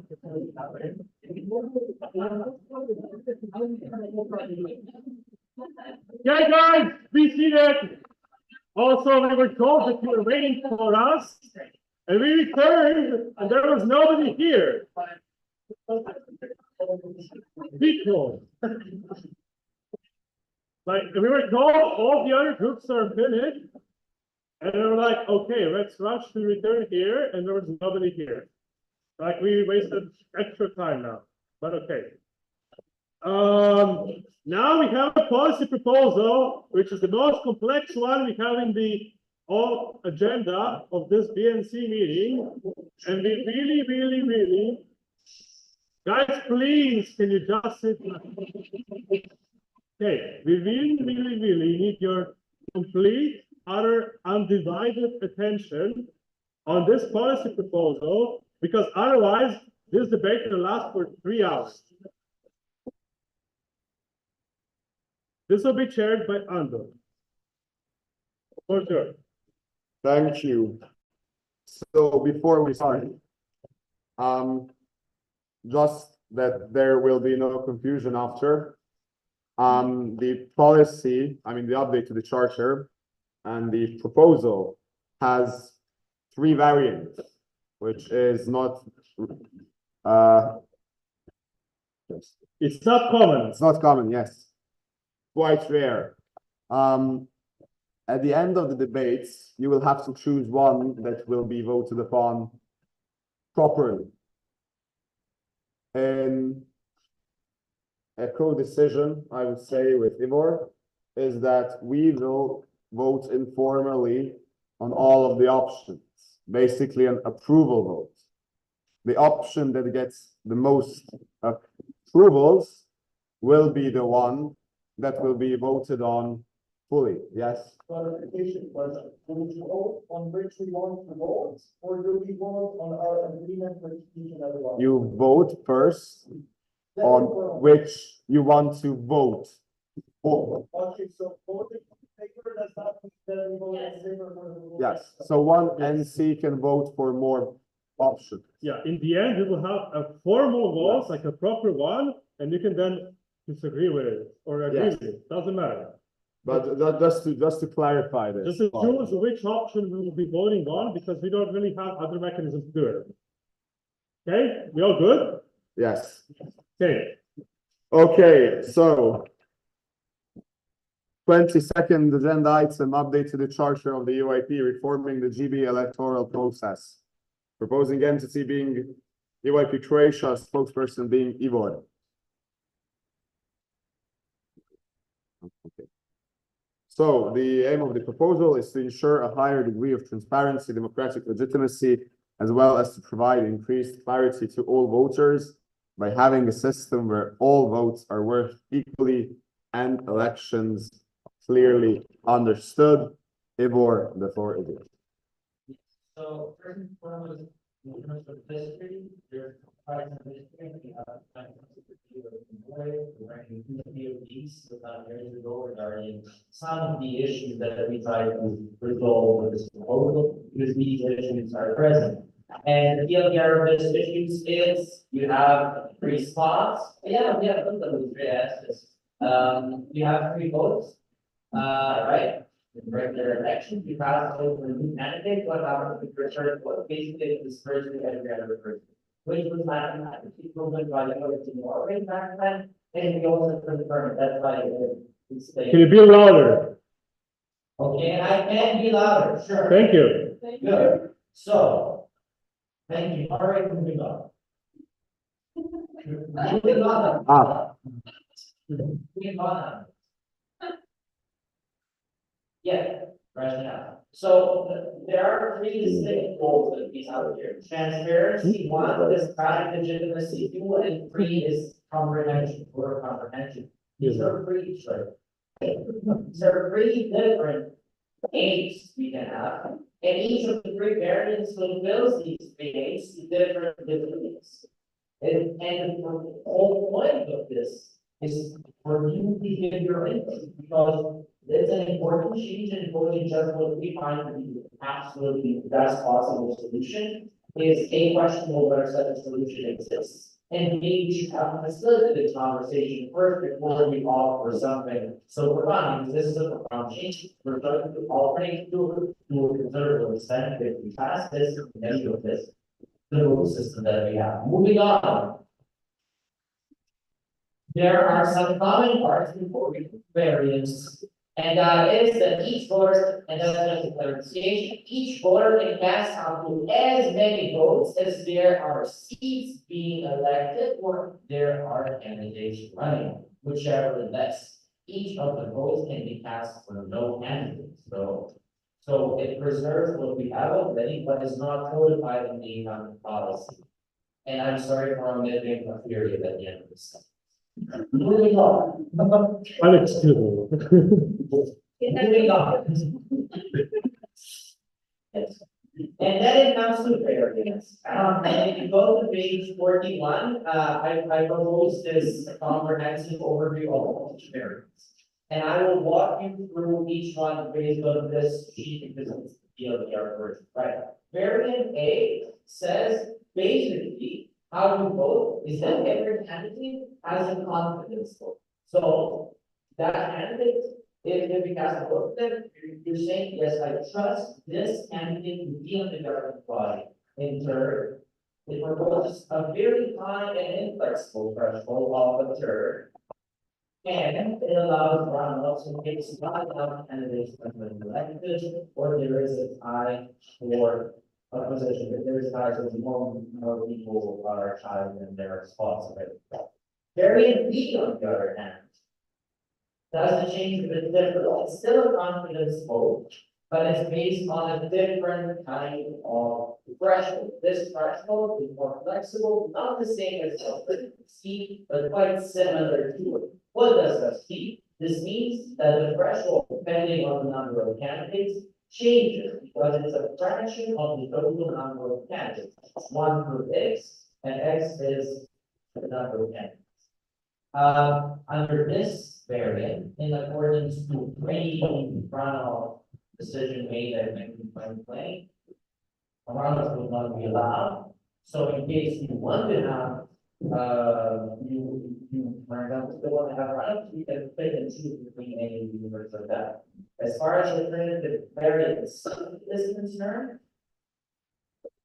it is a bit different. We keep up the incumbent system as is, meaning we cast our votes, but what this variant does make very clear are protest votes, i.e. votes cast for no candidates. There are 6 candidates. You vote for only 1, meaning you cast 2 protest votes. And these votes are then reported within the total, let's put it this way, pie chart of the votes. That's variant C. The threshold here is slightly different than the one proposed in variant B. And the formula here is similar to the draw pair quota. If you're familiar with that, if not, it's just it's just a tiny bit more proportional and softer, so to say, than what we proposed in variant B. As you can see, the formula is a bit different. And moving on to the runoffs, yeah, they are not allowed. That's an over, right? So variant A, confidence vote, high threshold return, runoffs allowed. B, runoffs not allowed, threshold for the number of candidates, again a confidence vote. Variant C, not a confidence vote, vote has been issued, so total number of votes cast. And then the threshold, the threshold is calculated in terms of the number of candidates there are. Runoffs, not allowed. You can click and choose between these non-relations. Moving on. Well, as I said, there are some common things. Moving on. Yes, and then it comes to variant A. This is how it will be codified, absolute vote claim. And when I say absolute votes, I mean that that we have a number of votes by the candidate out of, and this is the change that's made, out of voters who turn out. Right now, it's total number of candidates out of total votes cast. So there's a difference. To use the example of Dinesh and NC votes of this example, Dinesh received 50% of the votes, yet she received all NC's votes. So there has not been an NC that did not vote for Dinesh at last election and had this vote. Yet that's not evident. That's why variant A changes this to the report. Moving on. Yeah, I will explain the threshold then. It's 33.33%. Why is that here? You messed up the slides. I didn't. These are your slides. These are your slides right now. I did not put variant C. I can show you. But anyway, moving on. Where are we variant? Yes. No, I not adding color, but Variant B does the same thing as variant A in terms of votes cast. Moving on to the next slide, this is where the difference lies between variant A. The threshold is different, depends on the number of candidates. Moving on. And this is just a clarification that in this case, we always need to have the absolute numbers as well, not just the percentages. Moving on. A clarification that is needed with this threshold is that if the vote is between less or equal number of candidates than seats available, you resort to a confidence vote in this percent, meaning you need to have more than half of the network, and the network, and the support votes and member votes to agree with. This is a commonality with variant C as well. Moving on. As I said, variant C has a slightly different approach. It tries to improve this one instead of change it. Both. Moving on. Same thing as the variant B. Moving on. Again, same thing as variant B that I explained in terms of a confidence vote when it comes to having less candidates. If you take the examples here, I just need to I hope you're. But the point is, you can have a lot of profound differences, and in terms of variance, A and B, they illustrate these differences a bit more, because it shows the proportion of communities and or members to be with this candidate, as opposed to the votes cast for this candidate, because we cast only one vote, unless we're having specialized for one member. Moving on. I already kind of explained this. Yes, and then when it comes to ultimate results, you can see the average, the mean there. You also have this on the document. I couldn't have made this large, so. And you can have very different conclusions in the result of the democratic legitimacy, because people would think, oh yeah, that's just how fancy voted for it. That was the direct opposite, everything is voted for it. That's better. See how this can affect how we perceive democratic legitimacy as well. We should make the words. Moving on. I keep this here because I think it's a very helpful sheet to have, because it explains the gist. And I think that's more or less it, because then it comes into the independent housing, is that we have good discussion on how do we move forward. As you can see, there are a lot of considerations here, because the point is not to change it just because we want to change. The point is we have these issues. We identified some of the patterns in one year. What we do best is ultimately are very involved. I'm here to look for it. So that's it.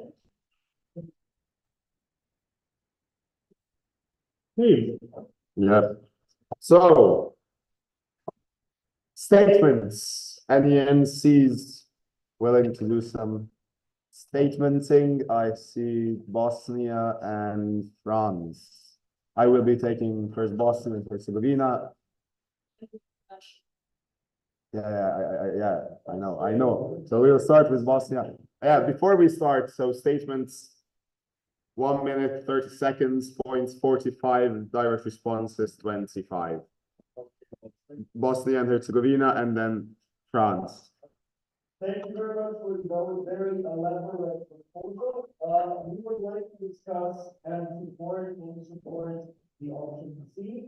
Why? Because we believe that it is the most elaborate one, and that it supports the network in the context of lesser competitive elections rather than, so like basically both agency capital, more competitive elections in an amazing way, but less competitive elections with less candidates. We believe the option C is superior, so we fully support option C in light of also having an additional statistic in protest votes. And we believe that is also a very good indicator for the state of the network. It's something that can be made into a topic of debate, and further BNCs as an analysis of potential votes that are cast. Meaning that if we do have a very large amount of protest votes, that is also a vote in some sort, and it can raise very important topics of debate, and further down the line, hopefully also very good proposals to increase the competitiveness for the GE, not in a way that we make it a toxic environment, but in a way that we have a lot of candidates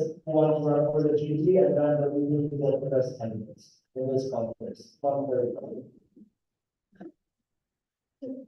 Thank you, Franz. Yes, we might also want to express its position concerning the two upcoming items of the agenda. First, we'd like to express our gratitude for those who are voting for the serious work in dedication to improving the instances. We can all agree that the effort put into gathering this data is considerable. However, we believe it's essential to address this issue in a more comprehensive and holistic manner. In recent years, we've been discussing our international governance because we have witnessed discontinuance in GP elections, turnout, and insufficiency in GP applications. While the NC compliance policy is a sufficient step forward in what is carefully thought and discussed, we believe that discussing this issue in a 30-minute page will not adequate and quickly resolve the problem. We fail to see how we can take a step back and address truly the issue at hand, which is the model and democratic system that aligns the total reality of the network and the value of the whole. The length and complexity of the current focus led us to the fact that we may not be the best approach to the challenges we face. We face is like a plan of fail, not a huge crime. It would be hard the problem temporarily to sort of address it at its root. 2 years ago, the working group was set up to consider the overall great organization of our international governance, which regain that ambition. Unfortunately, the individual responsible for the treaties left without explanation how to what initial ambition. The position of the country of this issue is clear. Without proposing it formally for the moment, we want to open the debate for the opportunity and possibility for creation of during reflection around international governance organized outside the existing format of the BNC working groups. The BNC cannot bear responsibility alone, just as the GB and I cannot do it alone. Only collective effort will enable us to successfully carry out this reflection. Seeing our rationales and arguments, we then identify against these new policy proposals until proven otherwise due to a shortly constructive outcome debates. Solid 2 minutes, 30 seconds, but yes, we're done. Question, which two policy proposals are? This one and the next one. Yes. Okay, so yeah, international office, and then we will be taking Cyprus. 1 minute, 30 seconds. Yes, just very quick, more like context on that. Organizing the elections, I think from the office side, we say that the proposal is welcome and that trying to simplify more understandable. From our point of view, the most important thing is also that we have the highest turnout possible, the most candidates possible. I think we say that in terms of changing how we account for, making sure that the percentages of events are more pronounced, how many votes actually get is very both doable from our side and organizing these elections and so in terms of the thresholds from the office's side, not really necessarily a strong preference. I think that's Points of a bit louder. Yeah. Yes. No, that in terms of the different proposals, in terms of thresholds, that is maybe up to the entities to decide. I can just say that from what France just said about a more thorough process, that it needs something we office would welcome, and we willing to also provide input on from our experience with organizing the elections are quite complicated. We would welcome any efforts to make them more understandable for you and for members as well. Thank you, Cyprus. I would also like to congratulate Working for International Igor for the proposal. Just like Women we welcome all three proposals, but we strongly advocate for number C, as we believe that having votes of disagreement and people actually expressing their opinion in a constructive manner through actually not voting someone or not voting anyone at all speaks volumes to the network, and it's something that is long needed, and thank you to Activator for voting. Thank you. Is that Spain? Yes, Spain.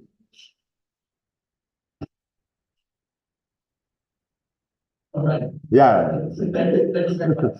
So first of all, of course, our appreciation as well for the very elaborate proposal. I think it's just very admirable to put so much work into making the system better.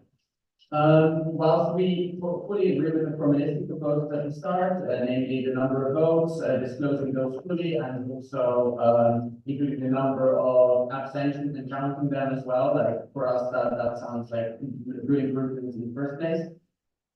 We do have some issues surrounding specifically all the proposals in A, B, and C, and those are from a nature that, although they're very ingenious proposals, we're afraid that there's a slight mismatch between the reality of GB elections as we currently see them, also what you would France highlighted earlier, and the sort of ingeniousness of the proposals, namely, specifically, the high turnout, for example, the request of a threshold of 33% in number A. We're very afraid that's going to lead to many runoff elections, and we already have issues getting our members engaged in one GB election, let alone like 3 runoff elections every time, because members do not reach the required threshold. And with the others, although that issue would be solved with a great number of candidates, the threshold would be lowered according to the number of candidates. If there aren't that many candidates, the threshold might actually increase even more. Like, let's say there were just 2 candidates, there would be an effective threshold of 50% under number B, for example, or A letter B. And that would mean that some seats might be left vacant in some scenarios, there might be even more runoff elections, and we're afraid that might lead to a sort of overall paralysis of the GB. And that leads us to the more bigger question to conclude with in the end, like, maybe these systems are very smart and very elaborate, but they will lead to a very difficult functioning of the GB and elections that will be even more challenging to get our members engaged with. So we're looking forward to hearing a bit of what everyone thinks of this and their own experiences as well before we move forward with choosing whatever proposal we think is the first one. Thank you. Okay. No more statements. Going back to the proposing entity, Ivor, I will just ask you to keep it short, sweet, and concise. And sweet. So to address things then in non-chronological order, to be short and concise. As far as the formalistic proposals are concerned, something to Spain, the German Spain one. Yeah, sure. We expect no budget, but still it's very much there. As far as the feasibility is concerned, well, feasibility depends on the number of candidates, but I think it is the rationale that we really have was that we would rather have a vacant seat than someone who is so distrusted by that. That was a strong democratic rationale that we have had, that it's slightly changed the practice.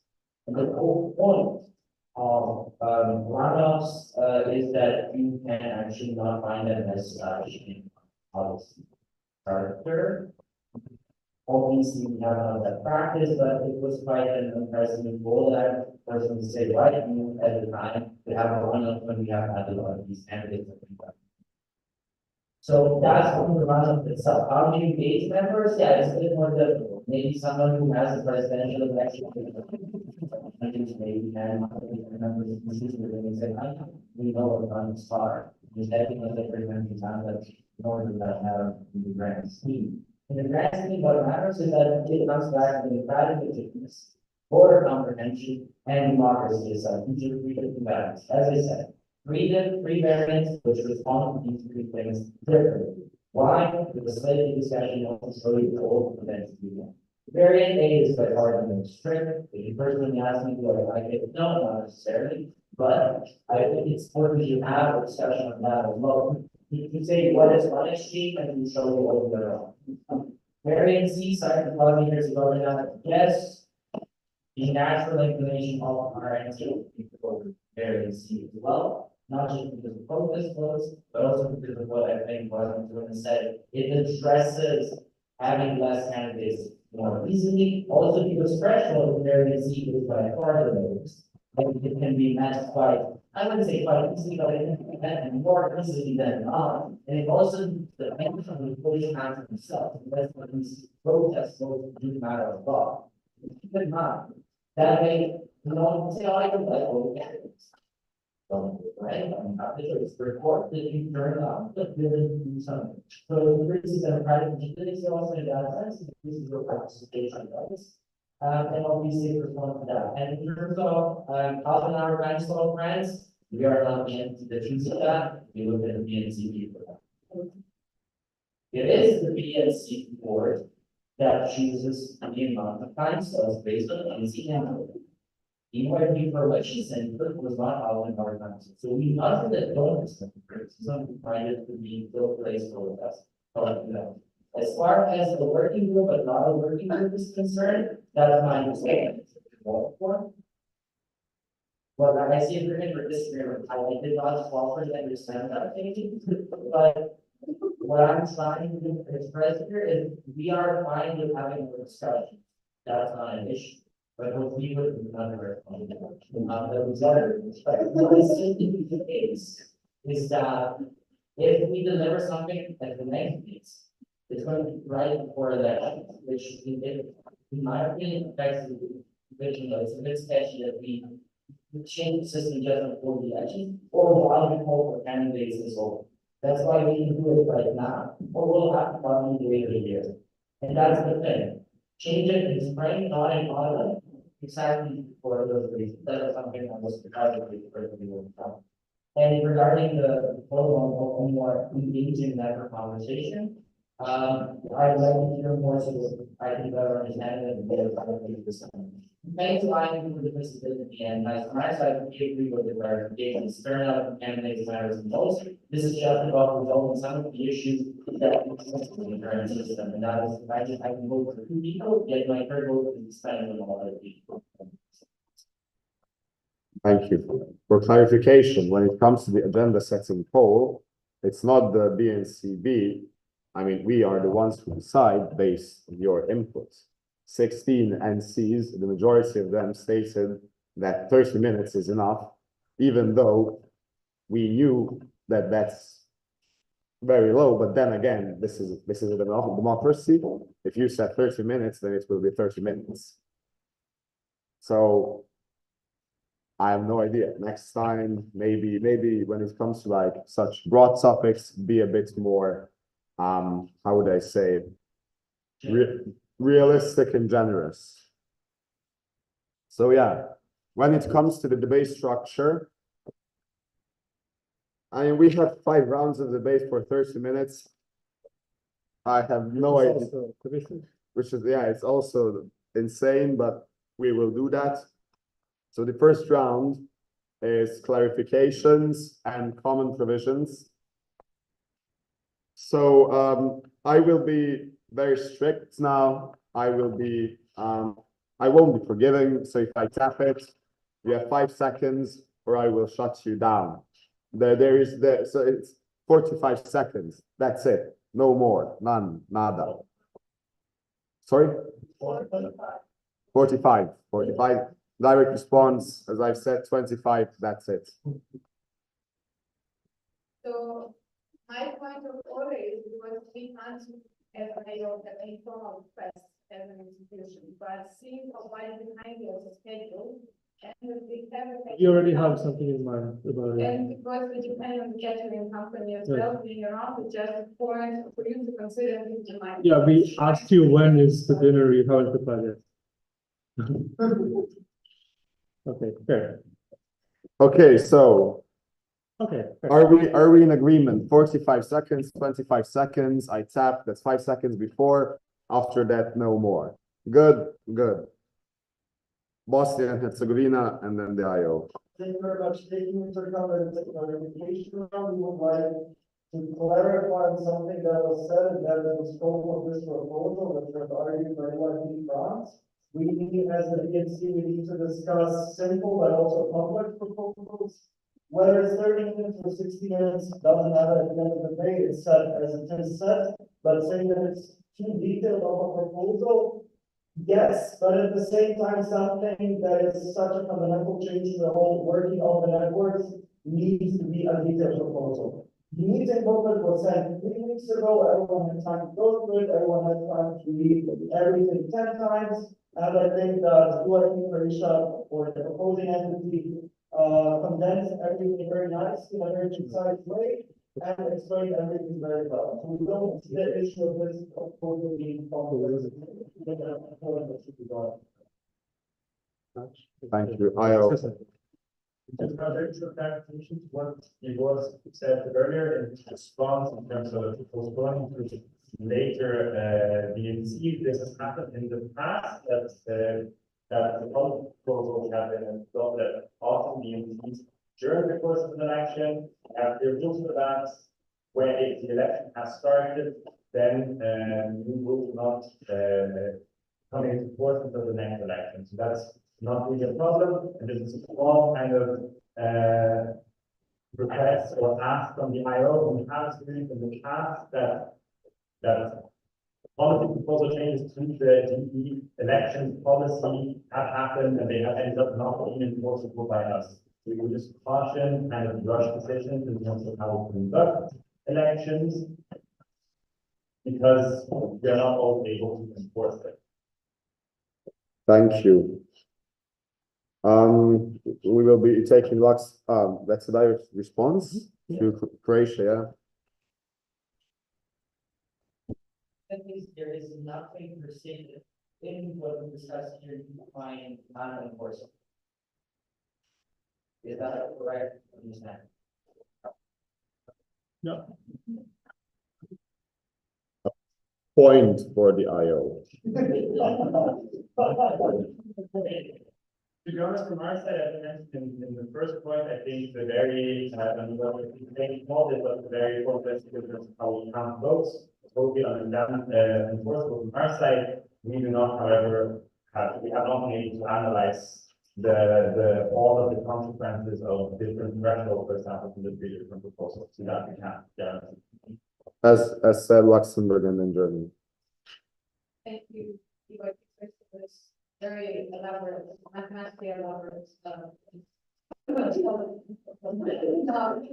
We're just curious to know so how the votes being counted currently, and whether if any of these was implemented, whether there would be some sort of template, whether there would be sort of technological framework that you're thinking of how to implement this. Because, for example, for alternatives A and B, or depending on given the different variations, we're just thinking of how it would impact the student and in the way that it's so.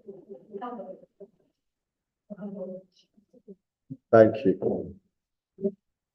Germany.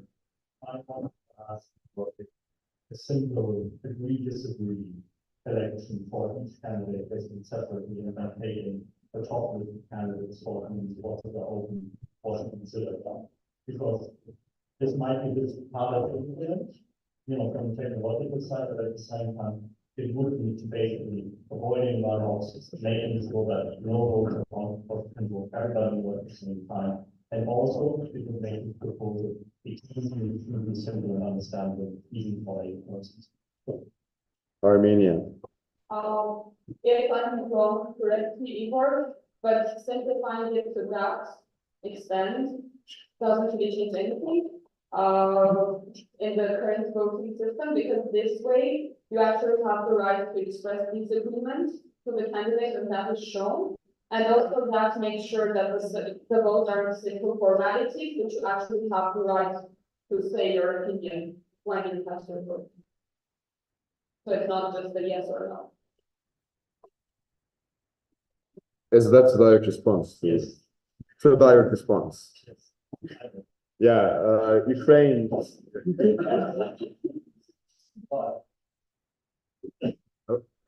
Even though we support the of the local staff, we see that there's no candidates, there is no number, of votes. That's not the thing. The paper was verified from you. Is we're looking at the picture, right? The option. What changed? We have the same winner, we have different percentages. How does it really reflect on the election results? Does this even change the election? Thank you. And now moving. Yes, yes. And we will choose Romania. Yeah, I mean, it's pretty foresee it does change as the rules that will be worked with these some candidates who want to measure minimum requirements, like they won't be ready. We can get NPC, but at least like if we don't feel we are confident in their powers and they won't get a problem with great big program, it's like us are Okay, thank you. And now moving back to the proposing entity. So, what does it mean? I purposely put in results there, which show that if you're referring to the graphs, I purposely put the variance as they look. It's not that they change it, it's just you have two different votes, MCs and members. They combine end up doing the result. It's not that they change it, that's the proposal detail. What's changed is that take example of the next, she would have 100% MDC vote instead of 49 point something, right? That's the big difference. Again, talking about democratic initiatives, talking about voter comprehension, and talking about democracy such, because there is more legitimacy not and listening to the women, on that basis, at least for me, that will change. Let's see, implementation considerations, template. What you mean by template is that we can have like an overview how elections work. I second that idea generally, even if it's nothing here. We can maybe have like a one pager from any Intel body, which says, okay, you can cast a vote like this. This is how the system works. Of course, we are not the implementing body, so we cannot speak to that end, but what we know is super friendly to that idea, and we can assist in such efforts, also for voter comprehension of those who are more junior. Although not getting delegated at every session as a ground group regime. Germany consideration, that would be variant E, kind of like variant A as well. Indeed, that could lead to being a resolution, but again, there are issues there as well. And ultimately, there were a lot of ideas and a lot of things I tried to sample on behalf of BNC, and ultimately we have to leave some stuff out, we have to put some stuff in. Sure, that can be a variant, but the problem with that, and that's not here, is because we would have to cap the number of approvals you can give to someone, that it's very easy that you can just vote, you can vote in favor or not in favor of someone, and then you can, I don't know, 79, 76, 75, and 74%. So three candidates can vote on how the electoral recruitment, and then there are just differences in how actually popular they are. We have to consider all those little practicalities there as well. We help that, it's going to be very big, we don't have to have that. Then there are these things that are a bit tricky to someone and say, okay, I'm just working and then voting for me, but I was in the time. Of course, that can happen still now, but it's kind of. And under there, I see it's not possible. Ukraine Democratic Assent POV, but you were afraid this affects candidates. I do not think so. The last BNC in the 11th, GP election, we have 3 candidates. And there were a lot of people did not go over. So it will always this, especially the register that more in terms of the other point what changes I like that and the periodic verification. Well, that would be from this. I'm also open to hearing any sort of greater network discussion conspiration of the product by something seems I'm only used for that. So. Thank you. Moving on to round number 2. Anything that pertains variance A. You have a point, yes? Round 3. Yeah. Here's a suggestion, if the proposal entity is fine, consider a friendly amendment that we make general rounds, to discuss every variance. I mean, it should go up all the variance all the time. If Ivor agrees. Yes. Okay, so general rounds, any points that you have?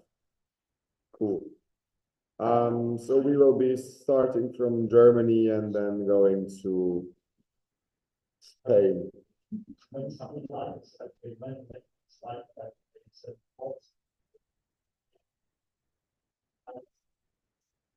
Seems kind of like a very simple solution to be honest. And I'll be honest, like I understand. Maybe louder. Louder. I understand the proposals that are proposed, but I don't really understand the details and the consequences of the choice we are making today. In, the full comprehension. And maybe that's just me, but like looking around, maybe I'm not the only one. And so maybe this should, be given too much time despite the fact that the elections are going to be approaching us. Thank you. Spain. I think a lot of the problems are also grasping the fact that although this like the abstention here is very much seen as a dissenting vote, I think from a lot of members that I've spoken with, it wasn't necessarily a vote of dissent for not voting for a candidate or a vote of either all the candidates are fine with me or I want to vote, but I don't really know a lot about the candidate. So I think putting those votes in a way of seeing it as, well, there might be more dissenting opinion because there is a lot of abstentions is not always true. And I think it's something we have to take into consideration when we're looking at this proposal as well. Bosnia and Herzegovina. Building upon that, something with option C, which was mentioned by Spain, is that this would indirectly also increase voter turnout, because sometimes people don't want to vote, they just don't vote because of, oh, but it doesn't matter to me, let's not. But if they want to emphasize their disagreement with the candidates or some specific candidates, they can do so with protest votes, and this would indirectly probably increase the turnout. You would have to try and see, but by logic, it would increase the turnout of the sure. Thank you. Cyprus. Despite us endorsing option C, this means that no runoff thing. So you were the proposal entity, how do you propose that we solve the issue of maybe paralyzing the GB at some point? If we go from election to election to election. And let's take an example of the first GB meeting of this year, which had the discussion of cancelling in some layers. So if the GB was not elected and the GB could not have its meeting, so how do you propose solving this? Okay, Bosnia, direct response. Just to quickly clarify this, it could spiral technically. The GB can have vacant spots and it does run out every 3 months after that, so that means the GB is not blocked. And we already have a policy of it's better to have vacant spots than common disagreement about the effort on certain candidates. So with this in mind, vacant spots do not mean that the GB is paralyzed, just that the people who are in the GB technically have more work because they're sharing a portfolio that should be on a different house. Austria. I think that you're very used to the fact that election only happen. Can you speak up, please? Yes. That elections happen only one possibility to vote. So I think we don't really have to mind. I think that adding this approval in addition to the one we do right now could give us some transparency on how it is different members. So I don't think that we should change it altogether because I think there's still very much under the information and on how to potentially work it. So I think that we should do something ask and we do not need to change. Thank you. And now moving back to the proposing entity.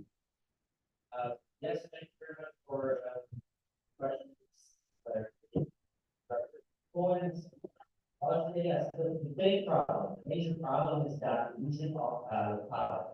Even if you have two candidates for three spots, candidate you pass kind of vote for candidate one, candidate who can still benefit from the fact who didn't pass. Obviously, there's a cap on that and how many votes you get. So we wanted to propose a two, three seats. So that's the goal, but in terms of transparency, yes, and could be chicken and soup in the sense, because that's essentially how I understand the argument. Yes, we can do that as well, and there's a lot of the point, if you're strong advocate of one side first, you can say, no, we don't do that part, we actually want to run it, the wording is just there in the variance. You can pick and choose the run point of view. It's just that the rationale behind variance C was what Bosnia Herzegovina said in terms of, well, let's not have someone who's so profoundly distrusted, unpopular. That's more like a strong democratic argument to have. Of course, the paradigm, whether the paradigm is adopted because we have procedures in place. And if you apply this to the last elections, all candidates would still get some more so, some less so. But if there are three candidates that like to the vote and getting in, it's quite high with the system, unless we have a lot of this. Same abstentions, the set for people, in terms of, I like both candidates, so I will not vote.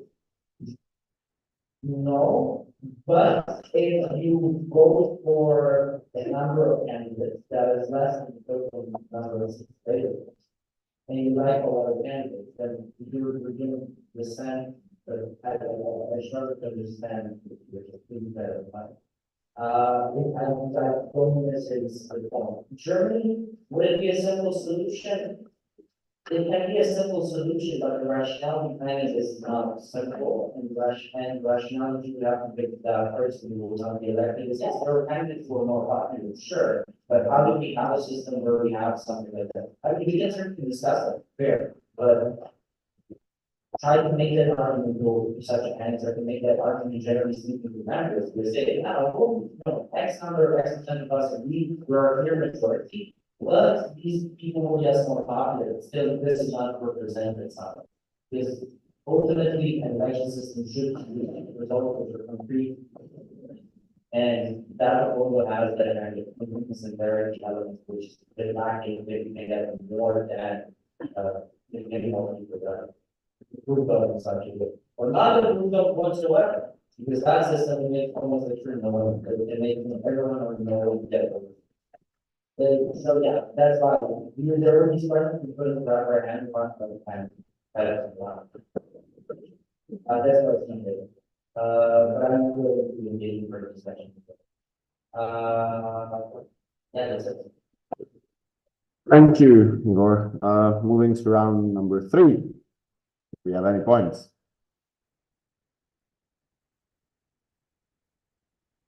Yes, that no, Norway, right? Norway. Oh, no, yes, Norway.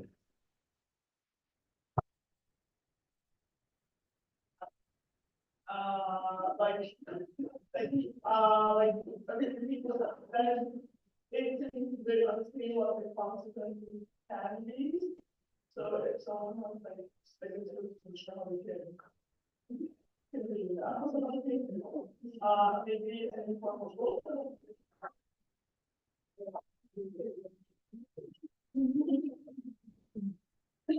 Okay. Direct response from Croatia.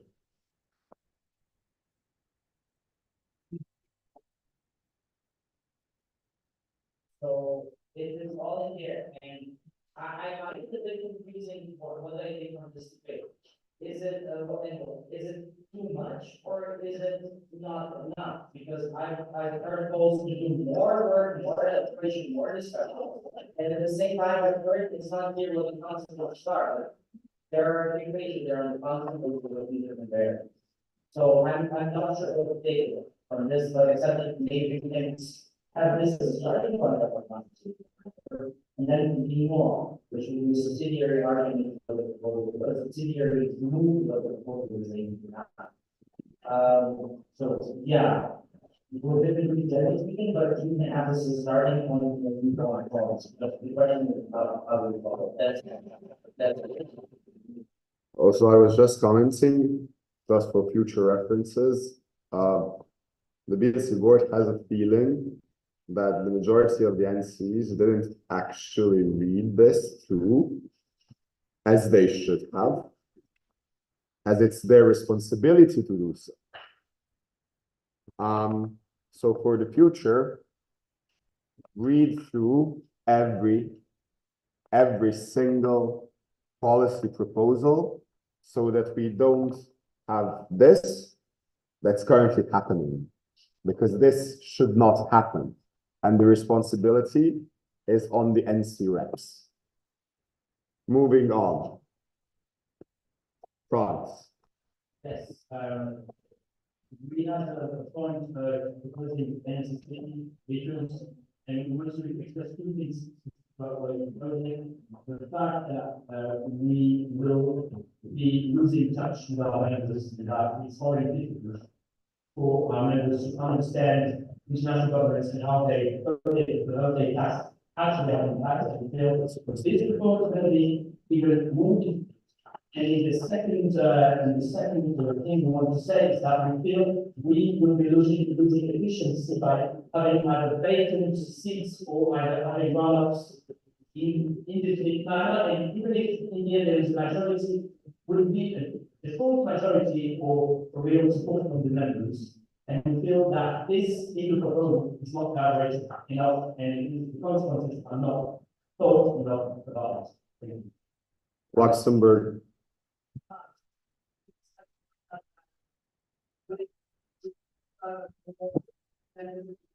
For less trusted, for the sake of efficiency, or to refer to our democracy, which is fundamentally the whole thing of the IP. So put down the direct response placard. Luxembourg, can you please repeat? Essentially, one of the points is that efficiency would not be upheld when choosing a more complicated version concept. But our point is that would you rather sacrifice democracy for the sake of efficiency? Because in this case, when you vote, it's very large to be a way of being quote unquote efficient, but at the end of the day, when it's trust, the GP, what is on at stake? Thank you. Direct response to direct response. So points, please, people. Sweden. I want to make sure, like, I don't know, I already got along with it, express and everything is good, but hear everyone else, but be respectful to everyone else.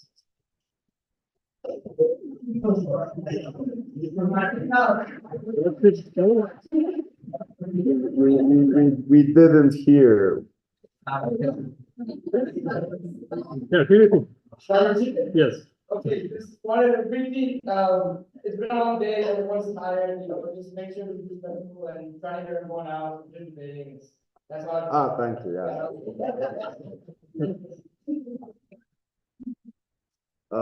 okay, so, maybe it's time to hear something from the GB side as well.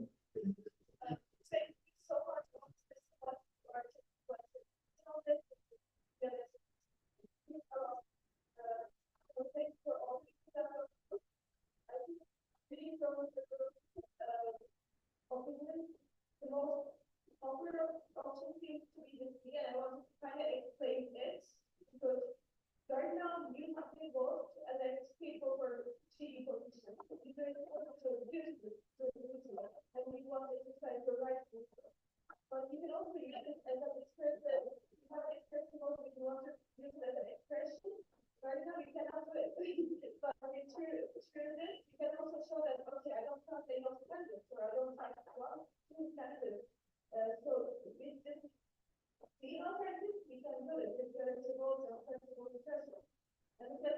threshold of ensure, when there are non-competitive elections, the threshold should change. You can also understand it, so that's also identify that. But I also understand that there's a total long day and for issuing what the so it's not understandable if you want more time to think about it, but at the same time, I want to highlight that if there are vacancies, only to be enough energy after 3 months, there will be a nomination period reopened. So it's just, I don't stand for us to have to do more work for the 3 months, but we will have another nomination period until the vacancies are filled. So that is something that we can do. We can also opt for the working groups or associates until the seats are filled. So don't worry about us in that case. I also want to say that, like, this service that take of the election, if there is no trust with any of the members that are elected, or if there is no confidence, you can also call for a vote on that. So what I'm saying is, we have lots of options. It's up to you what you want to choose from it. It's not any expert. There is also cover of my votes if you want to use it. So many options available. Thank you. And Armenia, and then we are moving back to the proposing entity. Thank you very much. So I went to the state where we create for the option. So that's what I'm going to talk about. There were many opinions that there is a lot of effort that we have to put in order to make it happen, etc. I do understand that, but if we're making the choice, one of the most important choices in this network, I don't see a problem in putting a bit more effort into making sure that our members vote. There are many ways we can exercise that, and if it requires just a bit more effort from our side in making one of the most important decisions that we have to, it's just our responsibility to do that. And secondly, this gives us the option to not make the vote a single formality, rather actually express our opinion about certain things. Thank you.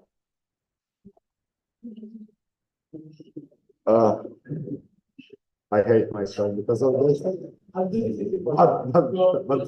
Você, that's Lupina. But with that, we're finished. We're moving back. Saying we're scared, we don't understand. Okay, it is a very complicated proposal, but proposals can be changed. Meaning, we try it for one election, it works, amazing. Doesn't work, we change it again. Laws and countries are there to be changed, policies like we are also there to be changed. This is not something that's gonna stay for the next 30 years. It can, maybe it will. That's gonna show that it was a good choice. Maybe we change it at the next BNC or after the next election. If it doesn't work, that's also completely fine. So I would urge everyone to actually vote for this, rather with affirmation or declination, but not abstain, because this is something that again can be changed. But we cannot seem to don't try. Yeah, thank you, sorry.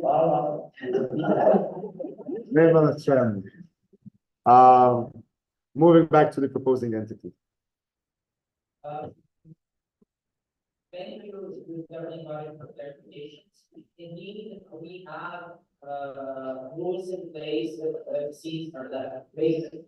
That can happen under almost any system, but a system which we have no pressure, which would completely prioritize civil divisions to the governing body, and then go back to the government. Always having. Not necessarily. Yes, it is more difficult, but it's also an expression of democratic will. And the whole point, going back to the three things I clarified there, yes, it's about balancing laws. An election system cannot be absolutely perfect for everything. It's balancing when we have. That's why we want to have a discussion. That's why you're the players not saying, let's try just varying the fees. Let's try just varying the fee that all of us talking about. Like, no, you want the discussion. So indeed, I believe that our approach here is the most responsible to do not taken in terms of trying to facilitate the discussion. And as far as complexity is concerned, yes, I agree, a very valid concern. As I said, democratic legitimacy can be preferred, but the word of contention in its own right is something so important. But also to ask yourself, how many of us here, and let alone RNC members, even though actually how our GP voters is voting the election system works. Not a lot. So that's why we need more awareness across the board, And that includes the proposal. If you remember that we made new awareness as well, I'm all for that as well. More conversation, more discussion, I'm for that as well. It's about us changing what is problematic. And I find it a bit problematic and another thing that I mentioned. I think the fact you have another elections where you don't want to vote for all three candidates, you vote for all the other candidates and then vote for mathematically speaking. And that's why we want to have it for the next election, but again, if BNC want something different, if we want working with this or that, we can talk about it, how to develop it, and like that, so the structure on discussion, not us pushing a specific thing, because these are important decisions. But yes, that is something said, we have to use the word. I have to use the word as well, RNC, the word in terms of a lot of points that are given. And this is not a person satisfaction, this is not, we see a basis and we find and adjust to this issue that continues to exist. That's why I would mark this element of having a discussion. That's it. Okay, so we received a formal request from EYP Turkey to end the debate early. It is in the BNC board's discretionary rights to decide whether it will be put up to a vote or not. We will be declining this formal request, so we will be continuing the debate. Because it have to have unanimous approval and there's still a lot of points in the air, so it wouldn't pass. No point. So yeah, round number 4. The floor is open. We will start with EYP2. Yeah. Okay, we will be starting with EYP Turkey and then move on to EYP Deutschland. Thank you for the recognition. I think we all agree on the comprehensive understanding of the policy that they already have in the structure. And few here want to change the structure, which is like all the understandable considering the capital mission. But we have members who age vary from 15 to 25. So considering the varying levels of knowledge about it and the level of understanding we have to provide each and every member, how do you think each and every member will understand when they read the charter or the policy on the government body? Thank you.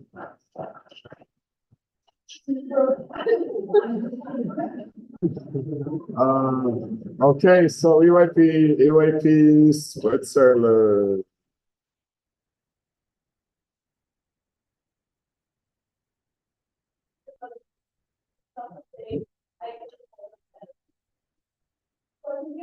Organization that prioritizes democratic participation of young people. Are you planning to obstruct young people to join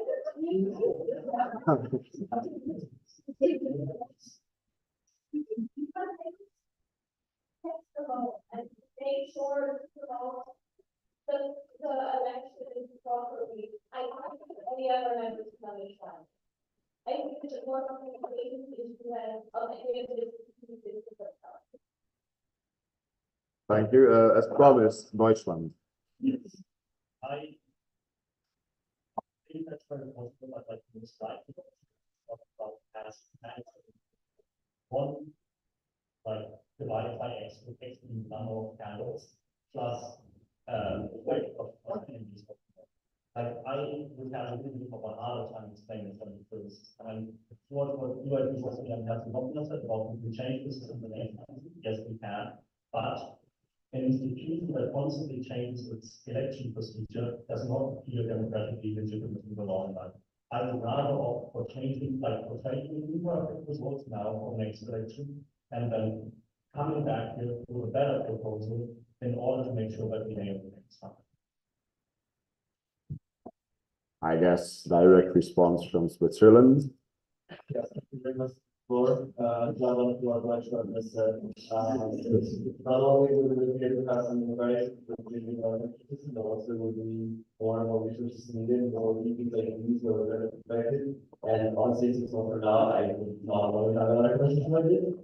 And it will also be explaining the whole school system to our members once again. So, you know, just see something more. Rather than a system that is not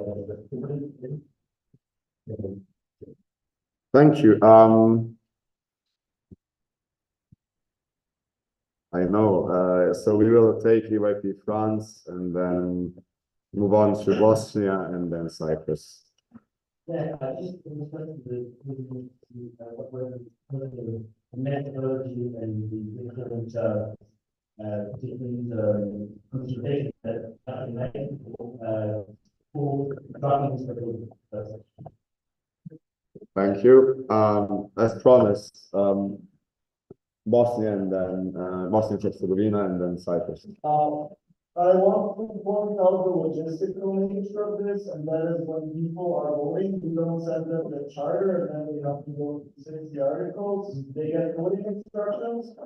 So whatever we decide here, it gets simplified for voters, they don't get 60 articles of understanding do this, they get voting instructions, and based on the voting instruction, whatever is decided here is voted upon in that procedure by the members. So I would not, like, I don't think it's trying to go on explaining how this would be explained to members, if there are measures and procedures to simplify this to members through voting instructions.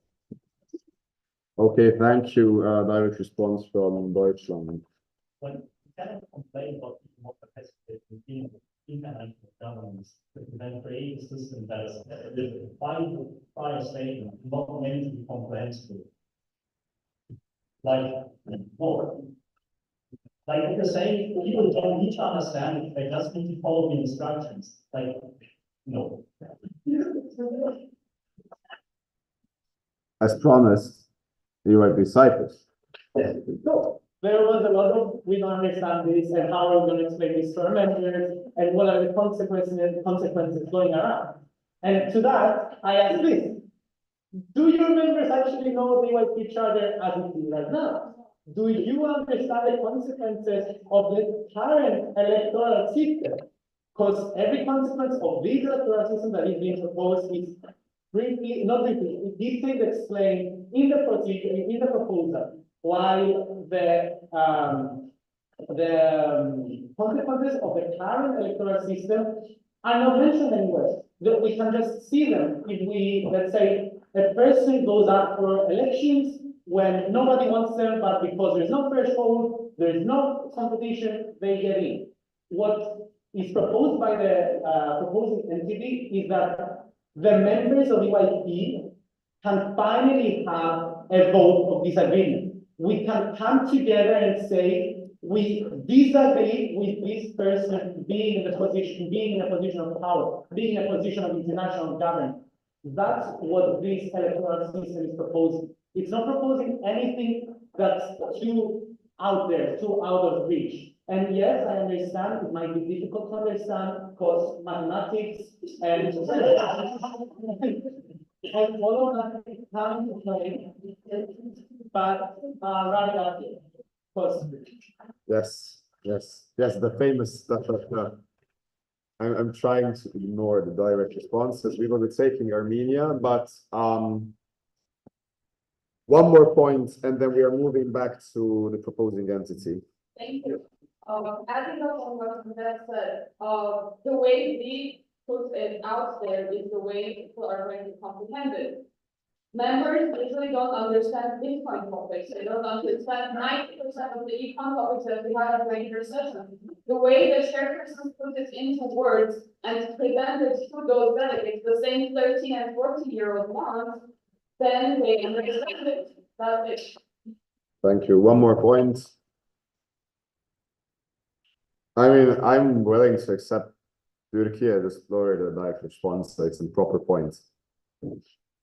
Okay, thanks. So yeah, proper point, not a direct response. Then the government body and the international law should have been consulted with the proposal to ensure the applicability and implementation of this policy change, not right after. So it doesn't be responding to decide, and this should have been done previously to ensure clarity and applicability. Thank you.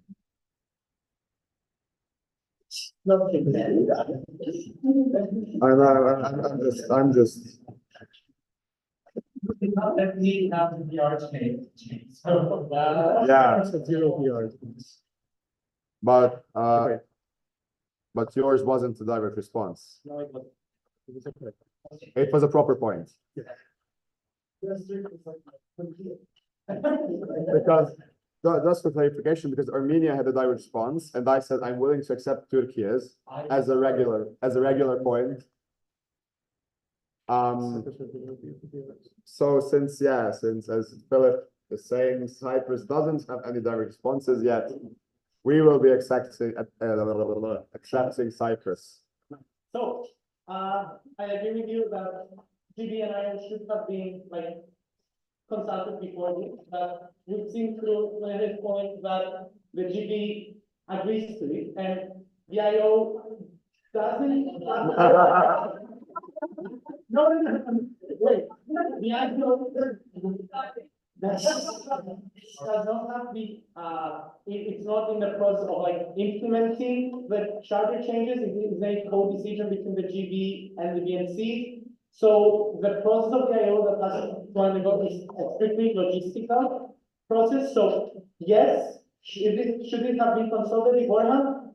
Maybe, but we still have to agree if we want this to be the case. So we vote today, we agree on this, and then if it's unattainable by the IO, then they will come back to us at the next BNC when they will vote test and they will run procedures, and they will tell us, you know what, you voted for this, but we as the IO, we are telling you that it's unattainable. So we propose that you change it. So yes, they should have been consulted, but that doesn't that much. Okay, so the GB cannot agree. Like they showed a positive attitude towards the changes. You're the sub, the IO said 20 minutes ago that it's technologically possible, so. Yes. We don't need to talk about that. We weren't talking specifically about it, but kind of about Paris. Okay, I said Switzerland, the last one, and then moving back to fifth, you will have a fifth round as well. I mean, if you want to do a points of order as you've been mentioned, then I mean, Yeah. but Switzerland.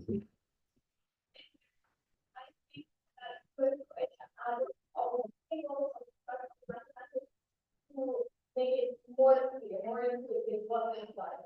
For me, it's supposed to pay, but I understand that not everyone is trying to find advantage. So that's good. Which is that, everyone wants to be, that's the one who has an advantage. All of these three proposals mean that more than below things. So more people trust in candidates than don't trust in candidates. With our current system, which is only two things, don't see anything. If you want to have a vote of consent against candidates, perhaps if it's not counted, I think you haven't voted at all. So essentially, if you don't trust someone, the current system does not care. That's the major difference. Okay, so as promised, we won't be accepting any more direct responses. We will be moving back to the BNC board isn't fine with them. So we are moving back to the proposing entity. So first things first, to go back to the debate time slot, case in point, English Croatia actually was over 60 minutes. I'm not sure whether it was 75 to 60 minutes, something like that. Because we want to have a more proper. We can please answer this round of debate, so. I am expressing mine. And, sorry, when I mean Robert, I'm thinking of now. And I'm saying, so that's what we are, understand. So the proposing is that we come to the BNC and we can discuss it. Three BNC consultations are not voted by the user. And considering the fact that we have to consider a lot of different outputs, a lot of different calculations, a lot of very different events of comparison, we said we did not have the time to commission that to hammer down consulting, the governing body, the international office, and every single other entity. I have personally done that a few months, as long as I've been here, that has been done with the public bias. That's BNCM, which resulted in each further consultations. So if what I get from you is one further consultations, I'm open to have, but do mind the meeting and having a working group and members thereon. No, it's a bit different. Because it takes even more work, but also do not think that the outlook of that working group is going to be fundamentally different from the proposal as it is in terms of rationale. And that goes to those people who say, oh, it's complicated, it's not complicated, it's this, it's that. We have to consider all aspects. That's why there's a collaboration, that's why there's math, that's why there's forms, and it's the math point. Make sure we get what's the comprehension point, and so, yeah, yes, I do think ideally we can consult with them. But we have as far as, and I know, you've done that once, I've done that with the VIA last time. So maybe we want to have more discussions about that, and you can post by the actually one consultant or propose something, but we can see access to that in general, and of course, that doesn't have to be for the GP. If there's an apparent issue of compliance, they can say, okay, well, this is because there's a problem. Okay, well, it's not a 70 was one. Yeah, I said, seems to be no technical issue, no red flag regarding various sequels, as there is most popular. Has been paid, but the fact how do we explain it to our members? And with that, I agree with the cause of Germany, probably X number of candidates is easy to explain, but at the same time, our attention that we have right now is ambivalent. Also, very important clarification. Not every person goes far and an EYP activity is achieved election for. You have to be a delegate at an international session, a trainee, an official, or an international governance member, or national governance member for the past 4 years. That's how it is in the chart. So if you're expensive as a delegate will not vote. Why do we have that? Because we know people not understand they do not know enough. In fact, that has been ascertained time and time again in BNC from the kind of discussion. So we have to also make a conclusion because they're not. And we did a lot of comprehension points come from the volume of what is here. Fair point, yes, but considering all aspects is important. And if we were to move, let's say, having the working group of this, so we don't have to, then again, the working group will not have the increase. It will have more pages considering all of that. So again, based on just more consultation. So we cannot avoid changing our control system, we cannot avoid considering all these aspects. So just to clarify that, we never need to stop. More than just the point of I love that, sorry. Okay, round number 5. Something you having there? I don't really know. We're having round of number 5, but we're taking maximum 4 points and maximum 2 direct responses. I'm being very transparent about this. So 4 points, maximum 2 direct responses. Let's start. Spain. There's one last thing I want to say about the fact that these give GD members more support in the end. Like you were the one talking about absolute numbers at the start as well. And if like subsequent run elections or new elections, after 3 months or in the next period, lead to a lower turnout. It can actually be that the members that enter the GB do get elected with a high percentage, but with actually less absolute votes than they would have in the first place by not reaching the threshold. So there is no real assurance that actually more members will support the GB members in next elections. And I think that's also something to take into consideration. Okay, direct response, Switzerland.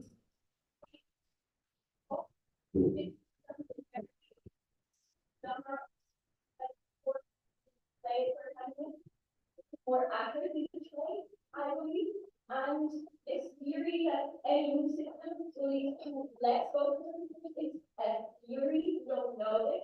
I personally think the option to show dissent will be a good incentive to let go vote, because I need more heard, to be honest. So we should separate what we know from the ideas or fears that. Okay, yes. Okay, IO, actually. Clarify what in terms of what has been said, what we have said, just to be clear, the IO can guarantee that the vote counting part of the proposal is 100% enforceable from our side, but we have not been able to go through how enforceable different thresholds, for example, that we're discussing right now is, just to have that clear. So technologically, it's possible. Technologically, yes. Okay, okay. So two more points can be made. But we will be moving back to you in like. I mean, sure, yeah. Yeah, so there is still two more points to be made. The GB will be the last one. Is anyone willing to have another point?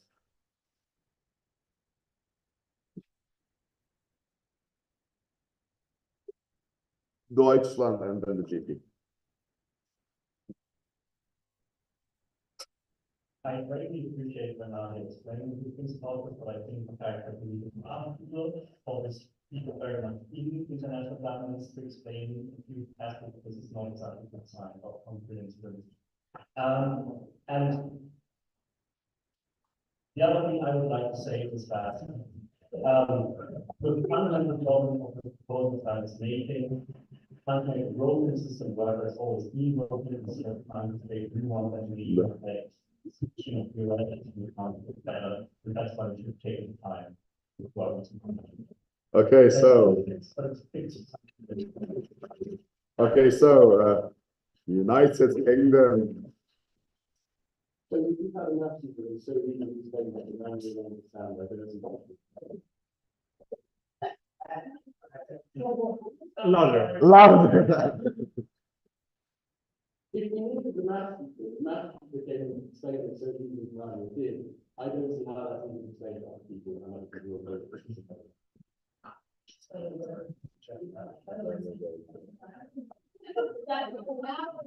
Okay. Okay, so guys, nothing. I would hope that I have the most understanding of this problem.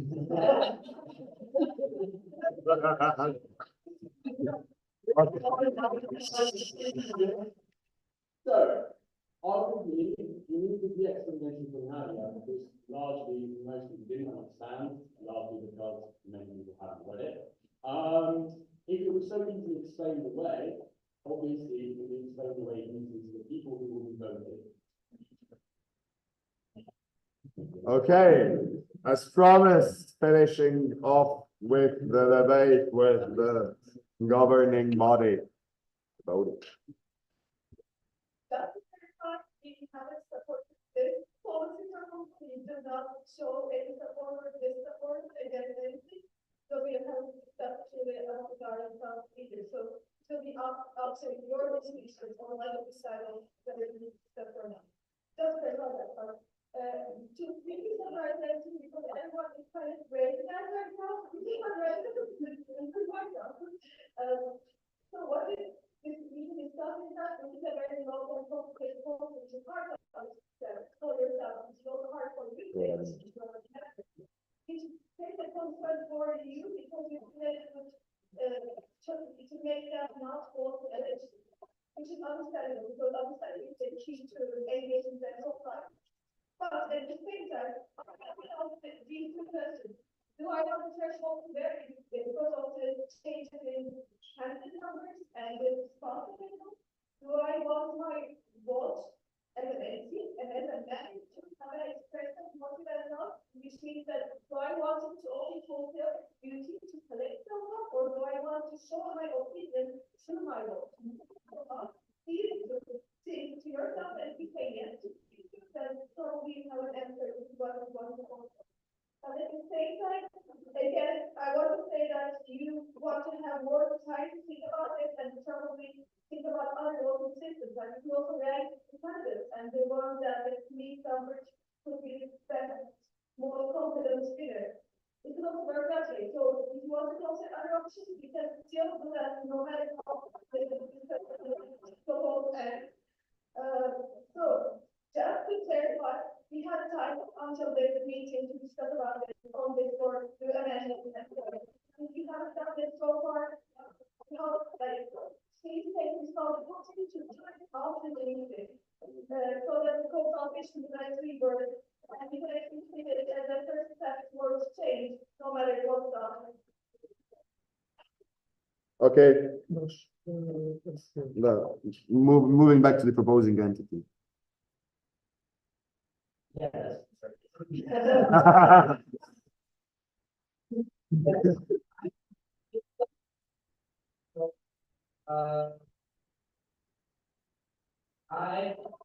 I'll begin with this. I feel a strong moral duty not to receive the vote on policy, except the formalistic part first. Because it seems to me apparently there's a combination of the following factors. Not everyone read, not everyone understood, not everyone agrees. I think the first one will come, especially when it comes to variance. What that leads me is to the conclusion that you either want to have certain consultations on, or you want to have certain consultations by delegating the initial work to working. And then afterwards, that working group facilitating certain discussions within that. That's what I think from this. Thank you for the clarifications as well. I feel like the points may have largely been clarified in this very last round of debate. I will also point out one very important thing, and that is the fact that we are simply discussing this is precisely why we went for a policy proposal and not a TOD. We had a few TODs regarding some other issues we identified, and we saw a lack of engagement. And discussions, even today, we had a quite important time, say, given and didn't really get as much input. And even when she's going to say, please tell us what we can do better in our eyes, so that we don't have that after 2 weeks all the way on back to each other. Right, so the whole point is that we have questions or basic check the numbers we can have for sure. And as far as the state was saying, absolute numbers as a clarification, those are absolute numbers, our tools to turn out, not our whole numbers. And of course, now we have to do a more elaborate mathematical calculation, you know, these numbers. So that's why this part is so important. And all these considerations are both, as you said, the consistency between what these alternatives of variance bring. But if we say that the consequences of these variances are not clear, would mean that there's something wrong in the text written, or the text was not understanding, or the actually, but or simply because I really missed an aspect of it when I was trying to write the part of the question. Now, I would think that will not change in terms of volume we want to have for discussion. So we have to solve that it won't have our discussion. Unless we don't have a discussion, everything else we're fine with one system. But we're not fine. That's it. Thank you. Even the question, can I just clarify the thing that you were saying at the beginning of your summation? Do I take this correctly as that you want to have this? So the formalistic part is the standard, which would be the common thing, that what I call the common. So what? Expose all votes. Yeah, it is the things on presentation of votes and fixing how many votes you can cast, like codification of existing stuff. Okay, is that what you want to have? Right? Is that what you want to have? We voted on this, Okay, and then maybe tomorrow, if I have enough mental faculties tonight to think about it, we can talk about or something. so you wouldn't vote on any of the variants? Well, I know, my opinion is that there have, and I have a moral conviction here, if there is a large fraction of people who seem not to represent something, either because of our own mistake or their own mistake, regardless, we should not proceed, because as long as there is not enough clarity, in my opinion, we're not getting where we should be getting. And I've seen that a lot of frankly, clarificatory engagement in the like very last rounds. So I think that's largely a realistic assessment and a moral one from our side. Sure. We are going to do the formal request to split the votes as said by Ivor. So all, and yeah, take out the factors, please. So the first part, if you vote for this, the first part will be just the procedural stuff in terms of presentation of votes, the things that is common to all the proposals, and clarifying how many votes you have. Currently, you have three. If you have three candidates, the TOP Croatia proposes is that we fix it as if there's two candidates or two seats, you have two, because currently in the policy it says like you have three, regardless. Makes no sense. So this is what they suggest is proposed, and then second part vote is everything else. A, B, C variants, which are substantive changes to the voting. Yes. So we're yes. Your vote, like always, when you have a formal request that you want to change how we vote, yes, we are voting if you want to change separately on one part of the proposal versus everything else. Meaning this doesn't mean you're completely in agreement with the proposal or completely in disagreement, just if we split or not. So is it clear? Okay, let's vote on this. All in favor? To split the vote. Okay, lower the placards. All against splitting the vote. So Cyprus, United Kingdom, Armenia, Ireland, and Czech Republic. So 5 against. Abstentions. Wait, I haven't typed all. Okay. Armenia, Czech Republic. So Ireland, Cyprus, Ireland, UK, Czech Republic. I have 5. There should, yes, 5 Okay, should be good. fine. Abstentions. Yeah. BA, SI, GE, abstain. Okay. So it's approved. Yes. So we will be voting on the formalistic one. But before that, yeah.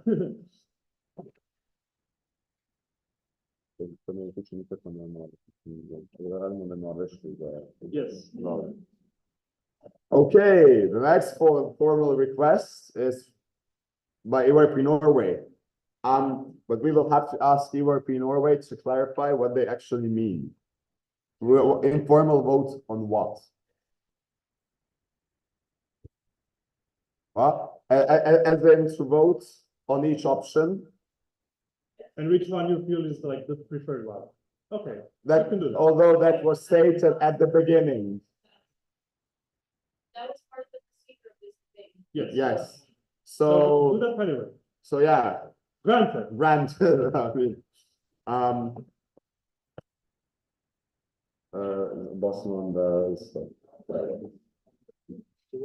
yeah, this is another formal request. Yeah, so to clarify, currently we've agreed to have a split vote. We will be voting on the common part. Now, this formal request pertains to the formal request made by Norway and what we've stated to nemine contradicente vote on proposal number C, meaning we still have the split votes, but we don't do the informal votes. We just go with number C. Just one sentence explanation behind the reasoning. I think 90% of the discussion was on option C, and I think the majority here, not everyone agrees that if he was to pick one, if he would be forced to pick one, it would be C. So I'm not saying vote for C, I'm saying that if something will be voted on C. Okay, so I'm going to do the following. Can we nomine contradicente this formal request? If no, someone just raise the placard and we will do the standard voting procedure. Anyone who wants to have a vote on this? Okay, we will have a proper vote. Yes. So everyone in favor of EYP Bosnia Herzegovina's formal request, please raise your green placard. So in favor of this. Wait. Leave the placard. 1, 2, 3, 4, 5, 6. I mean, it's enough. I think it's not. Everyone against. Everyone against. What, as point of order, as. It's still unclear what it's meant, like I hear different communication. Okay, so Yes. we had a split vote, right? The common one, clause 3, if I'm correct, will be put up to a regular vote as a charter change. We are voting, so that's the first part of the split. This is the second part of the split vote with the various options. Clause 5, clause 6, and in some place clause 7. That's what we're voting now. So we are voting, as the formal request puts it, to not have an informal vote about the options, but to proceed automatically with the C option. Yes. We still have to vote. Yes. Every decision here is made by a vote, even how we vote.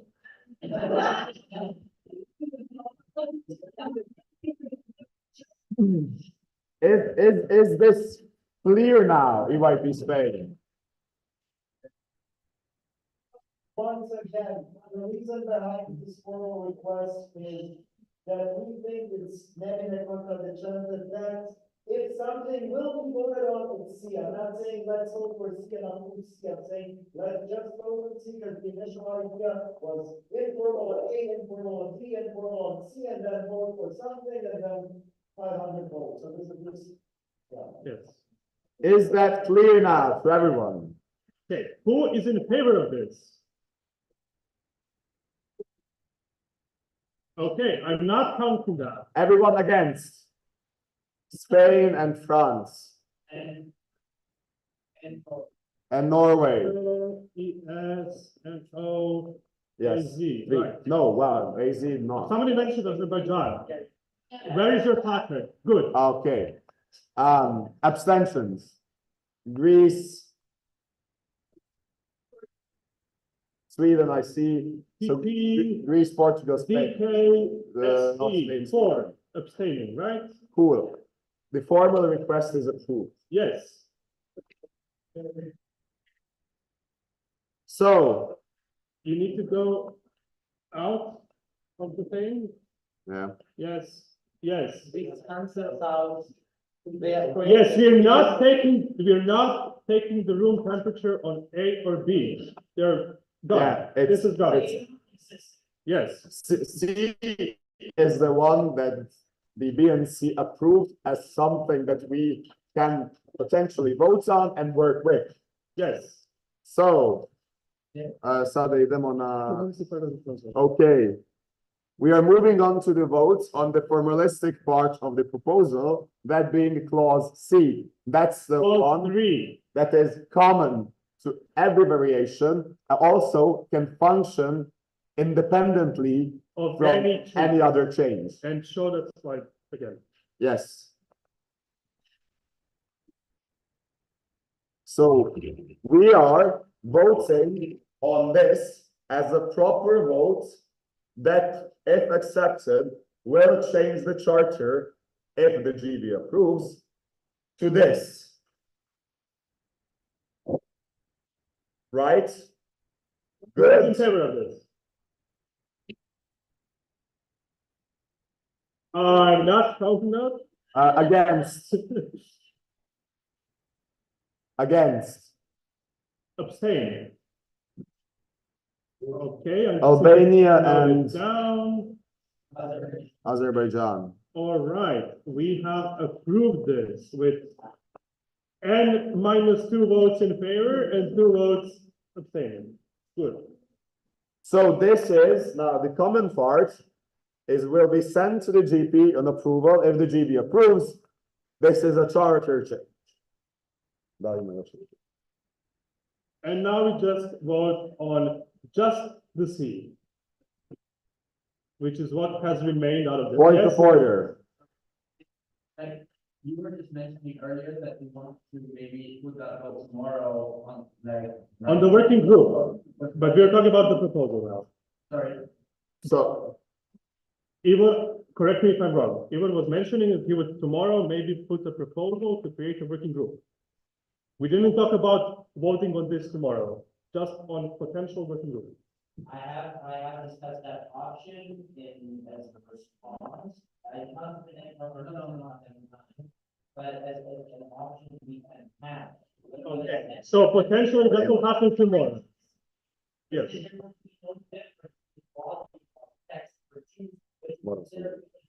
Yes. I know. So if you want more discussions, you'll have more of them. The way.